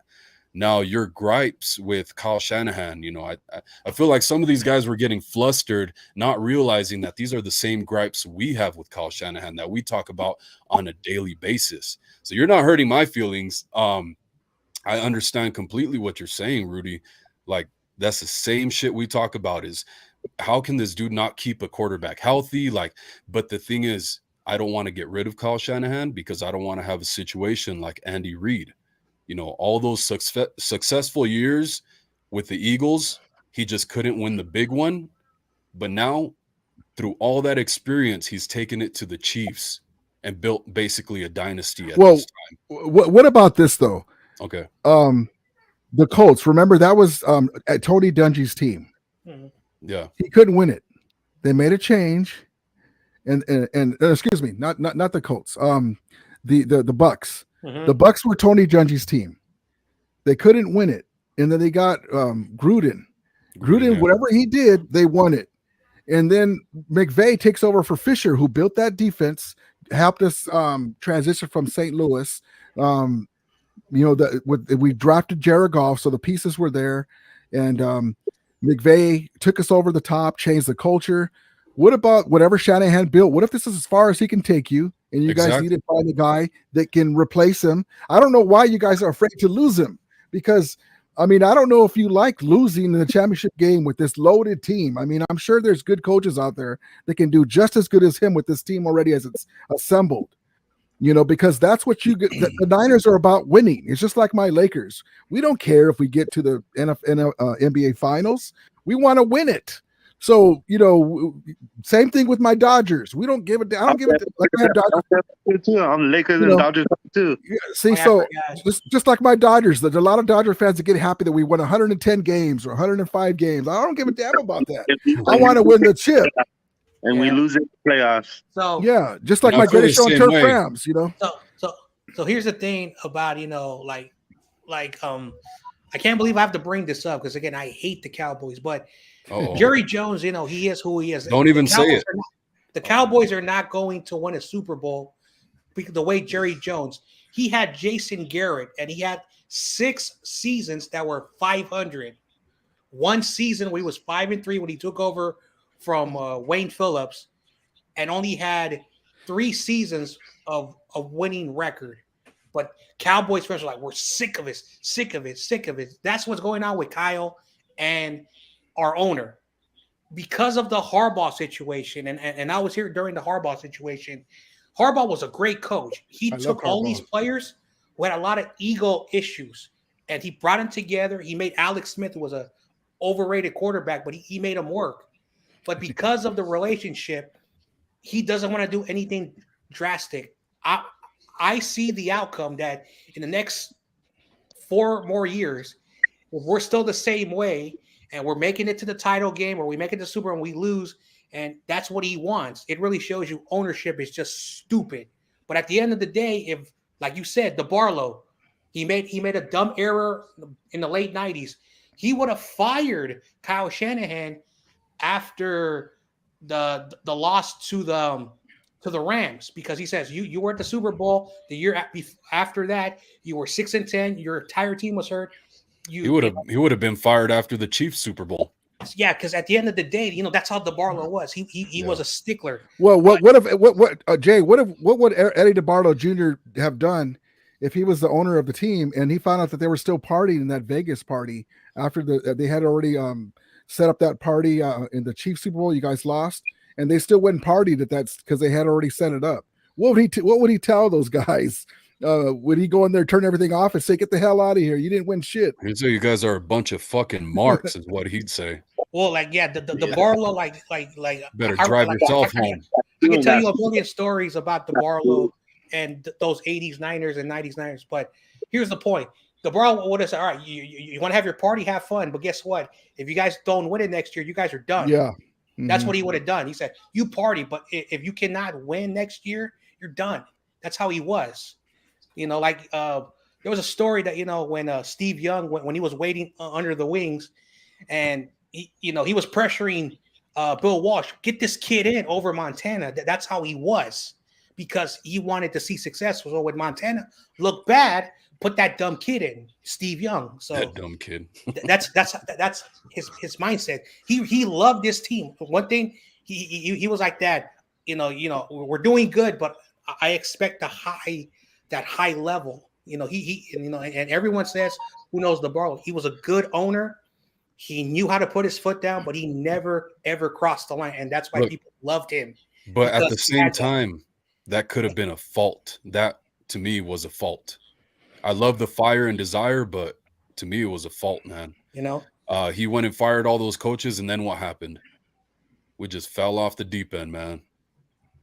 Yeah. So that's why I want to have patience with Kyle Shanahan, because he does learn from his mistakes, even though it takes him very, very long. And that's something that I give McVay a lot of credit for, man, is that just Kyle Shanahan as a human, he does not compute, man. The problem is McVay has that.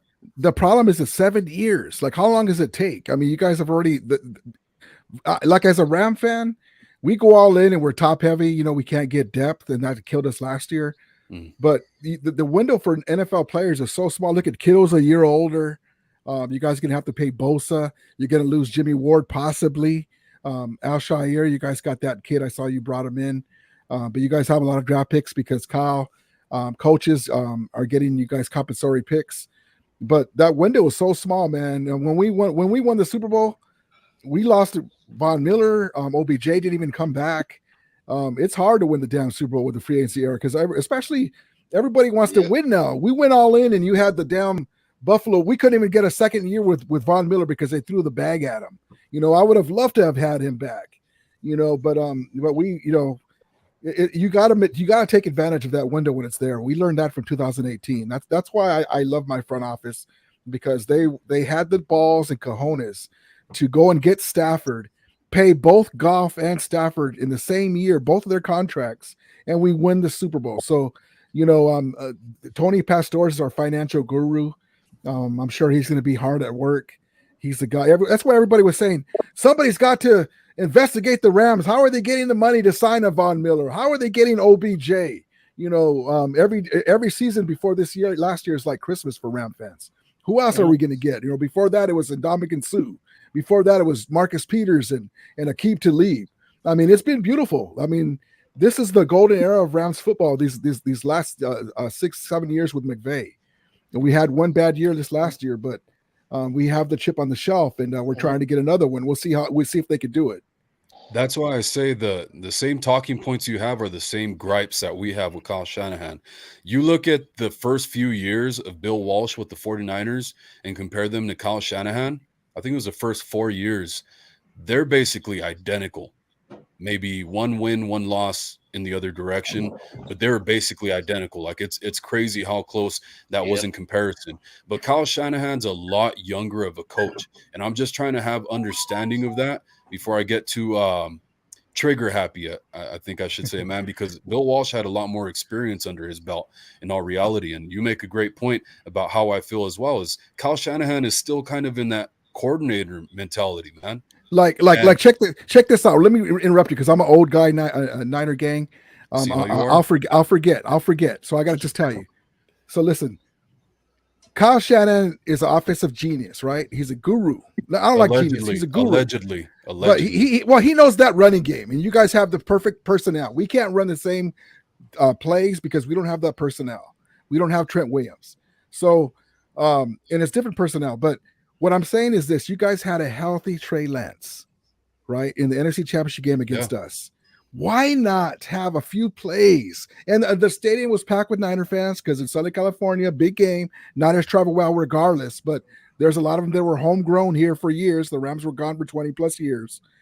Imagine the eruption in that close game, in the NFC Championship game, if you had a couple of schemes where you brought in Trey Lance. That's when you guys needed a first down. Why did he dip into that bag? Kyle Shanahan's youth is shining through right there. That's what I'm telling you. He's trying to kiss up to his players. All right. Yeah, you take it. That's Kyle Shanahan trying to kiss up to his players and what they want, man. Jimmy Garoppolo trying to be the leader and the team being behind Jimmy Garoppolo, and then Kyle Shanahan just falling for it, kissing honestly, their ass. I kept looking at the TV in the sideline. I go, shit, they're gonna. What was it, like 3rd and 1 or 3rd and 3? You guys used that play where Trent Williams he was going to look like he was going to run a guy over, and you guys used a juice at fullback to get that first down, and we stopped you. I was like, shit, they're going to bring in Trey Lance. Watch, they're going to bring in Trey Lance. Should have. And because he can throw and he can run. I mean, that would be the perfect. I'm surprised that he didn't use him. You go in your arsenal, that's why everything that I say. I'm rubbing it in because we get it back to us. The same old sorry Rams, right? We lost you guys 17 times in a row back in the day when our owner was trying to run the team into the ground. You guys have the 5 rings. We have 2, but the rivalry is just starting to come back on because the Rams are back in Los Angeles, and it's interesting with the NFC Championship game. It's gotten more heated, but it's still not there because you guys for a long time were with the Seahawks in 2012, back and forth. They beat you guys. But I'm just surprised that he didn't go into his bag, man, because you had all those Niner fans. They would have erupted and you could have set Trey Lance up for next year. So leadership, man. I don't know, man. I'm telling you, he has his faults, and they're all in the head coaching category, man. Yep. They showed in the NFC Championship. Why did you not throw a fucking challenge on that catch that was clearly not a catch? Yeah. Like shit like that, man. Well, all the red flags were there. All the red flags were there. Why you see that the Eagles was rushing up to the line to snap the ball? That would told you something that something's wrong.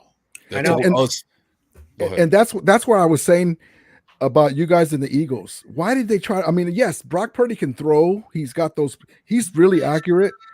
In the short passing game, inside the numbers, he gets the ball right there. He can shake and bake and get it to the outside. But you guys is that running game. Wear down that defense.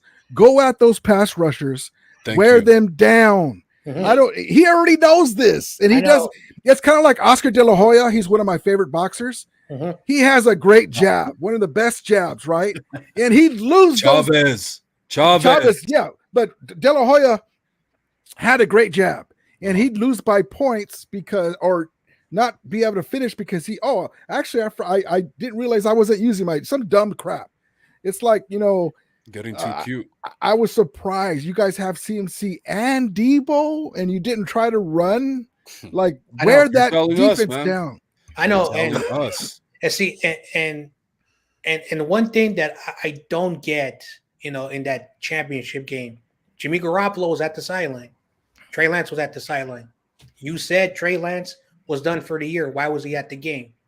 Now, everyone's talking about leading up to that game, Jimmy Garoppolo is ready to play in the conference championship game, yada yada, and your backup was Josh Johnson. So when Brock Purdy went down, and then at halftime, Kyle Shanahan, if he was a good leader, he says, "Dude, I don't care if your agent's telling you not to play. This is the NFC Championship game. You're telling me, Jimmy Garoppolo, that you are focusing on 2023. Our team still has an opportunity." And Kyle Shanahan didn't even have the brain to do that. So that's the thing that still pisses me off. And if he was ready to play, why did he travel with the team? So again, Kyle Shanahan has done a lot of dumb things that I wondered. I want to bring up something that, like I talked about Eddie DeBarlo. I am not a Yankees fan. I hate the Yankees. I'm a San Francisco Giants fan. When Steinbrenner bought the team in 1973, they won 11 pennants and they won 7 World Series. Between the 1977, World Series in 1996, Steinbrenner was firing coaches, and their team they were winning pennants, and he was firing these coaches because they were not winning the World Series. Eventually, his investors and people under him told him to take a break, and they rebuild that team. Jeter, all those guys. When he took over, when he got his power back, Steinbrenner was a man who's like, if you're not winning the World Series, I'm going to fire you. And he brought back 2 managers after he fired him a bunch of times.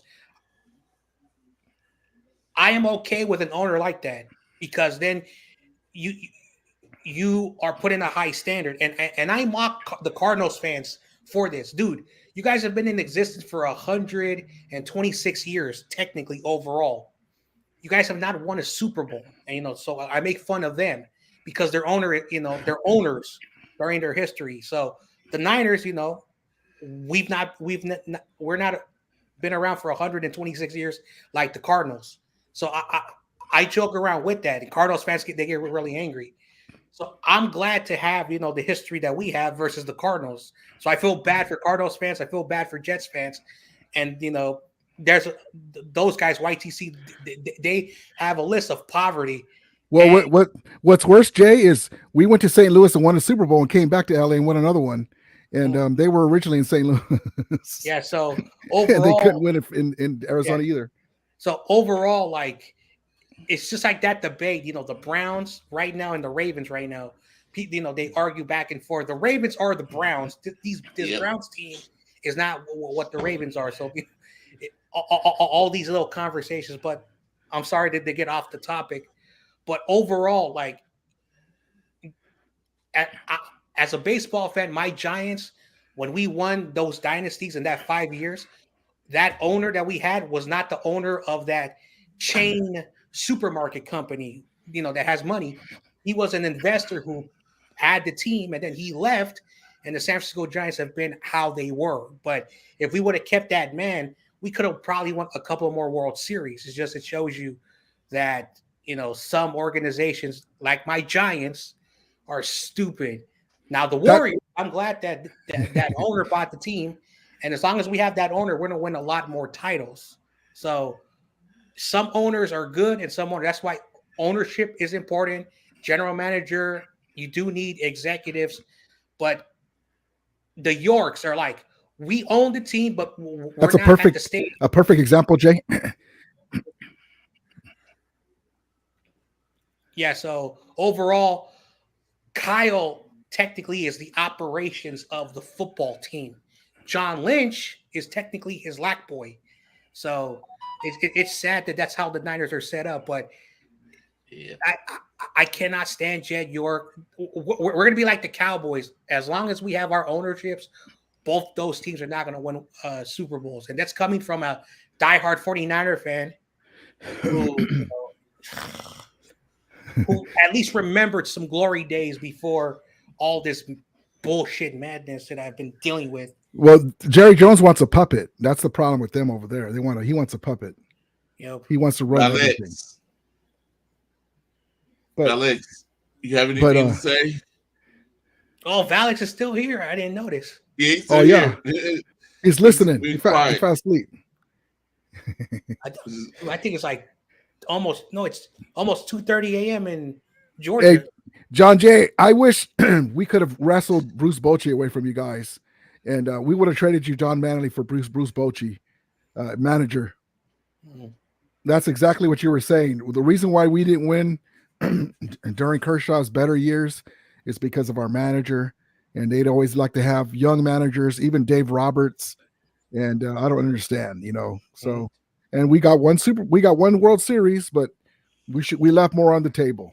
You see, my dad, who again he's also a Giants fan, he says the same thing. He watches the baseball games. He has the baseball, those, where you got all the out of market baseball games.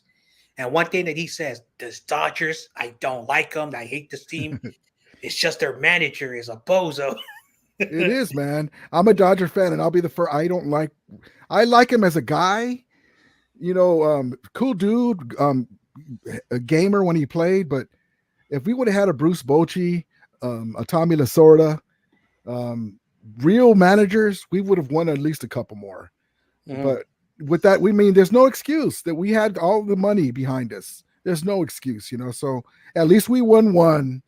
But it's just like the Greatest Show on Turf Rams. We left rings on the table. Quick question, Rudy. So you're a De La Hoya fan. Yeah. That kind of makes me feel like you're probably a Ryan Garcia fan. Ryan Garcia? Yeah. Why? Because they're kind of cut from the same cloth. They kind of have a similar upbringing in the boxing world. And, of course, De La Hoya kind of took Ryan Garcia under his wing and into promotion. Yeah. And I feel like it looks like all the fan base of De La Hoya is kind of getting behind Ryan Garcia. Are you one of those people? Well, actually, I haven't really even watched Ryan Garcia. I'm more of a Canelo guy. And then he left De La Hoya. But I like De La Hoya, the Golden Boy, and he fought everybody that was even Chavez, but Chavez was done by then. But yeah, no, I don't really follow too much boxing. It's different. Like, I'm an older dude. I saw Hagler, Hearns, Duran. To me, those dudes would light up everybody. Mayweather. So Sugar Ray.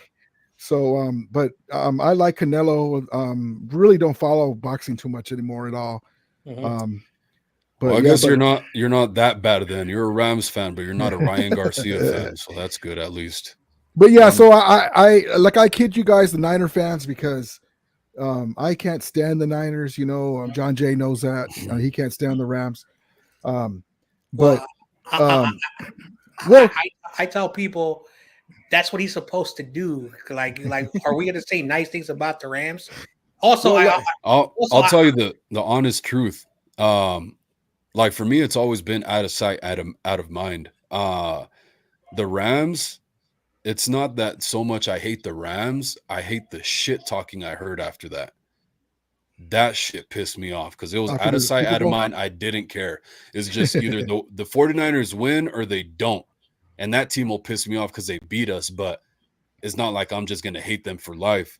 But when the fan base, like the Eagles right now in this NFC championship that just happened, their fans were fucking disgusting. I don't know if you saw those videos, Rudy. Yeah. That shit makes my blood boil. Well, it's like, okay, like I'm a Dodger fan. The Dodgers get a bad rep for their fans. The fights and stuff. And so for Ram fans, when it comes to the Niners, you're actually older than I thought. You said you're in your 40s? Me? Yeah. No, I'm 30. Oh, it must have been the other dude. Okay. Yeah. David I'm older than a lot of people think. Okay. Well, the voice is cool, like everybody tells you. I fell into the ring of fire. But yeah, the Niners, for us OG Ram fans, it runs deep because they were the team that was telling us same old sorry Rams, and you had Ken Norton Jr. hitting the goalpost. The woman who shall be nameless moved to St. Louis. Rich Brooks was the coach. We were horrible, but we were winning at first, and then they beat us, and they were like the same old sorry Rams, right? So that's why it still burns for a lot of OG Ram fans. And then the Greatest Show on Turf came in, and we kind of ruled the NFC West for a while. We got Ed Norton Jr. and Merton Hanks. Not Merton Hanks. Who was the other guy that was talking smack back then? But anyway, Isaac Bruce had like 4 touchdowns in the first half, one game. And in the pecking order was different, but that's why it's deeper for us OG Ram fans. But the Niners rivalry was with the Seahawks, recent memory, before the Rams came back to LA. But yeah, man, you guys have to win, man. You guys, I hate the Niners, like I said, but I appreciate the guys like Bosa, Trent Williams, Debo, even though he does talk smack, but that's what you're supposed to do. I actually heard some of these guys talking about, hey, would you want Jalen Ramsey on this team? And they were like, no, fuck that guy, Galen Ramsey, and this. I was like, bro, let's talk real, man. Like, you wouldn't want, no, in all reality, if, the cap wise, if it were a fit, hell yeah, man, that fool's a fucking baller. And he tackles too. Now, shying away from the physicality, though, I think is a little bit of an issue I have with him, but as just an athlete, oh my God, I would love to have Ramsey on my team. Now, just like Sherman, actually. Sherman. Yeah, that's what I was saying. You guys got Sherman, and you guys hated him worse than Jalen Ramsey because he was always talking smack to you guys. So, Sorry, John Jay. For me, I would say this: if I wanted Jalen Ramsey on the Niners, I want the Jacksonville Jaguars version, that one who was really, really good. Now, again, that was the Jacksonville Jaguars. Prime. So that's not really saying much. He's older. He's not, the Jaguars, that level where he was really, really, really good. But he's not bad. He's not awful. But, also, I don't know why he always like the cameras always focus him with when he's arguing with his teammates and his coaches. I don't know why he does that. That's their job. That's what they want. The Niners, NFL is entertainment, so they want storylines, man. Now the Niners. That's why they catch Jimmy Garoppolo smiling on the sideline. Whenever Jimmy Garoppolo smiles on the sideline, that's exactly why they zoom in on him. That's what they want. I personally didn't care about the smile. It's just the people who don't like Jimmy. Oh, you look at him smile. That's why he should have been gone. I personally don't care about those fans because they don't know. And Corey, I know this is your shit. I really don't give a shit about those fans. Those fans are not 49er fans. I'm sorry. They can get mad at me, unsubscribe to my channel. I don't care. Jimmy is not a problem. He's just not Mahomes. He's not elite. That's the difference. Well, Jimmy drives me crazy, Jay, because he'll make plays against us with Von Miller and then he'll look like crap against somebody else. Are you serious? Why don't you play like that against us? Well, styles make fights, man, and I think your guys' defense was just the match. It just drives me nuts. Now, the quick release that he has, I think it just it catches a lot of people off guard, man. That's why he could fit it in tight spaces, man, because that quick release catches defenders off guard. But we're handling, they're different teams, different quarterbacks, Jay, but and Niner gang, but we handle Murray. We handled Wilson when he was there. Those are mobile guys with great Murray's arms. A dickhead, man. And he is, but he's tough when he's on, right? With D-Hop. And then here we are, Jimmy Garoppolo picking us apart, driving down. What the hell? Really? All you got to do is keep him inside. Stop, if you have to, if you can't, my word of advice would be this. If you can't get to him, put your hands up in the passing lanes, knock the ball down. He's going to go inside the numbers. He's not going to go deep. And against Kittle, he's going to fool you, act like he's blocking and go out into the middle and go across. I played him so much, I can almost do a better job than Raheem. I can't, but I'm like, Raheem, what are you doing? Mix it up. It would drive me nuts. But anyway, go ahead, Jay. I'm sorry. Yeah. No worries. Yeah. So, back to Jimmy Garoppolo is just that I can tell you by experience, after, Steve Young suffered, his career-ending concussion, we put a high standard on Jeff Garcia. Jeff Garcia was a good quarterback. The problem was that, when he took over the job, he was already 29 years old from the CFL, and they were hoping that the quarterbacks that they were developing under him would become the next guy. That didn't work out. we had bad general managers in the early mid 2000s, so we dismantled that team. So Alex Smith is drafted, and they're putting billboards in the city, in the Bay Area. They're comparing them to the 78 squad. Montana, this guy's going to be Montana. He's going to have some rough years, but he's going to win titles. Overhype this kid. Kaepernick, like what he did. Oh, like he shocked the NFL. Oh my gosh, they started to kiss his butt. He did what he did. It is what it is. People don't like it. Some people did like it, but that's not a quarterback. When he's thinking about something else that's not football. Then Garoppolo comes in. He shines. The fan base, like Garoppolo, it's the fans who put him up there and then they tore him up. Same thing with Kaepernick. They put him up there, then they tore him up. Same thing with Alex Smith. They put him up there. And that's the reason why I tell people, do not overhype Lance. Do not overhype Purdy, because we've seen this already with Garcia, with Alex Smith, with Colin Kaepernick, and now with Jimmy Garoppolo, and they're never learning. That's the reason why I thought 49er fans knew what they were talking about, but the 49ers fans that I know from social media, and this is going to be very harsh, but like I really don't care no more because I quit YouTube. I don't care no more. Are the most dumbest people on the internet. Dumb as hell.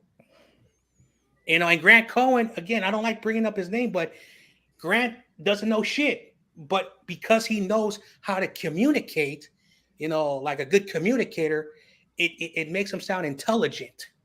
So I'm sorry that we created a disgusting ecosystem, and that's our fan base. We've become the Cowboys. That's who we are now. Yeah, it's just I'm just praying that one day, maybe one time, that we could go through a season without getting nobody quarterback hurt. I'm like, Yeah. I knew as soon as Brock Purdy went down, I said that was it. I knew that was it. I knew that Johnson wasn't the guy. I was like, oh God. Brock Purdy went down. I said, that's it. We over with. That's done. Then he went down. I said, as you need more of it.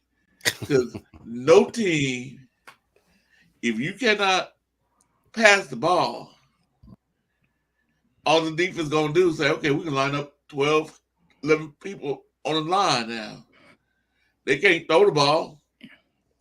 You become a one-dimensional team. And that's what Niners did to all other teams, made them one-dimensional.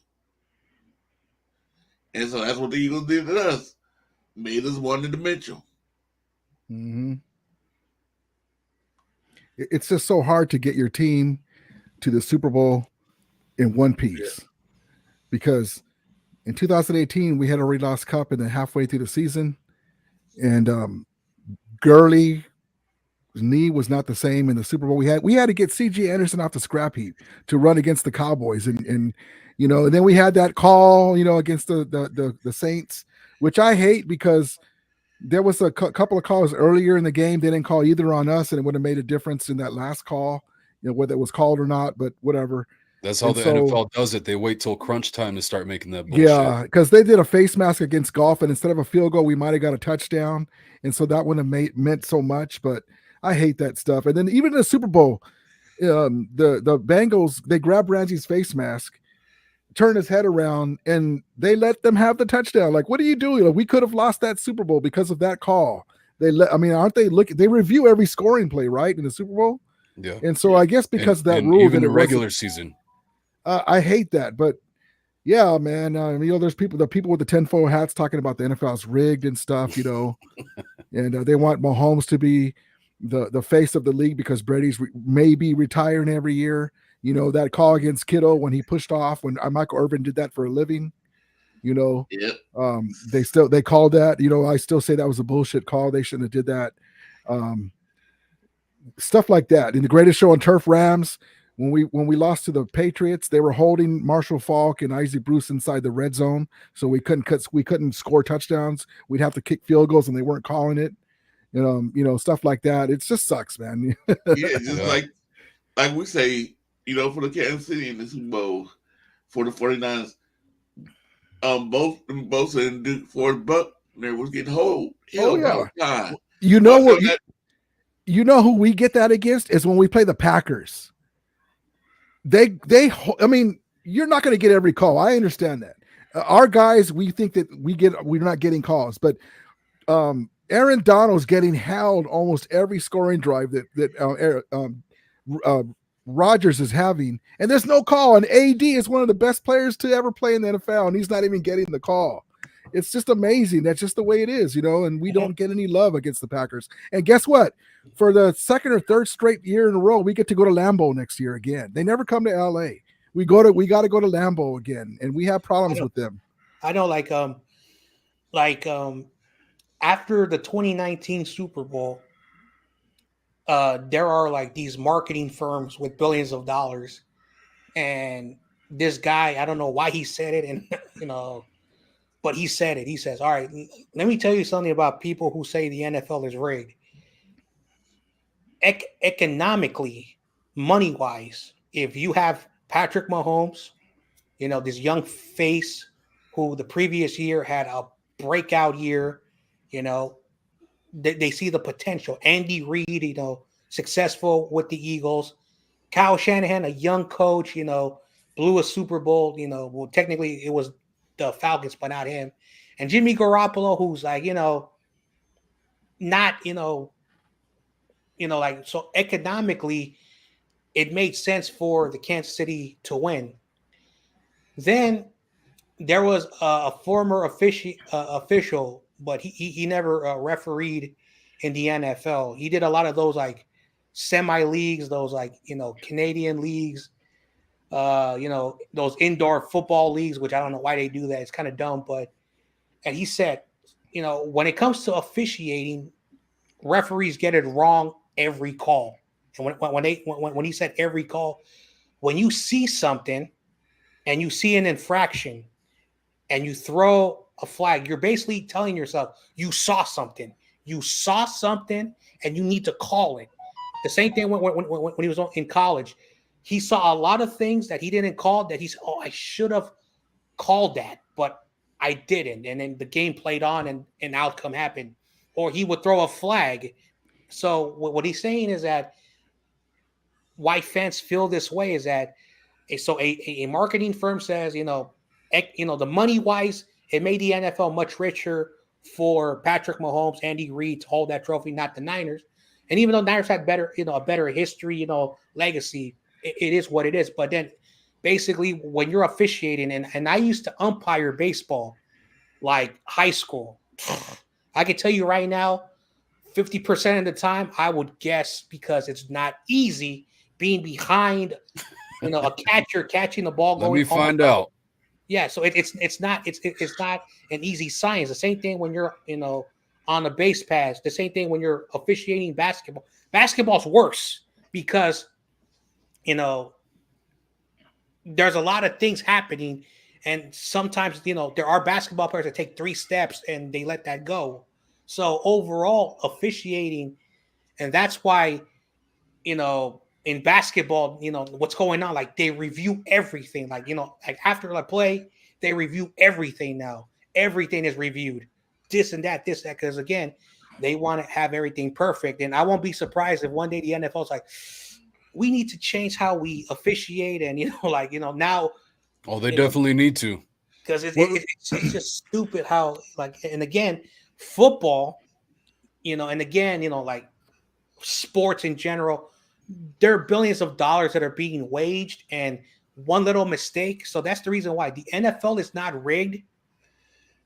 But when it comes to your bank allegedly, when it comes to your bank account, I wouldn't be so certain. When you bet, I'm gonna tell you a secret. When I bet to win. I don't bet and see what happens. So if I'm like, this is something that I should not bet, even though, and then I'm like, I'm gonna bet this instead of that, and then I was like, I was right.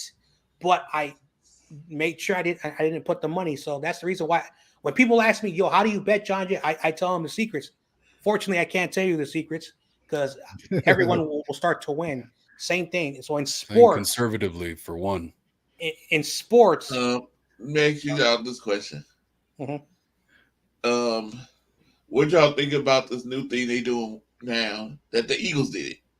They got more first downs with the rugby play. The quarterback sneak. Yeah, Well, but they did it different with the rugby. Where that they push them into the goal or to the first down, to 3 or 4 yards in a cloud of dust. So So do y'all think NFL gonna come up with rules next season about trying to stop that from them doing that? I think they got to stop coming up with rules. I know. It's like the government. Not to get too political, man, but just like less government is better, man. Really, just less politicking is gonna fuck shit up. But go ahead. I think they should just leave it. I don't know. I mean, because we see that all the time. Not as bad as they do it, but like there'll be a ball carrier and like here comes offensive line to help them over, push them forward. We've had that. They do it blatantly though. The Rams put a thing that's not going to pass most likely, where they want to be able to review roughing the passer calls. They want to bring it to a vote, and maybe in the future that'll be that'd be nice. Because before you couldn't touch Tom Brady on his shoulder pad without getting a roughing the passer. Yeah. So that'd be nice, but they're probably not going to pass that.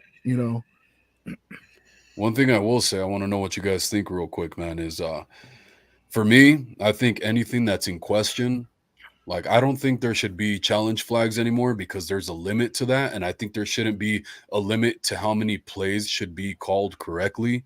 In my opinion. I think anything that's reviewable, anything that's in question should be reviewed. Just stop the clock. It's not advantage either team. You can say momentum, this, and that. The reality of the situation is both teams are going to have the same amount of time to call a play, get personnel out there on the field. That's the reality of the situation. For me, instead of having all this bullshit commotion about conspiracies and the NFL being rigged and we didn't get this call or that call, but you gave it to them but not to us, like, just review it. If it's in question, review it. No more challenge flags. For one, that limits each team to only 2 challenges unless they get one right or whatever. So that's my opinion on it. What do you guys think? I think they would not do it because they afraid of slowing the game down. I know that. I know that. I'm talking about your opinion on whether they should do it or not. Let's see. So I think, because like the NFL in the last decade has moved from what they used to do like just 10 years ago. And I had this conversation, with and like an old school OG Bears fan, and he talked about how running backs used to be very durable. Now, not anymore. And he was saying that now because we're moving more to the college way, how football is playing college, like they're bringing that style, that they need to implement some of the rules from the NCAA. And one of the things about the NCAA is that in the first quarter, when it comes to like challenges, all that stuff, it's not how, like if you watch college football, it's very different than the NFL for a reason. But what they do in the fourth quarter is that when a team gets a first down, the clock stops until that ball is placed there, which allows the team and the personnel. So when it comes to personnel, it really helps out. But they also, what the NCAA does, which helps both teams, is the fourth quarter rule. So I think in the fourth quarter in the NFL, that everything is reviewable. I mean, everything, extra points, the kickoff, things like that, to show transparency. So play the game the first 3 quarters, let there be some human error, but then in fourth quarter, adopt what the colleges do. It'll be more funner, more better. And again, I don't know if this is ever going to happen, but that XFL, what they're showing right now, letting an official up there show what they're seeing. I don't think the NFL is going to do that. I think what they might do is that they're probably going to be like, because the New York stuff out there, they really screw it up. I do think that they need like an impartial judge when it comes to like, okay, I got to stop the football game. You need to check something out. Basically, it's a person who's basically on the field, and if they see something, they're like, hey, yo, go upstairs and check it out for me. So there should be an impartial person on the field that's not like wearing the referee suits. And when it comes to flags, I think in the final 5 minutes, you play the game out, and you try to minimize flags in the 5 minutes. That's the best way, because in the fourth quarter, that's when the games are decided. It's not decided in the first quarter, second or third. That's why the fourth quarter you should make it more transparent. Play out the football game, so you don't make it too like just way out of hand, like everything. Because once you start messing, because eventually the football that we know is not going to be the football that we know, because eventually any type of hit to the quarterback, that's going to be eliminated. So and then the kickoffs are probably going to be taken away as well. So right now the NFL to focus on the rules, that's the best thing to do. Everything else, football is not going to be what it was anymore. But I get what you're saying about the rules. There has to be better transparency. That's what I would say. Yeah. Yeah, it's tough. It's tough. I just don't like you said, like the Eagles got a catch that should have been a catch, and aren't the referees watching? I mean, why do you have to throw a challenge flag sometimes? Like, didn't you see that? So I also think the referees are out of place, because you have two judges that are basically on the out of bounds. That's what they do. You got one behind the quarterback and the running back, and you got one right between the secondary and the linebackers, which I think is dangerous. So what they really need to do when it comes to officiating is that they don't need people to be outside and the boundary, because when the judge who was behind the catch did not see the ball, because he's the line judge. And for those who have been to a football game, what the referees are like in very weird formations. So that's the reason why like they didn't see the ball. If you allowed that judge that's on the field to be in charge of the play and watch, instead of telling the line judge to try to guess what happened when you're looking at their back, that's what happened. So, well, for one, they need to begin with making NFL referees full-time NFL referees, and only that needs to be their only profession. Not going home and refereeing high school games and stuff like that during the week. NFL only, all day, every day. That's your job. But I think they really need to start training AI as well, man. Kind of like a video game type system where they're looking for certain things through AI. Of course, you got to put it to rigorous testing, but any certain things that AI sees can alert the officials to say, hey, the AI saw this, take a look at it real quick. I know, was this like, a penalty?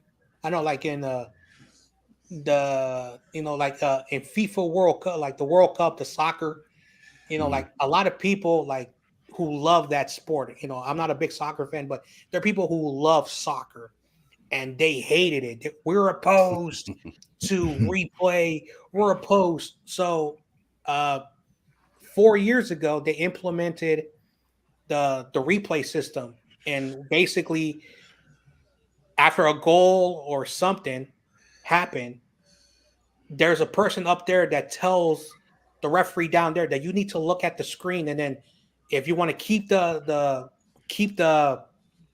play or you want to change it, you could do that.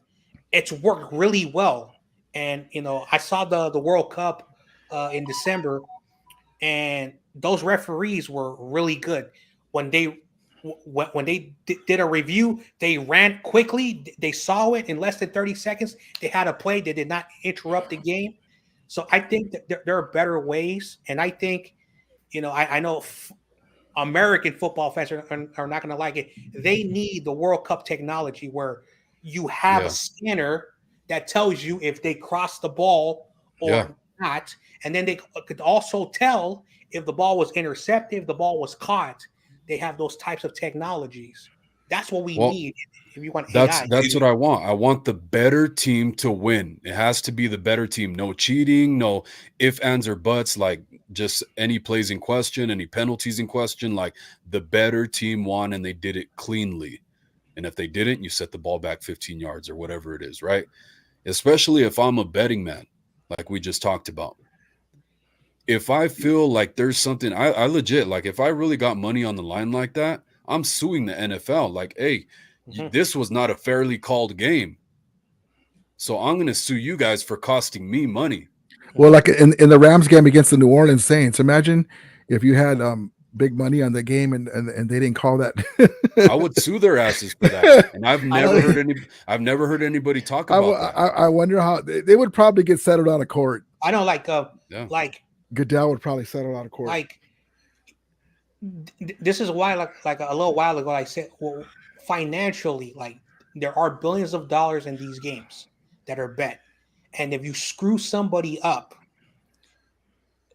Vegas and those casinos that are able to get, they win that money, and that's the reason why bettors, when they bet, like the bettors bet on Philadelphia and they took the points. They didn't take the 49ers.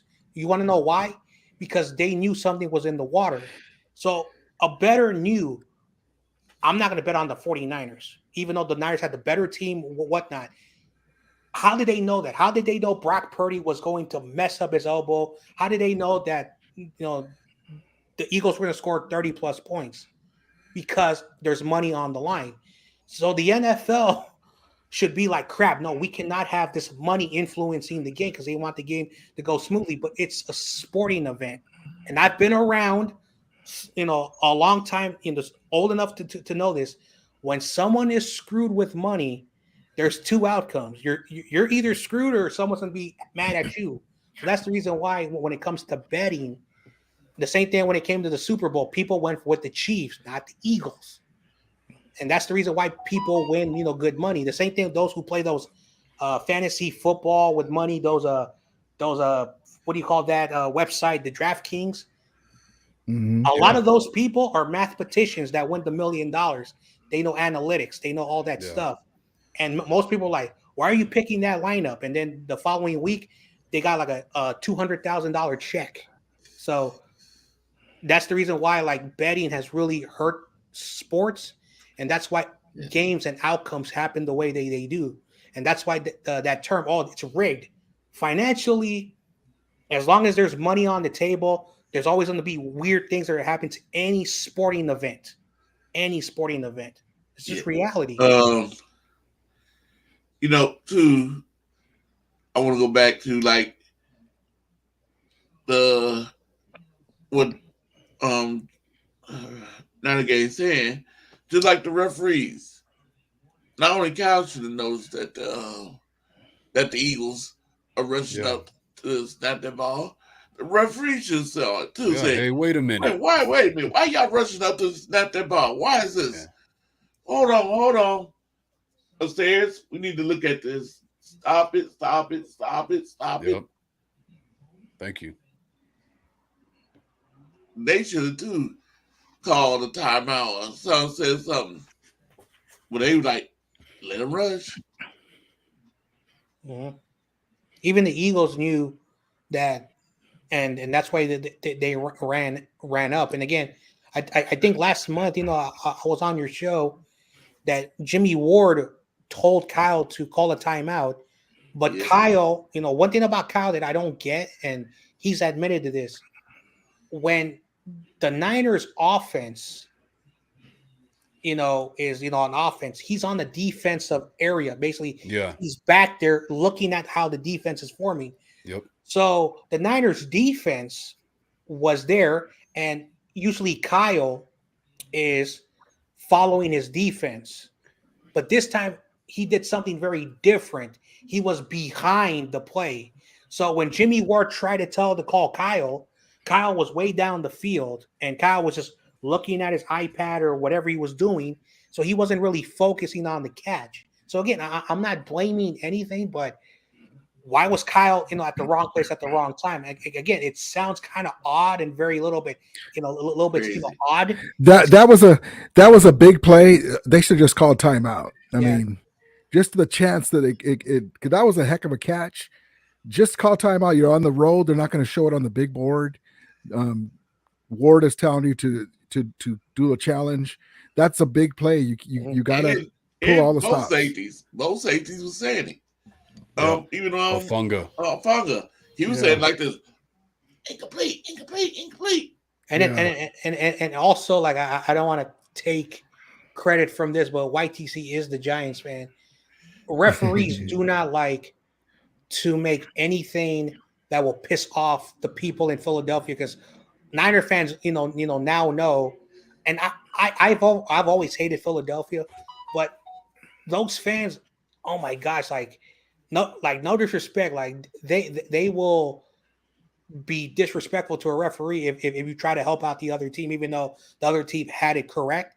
So some people are saying that the referees try to avoid doing anything not to piss off 67,000 people, because again, Cowboys fans who play there, the Commanders, the Giants, every time they play there, those teams have to play even against the referees, because that's one thing that now we fans know. When the Niners are playing, say we ever have to play in Philadelphia in an important game, we cannot rely on the refs, and look what happened, like Fred Warner's wife was like threatened and like death threats, and she didn't do nothing. And Nick Bosa's brother was almost assaulted. So that says something. As Niner fans, who is you guys' nemesis in the playoffs? The Cowboys? Yeah, the Cowboys. We have a lot of history. Now it's we the have Eagles. A lot of history. It's the Eagles. And I asked, on our mind. Yeah, because it just happened last year. But I asked that because we were talking about how franchises versus other teams and matchups. I was thinking back because you guys lost to the Eagles. We beat the Cowboys in the playoffs with in '79 to get to the Super Bowl. We basically retired Roger Staubach, and then we beat the Niners in '85 with Eric Dickerson, 248 yards at Anaheim, rushing yards. Then we beat him again in 2018. And then we beat the Eagles with Jim Everett when we lost to you guys in the championship game on the road, Jerome Brown. And then we beat the Giants on the road with LT and Belichick as defensive coordinator. And then the Niners lost to that same Giants team a year later. They knocked out Joe Montana. It's just weird how these great teams, the matchups, because the Niners were so great, but they lost to the Giants. And we would have no problem beating the Giants. But we'd have an issue with the Niners because we went into LT's country, city, and Bill Belichick was defensive coordinator, and we beat him to get to the championship game in '89, and then lost to the arrested Niners team. And we beat Jerome Brown and Reggie White's Eagles before that. And then we beat Randall Cunningham in the fog game against the Eagles. Styles make fights, man. It's amazing, and then just like you guys had problems against Russell Wilson, but we'd never had problems with Russell Wilson. Even Jeff Fisher Rams would roll out of bed and beat him. And it's just weird, man. That's why I say about Jimmy Garoppolo, the guy craps the bed against other teams, and then against us, he's and it's the mentality, and that's one thing that I blame McVay for in the beginning, because he didn't understand how Ram fans felt about the Niners. You don't lose those games against the Niners. Even though we won the Super Bowl, we hate that we lost those two games. I hate that we lost those two games. But hopefully the rivalry will grow more. And for my guy Corey, like I said, I hate the Niners. But for my guy Corey, I hope he gets to see his Niners win. In the back of my mind, because he deserves it.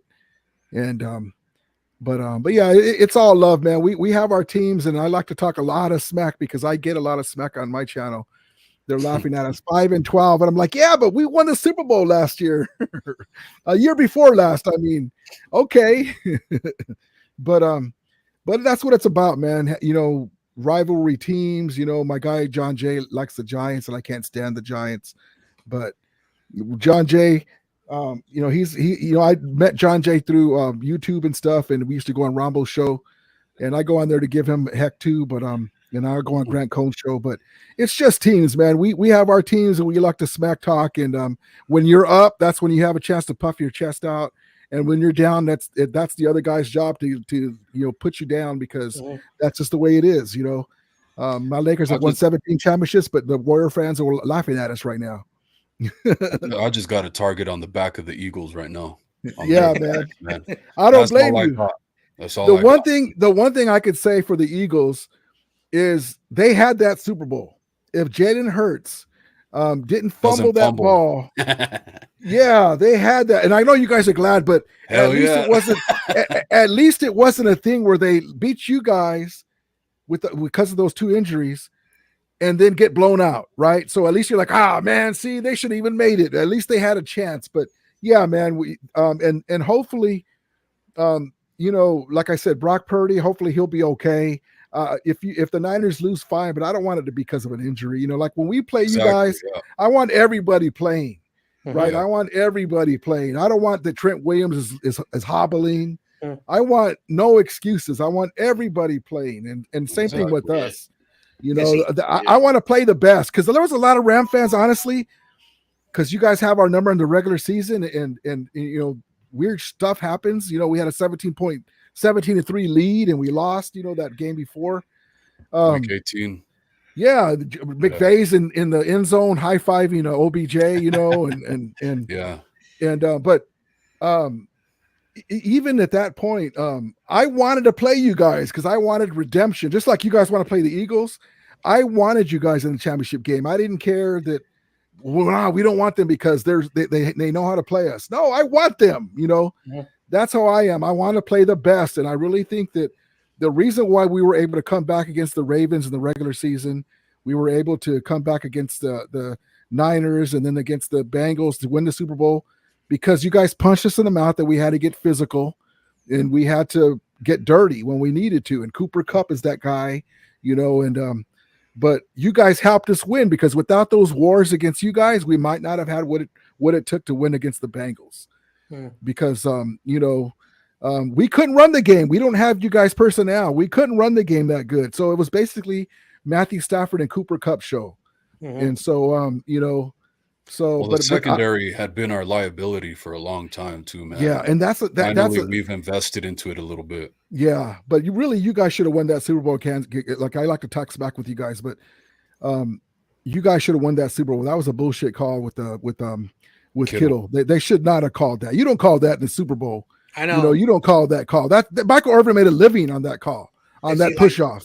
Like, as long as I'm able to remember the 2019 game, I remember it was. I'm going to cry myself to sleep. It was 22-10. Oh no! With 6 minutes and 57 seconds left on the clock, and my gut told me the Niners were going to lose. My gut told me, and even though there was 6 minutes, technically 7 minutes left, that last 7 minutes of that game, and when we lost the Super Bowl, I was not mad. I was confused. Yeah. And then I remember after watching the day after, Jimmy Garoppolo got hit in the head, like helmet to helmet. Like, if you do that to any quarterback, it's a flag. They didn't call that. There was a third down and 11, and Jimmy Garoppolo runs out, and he is hit where he's already out of bounds. And Kyle Shanahan is livid. He threw his clipboard, his pencil, his marker, and he started yelling at the referees. You would call that to Tom Brady. You would call that on Patrick Mahomes, but you didn't call that on my quarterback. Oh, yeah. Then it's 3rd and 13. 3rd and 13. And Mahomes drops back, and he's scrambling, and he doesn't know what to do. And then Nick Bosa, on live television, he's being chokehold. And I said, where's the flag? And then the ball is thrown up in the air, and then Watkins is right there. Our safeties are in the end zone, and the corners are leaving that open area. He stands right there, caught it, and he fell down. If he didn't fall down, he would have ran that ball in there. So I remember that final 7 minutes of that game. That game, and again, I don't want to say the game was rigged, But It was. there were so many things that the referee screwed up. Did they do it on purpose? Oh yeah, on that same. I don't know. On that same play you talking about where they hit Jimmy out of bounds. Guess what? It should have been 2 flags on that play because the defense jumped off sides, and Jimmy thought he got a free play right there. The defense jumped off sides, but no flag. Then that would have, if they threw the flag for that offside at that for the outsides, said it being 4th and 11 or something like that, it would have been like 4th and 2 yards. I agree with you, Crazy Juice.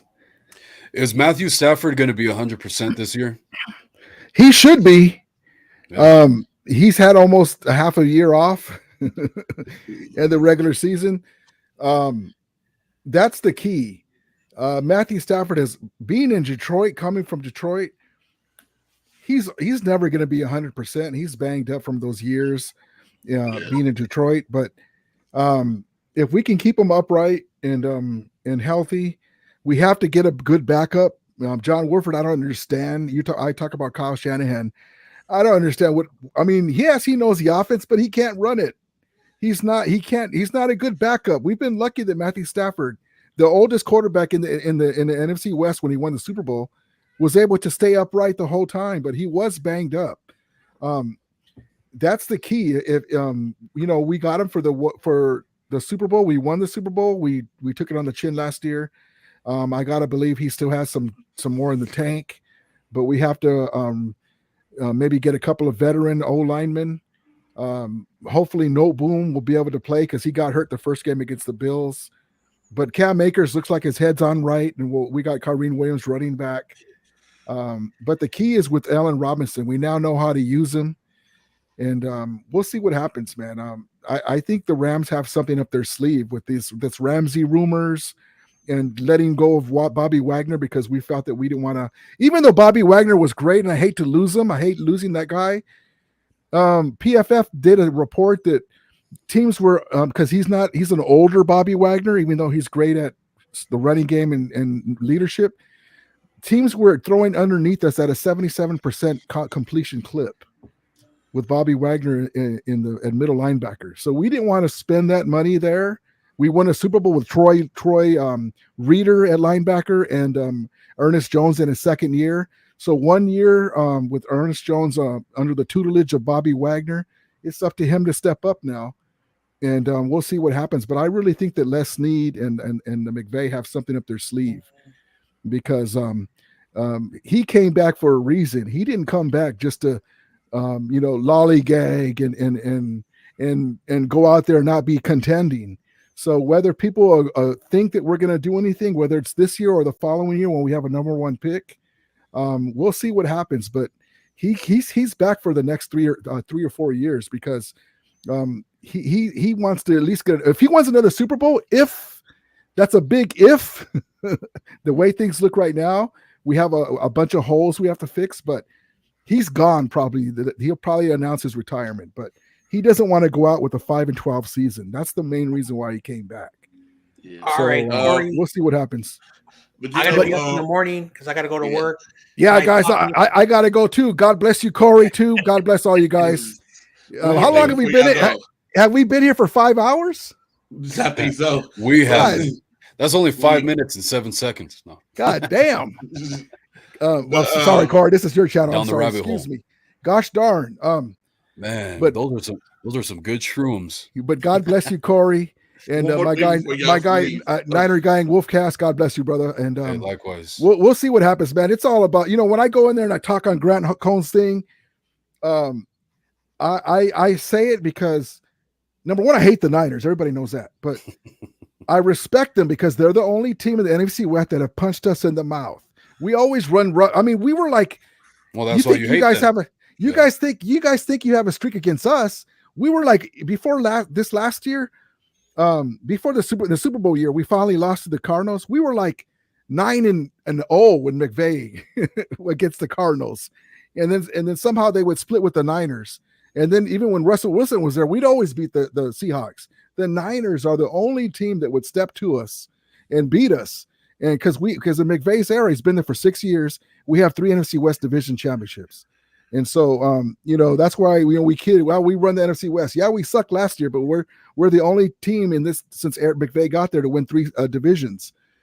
So we'll see what happens. But the Niners got to win, man. I want them to win for my guy Corey. If we don't win, at least get that. And the only thing that sucks is I'll have to hear the 6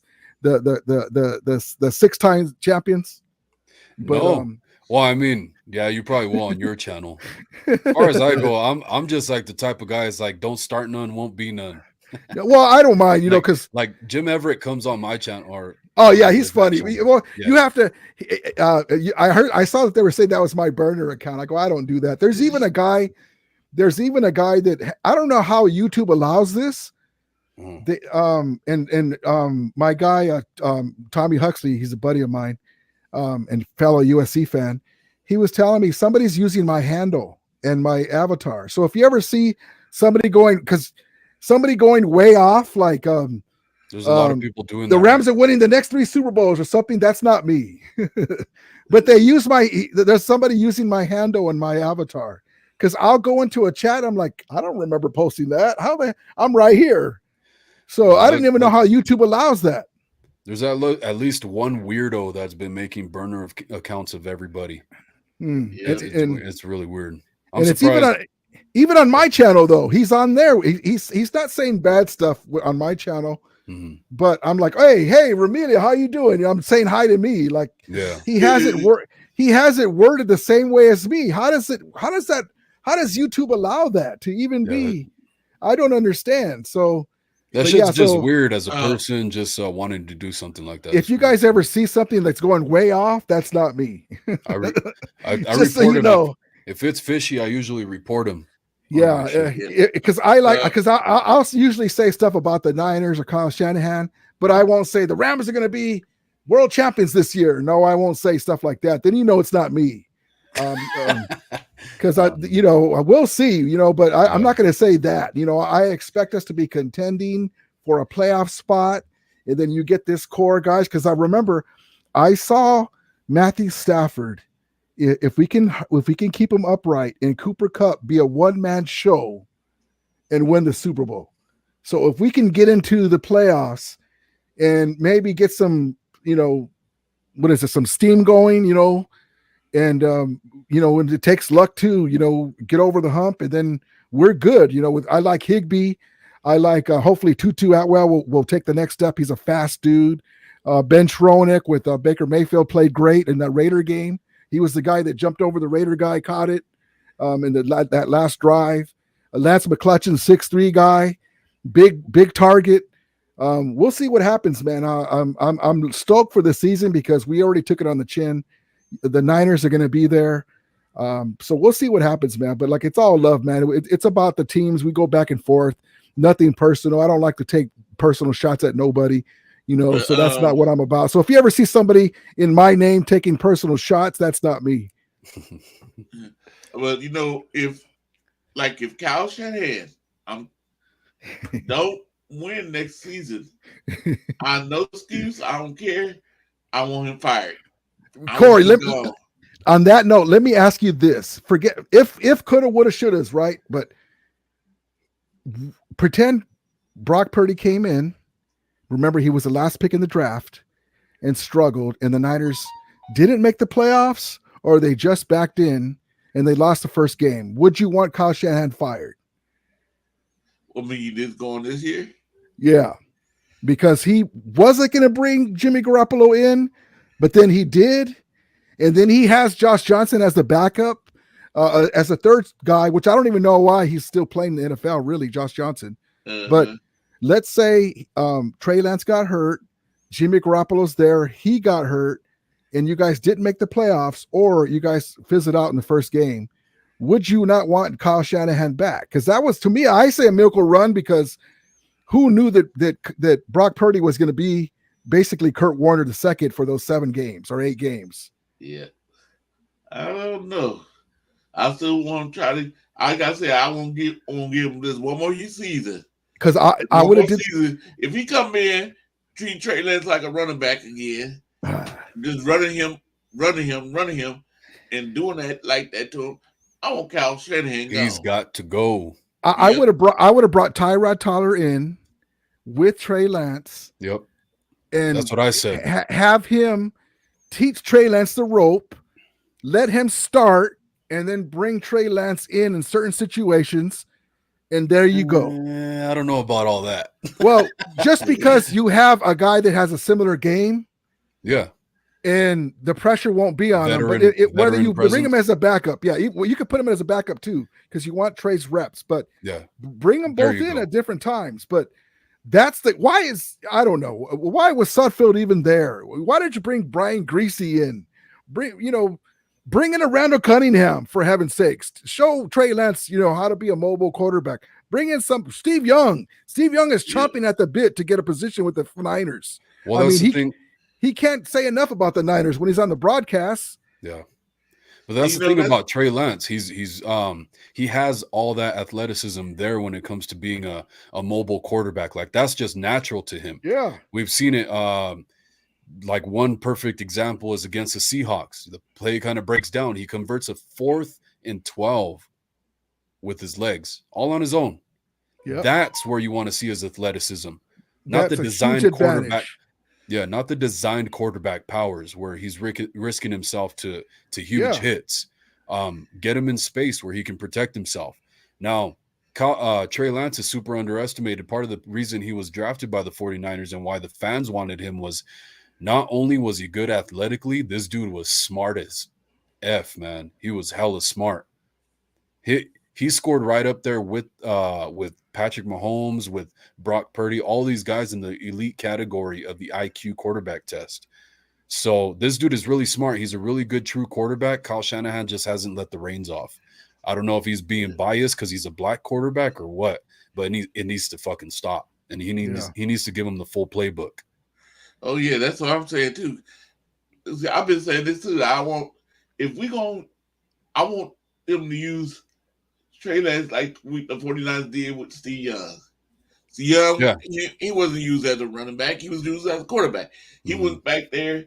Now, if Patrick Mahomes, if same things thing. broke down, he use the legs and run. Show him. And what's the matter with telling him a young quarterback, if it's not there, just throw it out of bounds, unless you can get out of harm's way and slide. There's nothing wrong with that. That's the thing. You didn't even have to tell him, man. This dude when he would step in for Garoppolo, Garoppolo would get hurt and he would step in, finish out the game or whatever. He was doing veteran moves that Garoppolo wasn't even doing.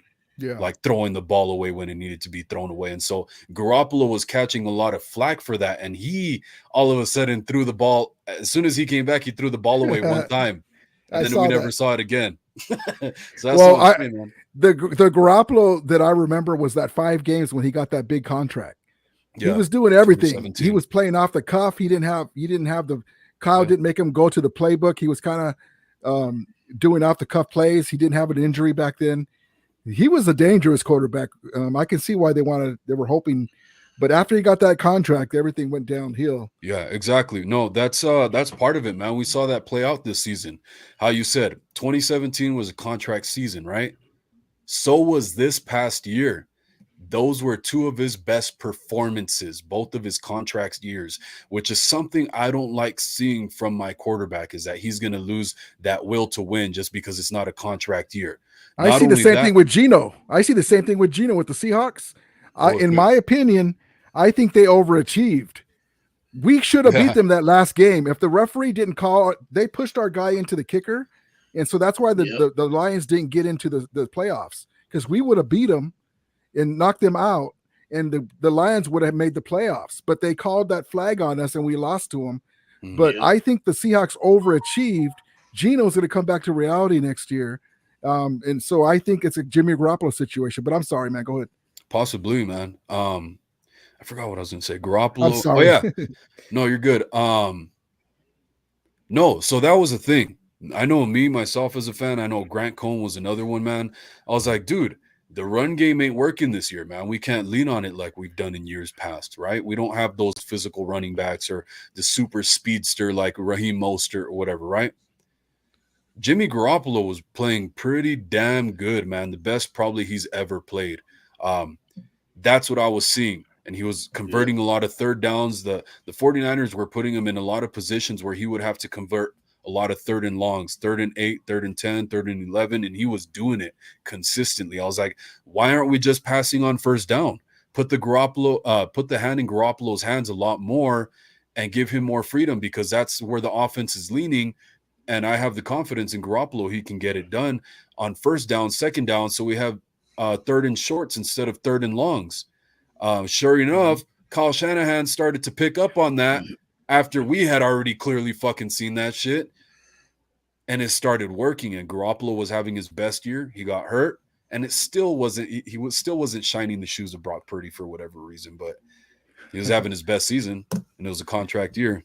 It's just like in Debo's year in the 2021, Kyle Shanahan finally figured out that, Debo can actually run the ball. Yeah. He's a top flight player. All of a sudden, he figured that out. Something we saw way back in 2019, and Debo had really good run plays in that Super Bowl, and he just stopped running Debo. That's why I make fun of him, because I'm like, what are you doing, Kyle? He's a late bloomer, man. I'm telling you, he takes forever to fucking learn, but he learns eventually. That's why I don't want the Andy Reid situation going on with Kyle Shanahan. I don't want him to go somewhere else and we have to compete against him, because he's going to have all that experience under his belt, because he's young right now, man. That's the reality of the situation, I think. Kind of dickheaded too, honestly.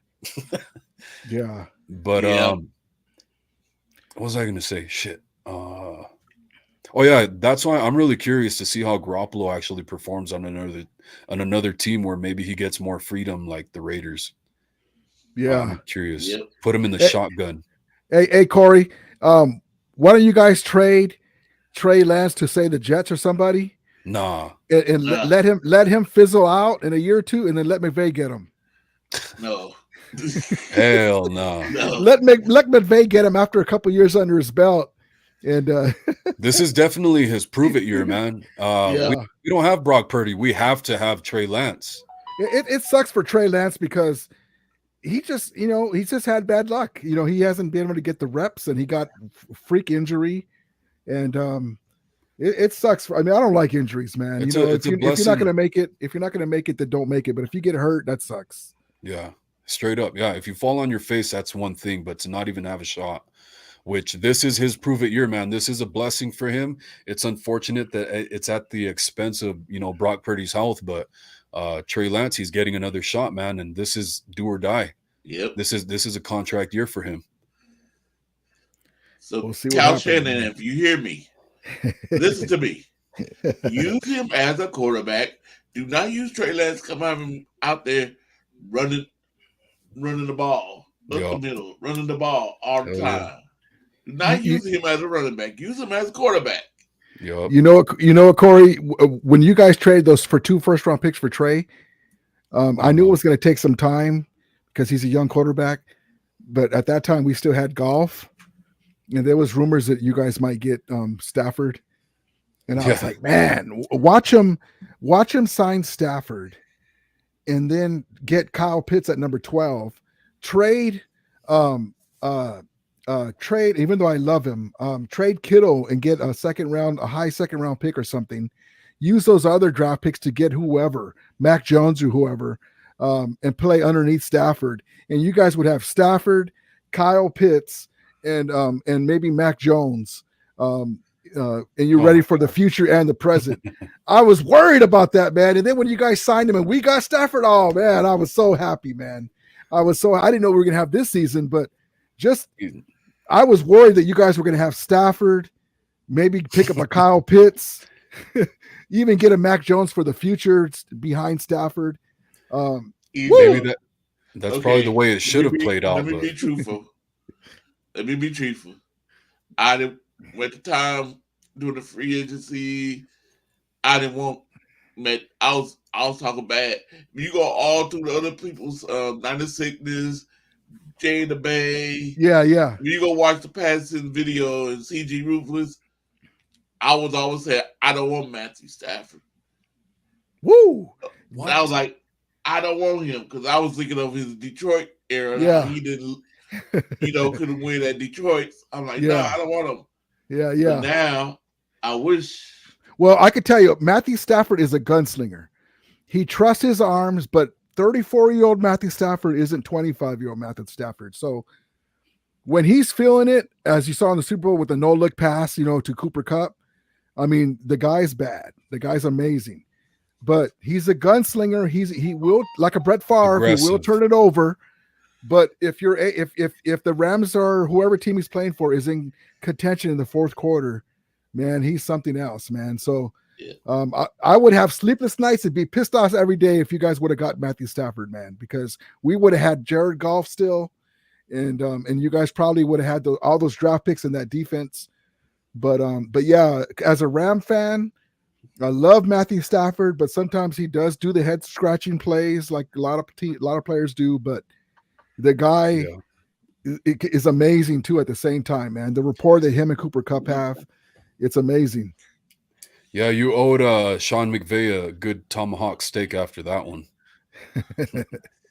Hey, great talking with you guys, man. All right, brother. Take care, man. You guys have a great night, man. You too, man. God bless you guys. I got in this. We've been on here. I've been on here for 5 hours. I mean, it went so fast, man. We're talking real good. Yeah. All right, Corey. God bless you, my brother. And much love, my brother. And take care, man. I appreciate you. Good night, guys. Take care. All right, brother. Take care. Curtis. All right, Corey. How's everything going, man? How's your health and everything? Oh, it's going good. Good, man. I've been praying for you, my brother. I've been praying for you. Good. Still going down. And I'm feeling better because I noticed when I went to Tahoe, I don't know if I told you this. I went to Tahoe about, I think it was in January or February. Yeah. And usually I go up there, I can't breathe. I can't move around. I'm just sitting there like this because I can't breathe. Yeah. But the last time I went up there, I was walking around. Oh, good, man. Cabins and stuff. I'm like, oh, I can breathe. Good. I'm so happy, man. I'm so happy for you to be able to do that. Good, man. God is good. Good, man. I love to hear that. Good, man. I'm happy to hear that. I've been thinking about you and praying for you, my brother.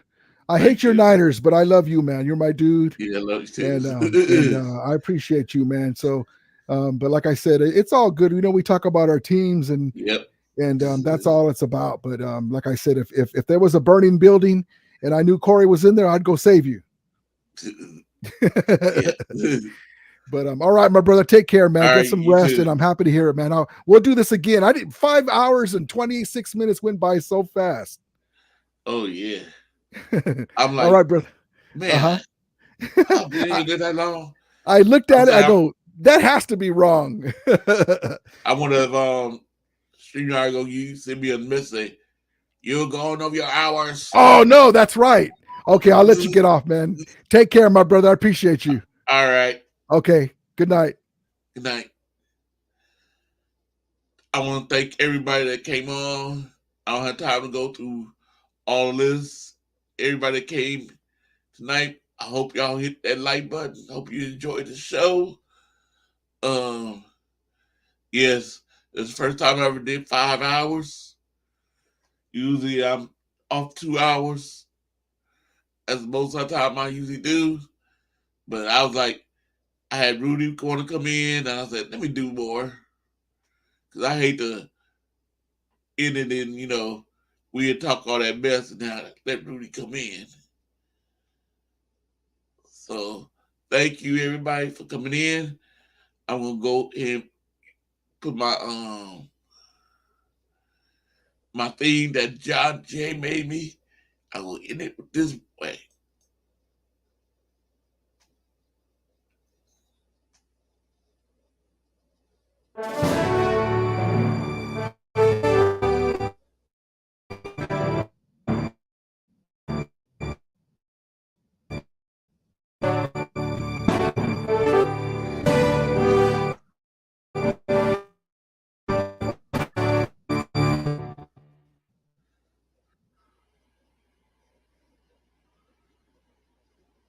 Have a good night.